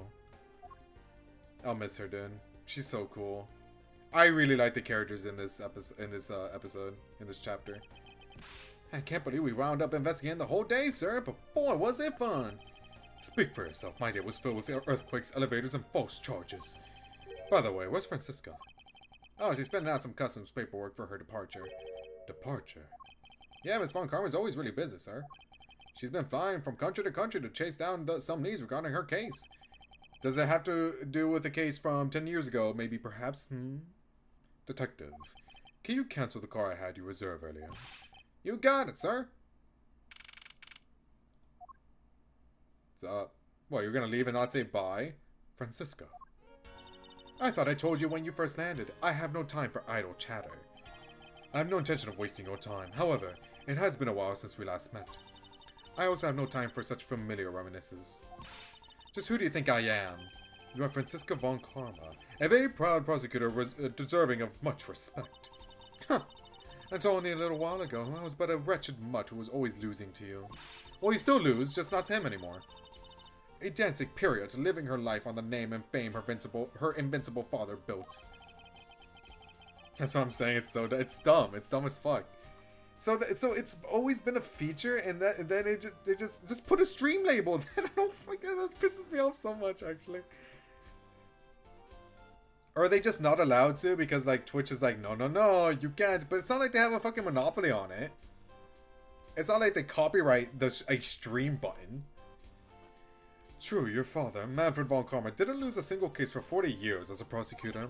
However, I wouldn't say he was invincible. What are you talking about? The group I'm on the trail of is a little more troublesome than most.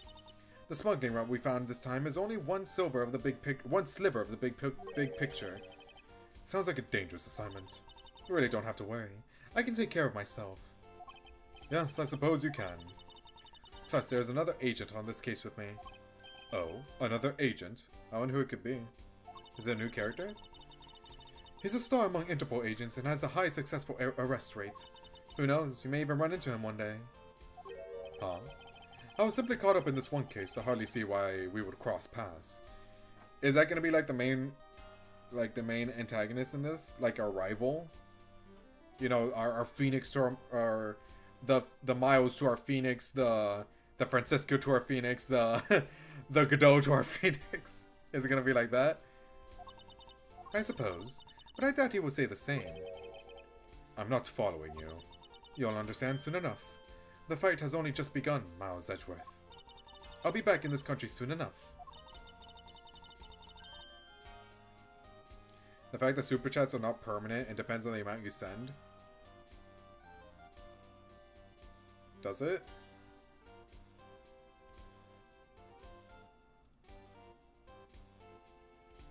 I didn't know it wasn't permanent. Oh wow, it doesn't change color anymore after the 100 mark. It's continuously red. That's lame. If you have an option up to 500, why not just change the color for all of them? That's weird.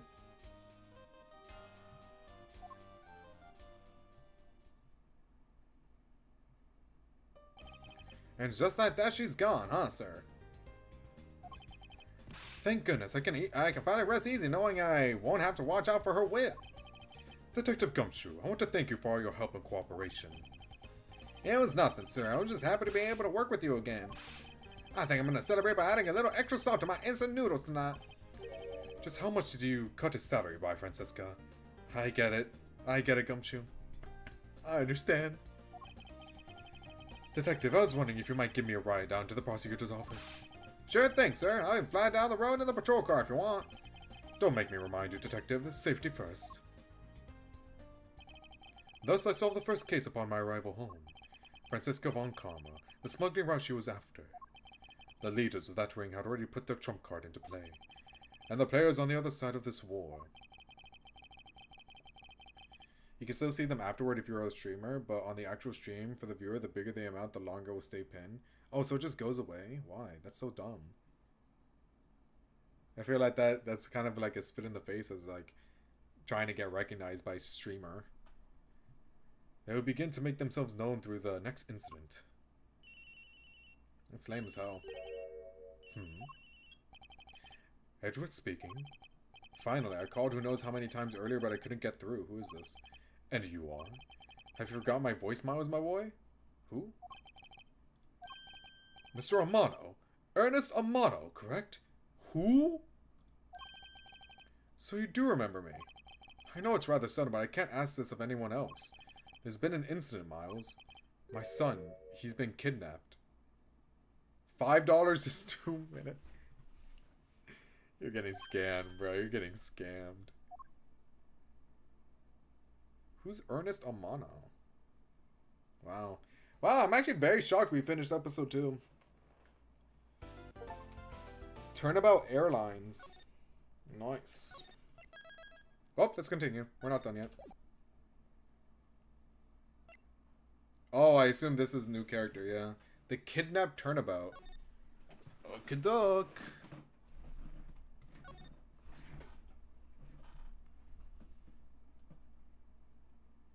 Ernest Amano's a new character? Okay, I thought I was just forgetting someone.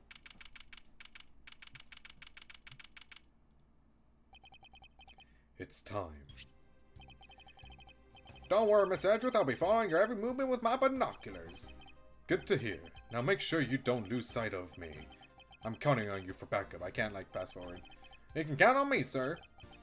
I have to go. The kidnapper is supposed to contact me soon. Who would have thought that upon my return, I'd be thrust into a kidnapping case? And that I would be the one who would have to make the ransom drop-off. Wow. Things already escalated. This damn suitcase, dude. I like the scenery. This looks really nice. Let's see. I checked that the money is all there, safe inside this suitcase. Now all I have to do is wait for further instructions from the kidnapper, which I'm expecting to be transferred to my cell phone. I wonder who else is around. Wait, did he just get that cell phone? Or did he always have a cell phone? Because he was a bit confused before. Or is his cell phone just like an older model? Also, these are blue badgers. God damn it. I wonder who else is around. This is the meeting place after all. Gatewater. Oh, blue badger. Welcome to Gatewaterland. Oh, thank you. And a big hello to you. I'm the Proto Badger. Nice to meet you. I don't want pictures. Excuse me, but were you perhaps thinking of taking a picture of me? A picture of you. Sorry, but I'm not interested. Oh, that's too bad. Well, have a good day. Hello? Who are you? You're not Ernest Amano. It sounds like the kidnapper's using some sort of voice alteration device. I'm his representative, Miles Edgeworth. Are you a cop? No, I'm a prosecutor. It's not a cop. I know what you're wondering, and yes, I have brought the ransom money with me. I see. In that case, bring the money with you. Bring the money with you to the stadium. Okay. Fun fact: that is Bellboy from 1-2. This is the Bellboy. What are the clues? How do you know that? So this person intends to see if I'm being followed, huh? Please, Detective Gumshoe, I really need you to come through for me this one time.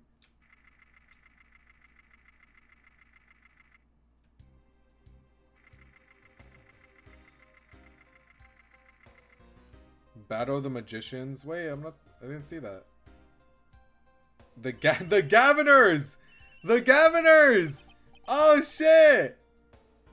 Max Galactica versus Troop Grammar. Whoa! Oh, that's sick as fuck! That's so cool! Edgeworth speaking. Next, come to the haunted house.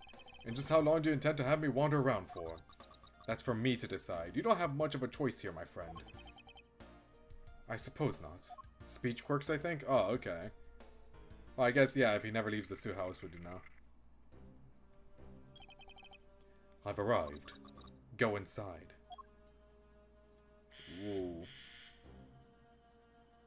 Like how it reflects on it. I love that.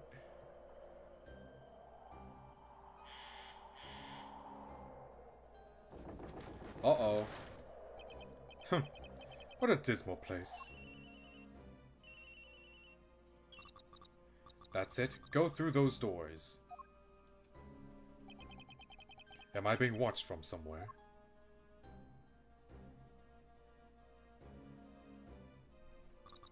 Leave the money and go. Now. Okay. What? The name of the park is the same as the hotel? Oh, it is called...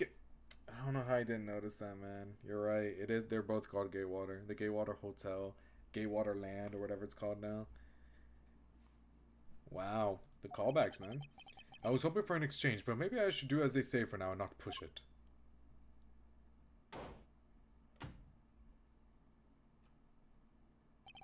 I couldn't catch even a glimpse of the kidnapper. Perhaps I should keep an eye on this haunted house until police backup arrives. I kind of want to go to the left over here.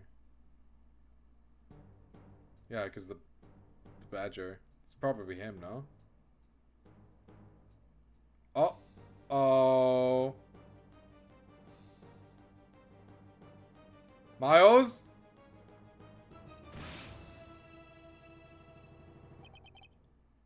It was a trap.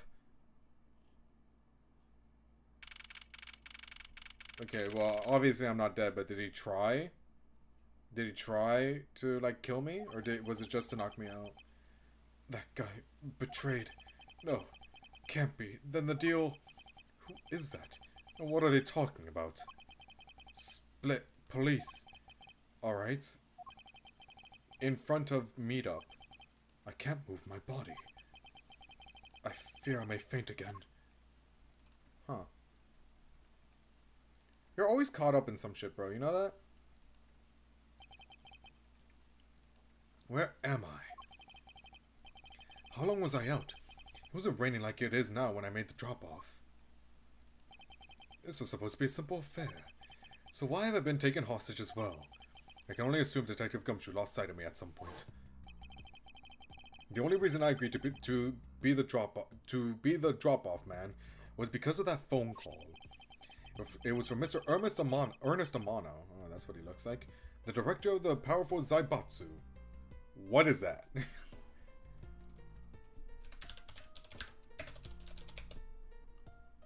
A large Japanese business conglomerate. Oh. That has a name?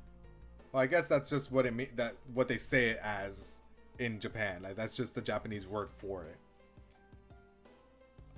I just thought they would just say business conglomerate, not Zaibatsu in this game. But aside from that, I also owe him a great debt of gratitude. His only son, Lance, had been kidnapped. Lance Amatsu?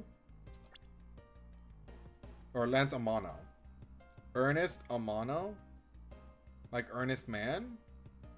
Lance Amano? What are the puns here? I know that Lance is already in his 20s, but I guess some things you never grow out of. I can't sit around waiting for someone to come help me. I must escape somehow. This is the second time in a row you've been tied up. Was that you making that funny sound? Who is this? Who's there? And how dare you laugh at a gentleman's plight? Who? Oh, it's her, the partner! Hey!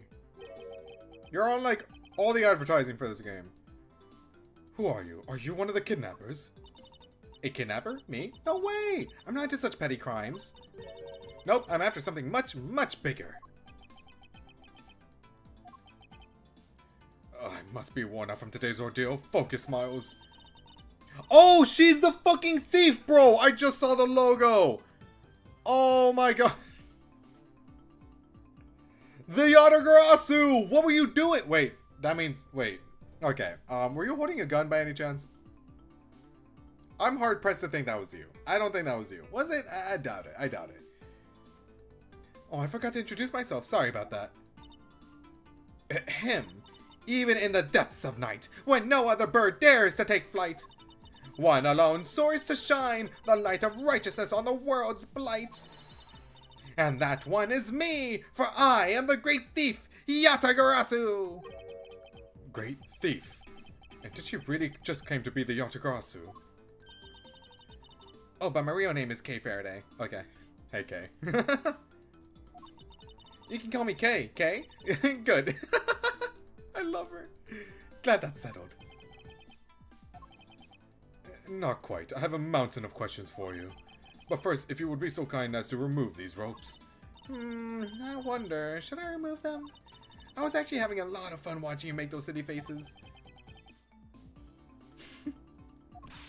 Hey, there's no need to get all mad and icy glare on me, you know.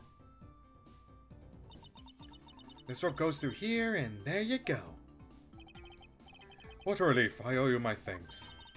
It's okay. Get it? Okay, because that's my name. Anyway, you can pay me back in full later. Now then, what question should I start with? Unfortunately, I can already tell nothing is going to be easy with this cheeky girl. She's so cool.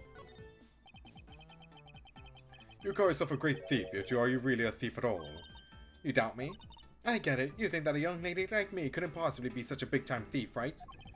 That's not the part I have a tough time believing. I'm the real, genuine Yatagarasu, you know. Yep, I'm a pure-blooded great thief. It's the little something I inherited from my predecessor. In that case, you wouldn't mind if I arrested you then, right? What? Of course I'd mind. I haven't stolen anything yet. Wait, then... Were you the Yatagarasu that was in episode 1? You haven't stolen anything yet, then. What is going on here, man? Seriously, I don't know how you can say such a horrible thing to your savior. That's true. Technically, she hasn't stolen anything in front of me. Yeah, it's... Or I guess it has to do specifically with, oh my god. Brain fart. It has to do specifically with her doing it in front of you. Episode 1 hadn't happened. Oh! Right! It's out of order. Right. Wait, so what's the order right now? It's episode 2, then 3, and then whatever. Okay, so out of the ones I've done so far, it's 2, 3, and then 1. Is that it? When you say you're the Yatagarasu, do you mean you are when? Oh my god! When you say you're the Yatagarasu, do you mean you are the Yatagarasu? T3 231. Okay. I remember now. I remember. The most righteous of the righteous, the legendary great thief. But I inherited the title only recently, so I haven't had a chance to steal anything yet as the second Yatagarasu. Okay, so who's the first? I was not aware that thieves could pass down their titles like that. But don't worry, I've got some big plans in the works. Big plans, huh? They wouldn't have to lead to a big arrest, would they? Is the reason she has the key is because she's a thief, so she likes picklocking or whatever? Is that the reason behind the key? I knew it. There's just no reasoning with a prosecutor. I'm not the problem here. I'll have you know that the Yatagarasu has no interest in stealing petty trinkets. There's one thing and only one thing I want to steal. Only one thing? And what would that be? But that's going to have to wait until we find our way out of here. Well, at least there is one thing we agree on. I'm sure I'll have plenty of time later to learn more about you. So you never told me what your name is, Mr. Prosecutor. Oh wait, that's K. So you never told me what your name is, Mr. Prosecutor? I guess not. I'm Miles Edgeworth. Now I remember. How can you remember something I just told you? But she sure is cheery. Alright then, Mr. Edgeworth, let's get out of here. What about our phone? Let's pick up our phone, dude. Oh, we're locked in here. Well, she can probably, like... She probably has the hops. She can just, like, get it back up there. It would seem that we are locked in from the other side. What? No way! I don't hear you! Okay, you do remember where you came in from, right? Looks like that might be our only way out of this room. Whoops, a slight miscalculation. That's a good height to make an entrance from, but I can't jump that high to make an exit. Oh, well, now I take that back. I suppose we have no choice but to look around and see if we can't find another way out. Isolation room. Well, first of all, give me the phone. Isn't this my phone? Looks like it made it through the ordeal intact. If only there was a way for us to contact someone on the outside. If only. But we do have a way. Right here. Let me guess, no service? There's a cell phone here this whole time? If I'm right, Detective Gumshoe should have contacted the precinct for a backup by now. Oh, no, there is signal. Mr. Edgeworth, sir, are you okay? I was so worried, sir.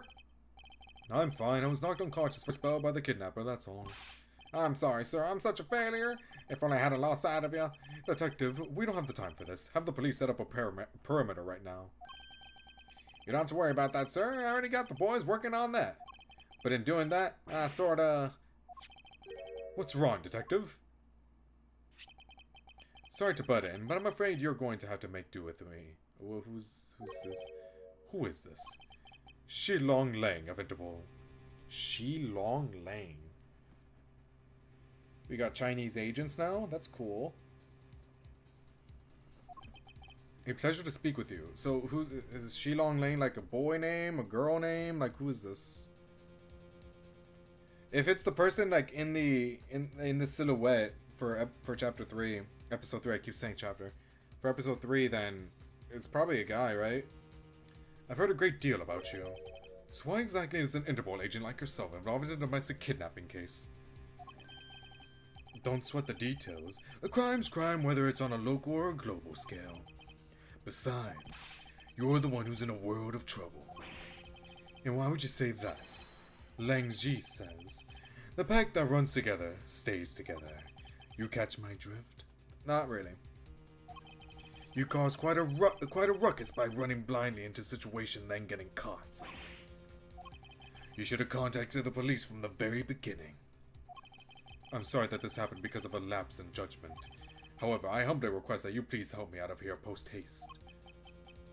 Sorry. No can do. What? We're hunting down the kidnapper now, and I haven't got any hands to spare. As I said, my pack moves as one. They didn't want people to skip the third case? What happens? Is this like not viewed in the brightest light? Do people not like this one? You're the one who wanted to go it alone, so good luck to you, Mr. Prosecutor. Oh, and once we do catch the kidnapper, rest assured we'll come find you. Eventually. You. What's wrong? Did you get cut off? Yep. No, my phone ran out of power. No way! It doesn't matter anyway. We should try to get out of here through our own means. You have a name to live up to after all. If we put our heads together, we're sure to find a way out. Just the trend of third case syndrome? Ah, okay. It happens, it happens. Man, why do they have to put the window so high up anyway? Well, they didn't really account for people leaving through it and entering through it, to be fair. How is the thief supposed to make her daring escape? I suppose we can make our way out if we were able to climb on top of one of these lockers. That's pretty clever. You'd make a good thief, yet, Mr. Edgeworth. Please don't ever place my name and the word thief in the same sentence again. Let's see, I wonder if I can jump and grab the top of the locker here. Wow. Man, why do they have to make such ginormous lockers anyway? Even if we wanted to use these lockers, we need some sort of foothold. Probably use the boxes then, right? Hey, there's something inside the bottom right box. I think it's a pink badger costume. Pink badger? You don't keep up with what's going on in the world, do you? I'm sorry. In that case, you better study up the whole badger clan with this. Proto-badger, the very first badger. Bad badger, a vile criminal with a gun. Blue badger, an ally of justice who keeps the peace. Pink badger, know her unique pink bow. Mia and girl character. What is this thing? Think of it as a bible of all the things you'll ever need to know about the clan. Whatever, I suppose I can keep it as a reference guide or something. Would it give it away if I say Lang? If I say Lang is in my top of hottest characters of the franchise? Okay, bro is definitely has animal motifs going on then. What's his deal? Oh, I think I know who it is now. I think I know who it is. Okay, I have a feeling. I think maybe you've probably seen him in like some art or whatever. I suppose this means that this is where they keep all the costumes. It certainly looks that way. It's like the Badger's family. It's like the Badger family's home. I suppose the subreddit voted this case as their least favorite. Out of 50? Lower than Turnabout Big Top. What the hell happens here? I mean, I'm sure it'll. I mean, we'll get through it anyway, but we'll see what happens. I am curious though. There are 8 boxes, but 7 of them are empty. Which means that 7 of the costumes are in use right now. But aren't these badges the mascots of the police force? Well, I heard that the police had a hand in sponsoring this theme park. Probably because the Gatewater Group owes the police from all those cases they solved. Especially one of those cases involved one of their own hotels. They have all the power of the state, and they use it to make a theme park. It's not just any theme park, they have a handcuff-shaped double looping roller coaster. Wow, dude, that sounds like a fucking trip. No, thank you. That's quite enough. I'm feeling woozy from just the thought of such a thing. I won't rest until I've inspected every suspicious-looking nook and cranny. Oh, there's a key right there. Oh my god, my dumbass. I suppose this is the pink badger. But since it has the same design, doesn't it seem forced to call this one a female? You think so? I mean, just look at how long her eyelashes are. That's the only difference. And the fact that she's pink. Yes, and her lips are red. See? Lipstick. What? She has nothing to say about the giant pink ribbon, or is that too obvious? Okay. And what have we here? Why do I feel a laser-like stare aimed right at me? Did you want to take a look? But don't mind if I do. Oh, I see. Yes, this is definitely a key. I'm sure it's a key to something. I love her. The something is what is relevant to my interest. I guess that's that. I don't see anything else that's really important.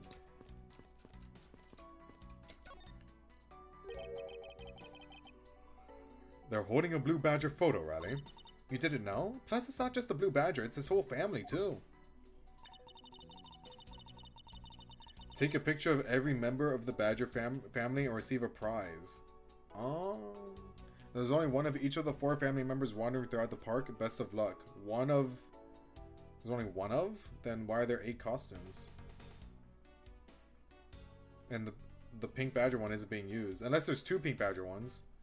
But that doesn't explain why there's 7 being used. If you manage to snap a shot of every member of the family, you get a really posh prize. Well, I guess the people behind the kidnapping were using some of them. Yeah, one of the pink ones is being used. I just saw the logo there. But I guess like one of them, like the one that knocked us out, isn't one that's like actively being used around the park. I mean, that would make sense. Well, there's a costume head sitting over there. Why not start with a picture of that? You can't do that. That's cheating. There's only one of each badger in the park, so you have to work for it. Speaking of badgers, there was one sitting against a wall in the haunted house. Seriously? But somehow I don't think that one counts, Miss Edgeworth. You have to take pictures of the costume ones walking around the park. So those are the rules of this game. How quaint. Okay. Can we use the key for this? It seems that we won't be able to open this by ourselves. There must be another way out of here. Okay. What is this? Looks like the Bad Badger, and it's looking as bad as ever. Looks like your costume head to me. I guess the Bad Badger's costume is, at the very least, a 2-piece, huh? The real question is, why is only the head sitting out here on the floor? Interesting.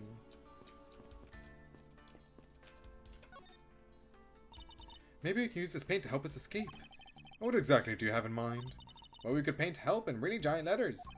And who, pray tell, would see these giant letters? We're inside a building. Okay, then how about we light the paint on fire and send out colored smoke signals? That's poison. I shit you not, that will kill you.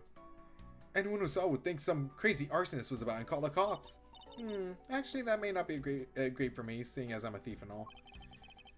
Let's try to find something other than this paint to use, shall we? I guess we still need to search this.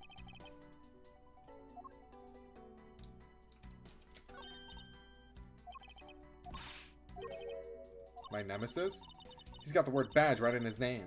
That's nothing but bad news for someone like me. Okay. And I think he's out there wandering around in this park. I better be careful, or he's going to arrest me by the power of his name alone. I somehow doubt that the Blue Badge has the power to arrest anyone. Okay, what's this key used for, bro? This is the beam I was tied to. What's up? I was pondering if perhaps we could make it over to and out the window if we climb this. Good thinking. And if it's the climbing action you need, just leave it to me. Thanks. This little hook here looks like it might make for a good foothold. Hope you go okay, and good luck. Count on it. And the great thief Yadagrasu spreads her mighty wings and takes to the skies. Here I go.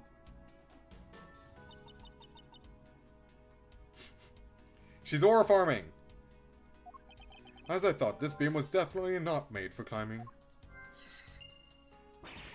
What do you mean, as I thought? I'm not your guinea pig, you know.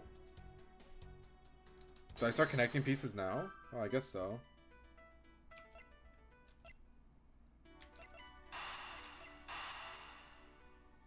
Can I open the lockers with the key? No? Oh. I thought I could open the locker with the key and then try to use that like as a like a little ladder by using the boxes as well, but I guess not.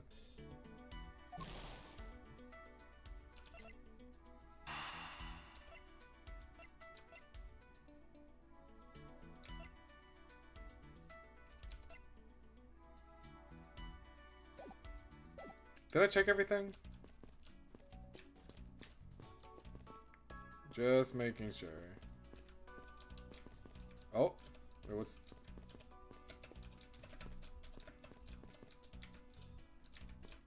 Well, this doesn't have a check mark yet, so... I assume, like, maybe we do have to check everyone? Do you feel some sort of reference toward this badger, okay? Huh! Okay, I feel like we shouldn't even, like, read all this. Is this, like, even important? Proto-badger. I suppose as we continue to redesign. Are we comparing the blue badger to humans now? Okay. I don't think it's that important.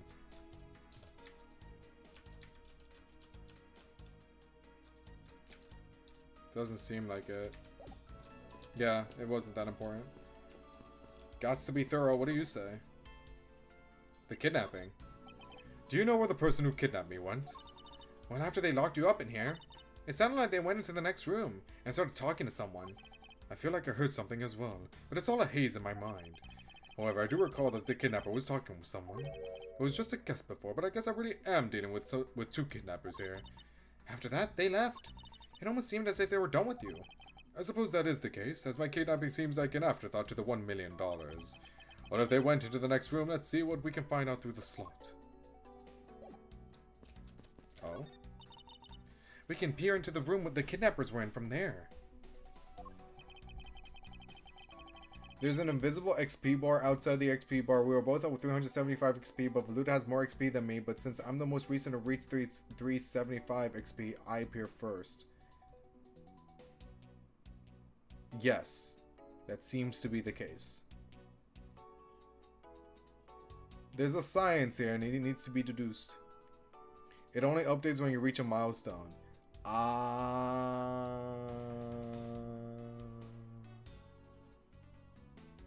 I see. Damn, so even like if you're technically ahead, not really, since you haven't reached the next milestone, so you won't know until you reach it. That's crazy. I won't rest until I've inspected every suspicious looking nook and cranny. Well, found one.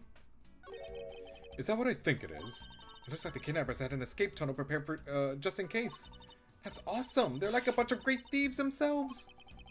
No, they're not, because I highly doubt they made the tunnel themselves. The floor panel was removed and propped up against the beam in a very specific way. I think this building was originally built with a basement or underground area. There's a door on the opposite side that appears to be the same as this one, which could mean that I can probably assume that these two rooms are very similar in structure. I believe I may have just found our ticket out. Oh, smart boy, smart. There's a beam in the next room identical to the one in this room. There's even a hook on it to hold the propped up floor panel in place. Which reminds me. Did you find something useful, Mr. Edgeworth? Perhaps. I may have found a very handy hint to how we'll get out of here. Oh, it's underneath the blue tarp.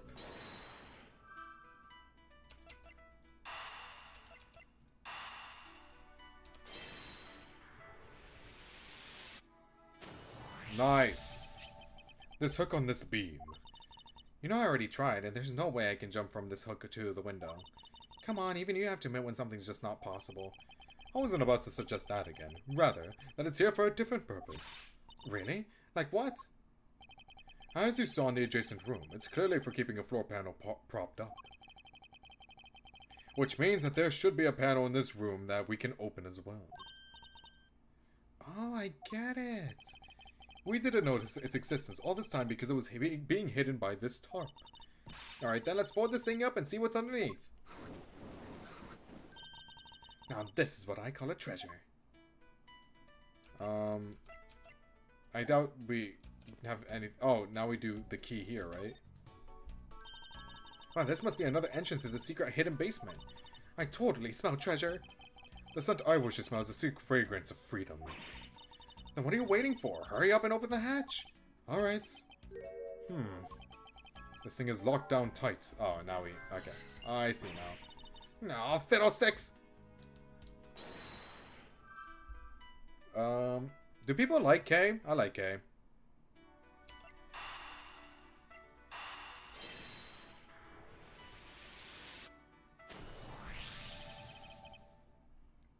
I believe you're up, Kay. Why me? Because we need to use the tiny key that you've taken quite a liking to. People like Kay? Oh, okay. Okay, anyway. Oh, gotcha, just leave it to me. I love these, I love the tense feeling of these moments when you're about to uncover something big. Yeah, I'm fine with the way they did it, because if I have random chatter just continuously spamming over and over and over again, I might throw a fit. That sounds annoying. I believe the feeling of freedom would be much more satisfying right about now. Alright, I got the secret door open, and now... Wait! What? Ah! What are you doing? You didn't even use the ladder, bro! Are you alright? Kay! I'm fine, the ladder just slipped is all. Thank goodness she's alright. I about had a coronary. There's a lot of really large machinery down here. What about an exit? I just earned you win XP from sending super chat. That's a thing? Do I get it as the streamer? Super stickers. Bro, there's a $50 sticker? That sounds scammy. Well, at least there's different ones. This looks so much better than... Well, I guess, would you rather a sticker or a message that you are saying? And there's ones of varying prices, too. Oh, they're animated! Oh... I didn't see... Oh, I wasn't hovering over them. I see. I guess that's cool. It's fine. I'd rather a message, but... It's really dark and cramped down there, so I really doubt there's an exit. Like, she just pops her head up. I can't believe that happened. You have only yourself to blame for leaping before you looked, you know. No way, I mean, how was I supposed to know that the ladder is removable? I'll keep that in mind for later. Oh, wait, keep that in mind for literally right now.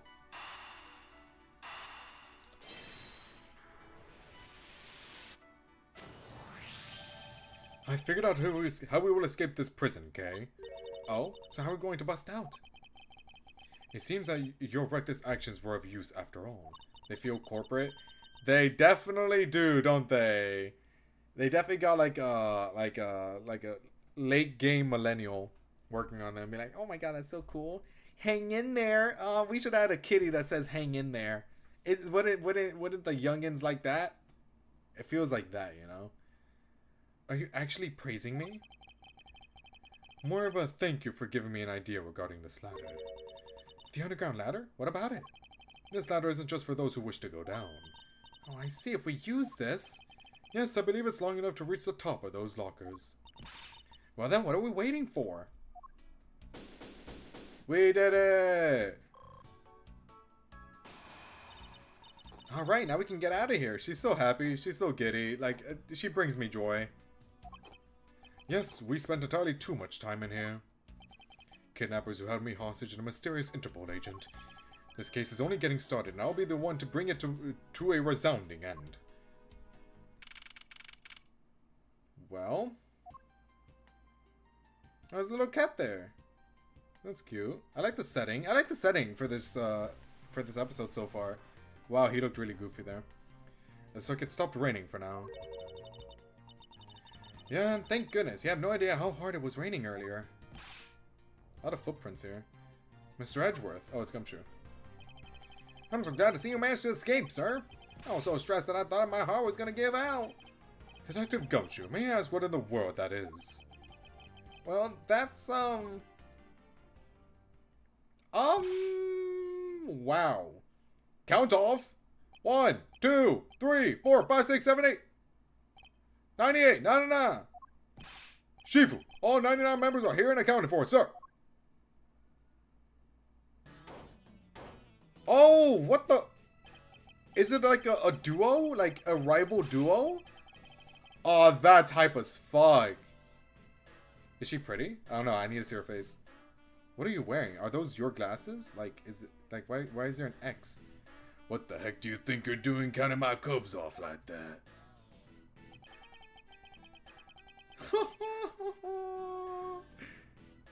Every person is a valuable human being, you get me?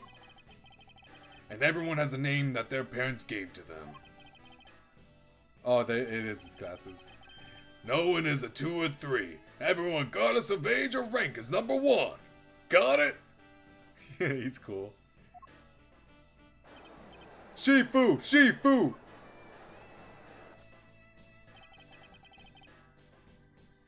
Are those like red spider lilies on her shoe? You're Agent Lang, I take it. You infidel! How dare you address our Shifu so rudely? Oh my. Lang Ji says, a cub who disrespects others soon feels the disciplinary bite of an elder. So don't you ever forget to show the proper respect towards another person. Okay, he's rough around the edges, but he's nice. He's nice. Sheena? Or is she an assistant? Is she the K to him? Like, we have K, like, they're partners. Well, they don't know that yet, but they're partners. And they're partners, maybe? This isn't much. Or maybe she's an Interpol agent and she's just, like, tasked to be with him. This isn't much, but please accept my card. Oh, thank you. Please accept mine in return. Aw, that's cute. You all see that just now? That is the proper way for 2 people to show their respect. I like him a lot. I like him a lot. But we'll continue with him tomorrow. We made a lot of progress today, I'd like to say. Oh, God. So with that, if you're watching the VOD, hit the like button, subscribe if you're new, and I'll catch you guys later. We are not ending investigate. I will not play another game until we are at least done with Investigations 1. And then I'll move on to something else I haven't finished. And then we'll return to Investigations 2 at a later date. We'll see. But I can't wait to see more of these two. They look cool. But anyways, bye-bye.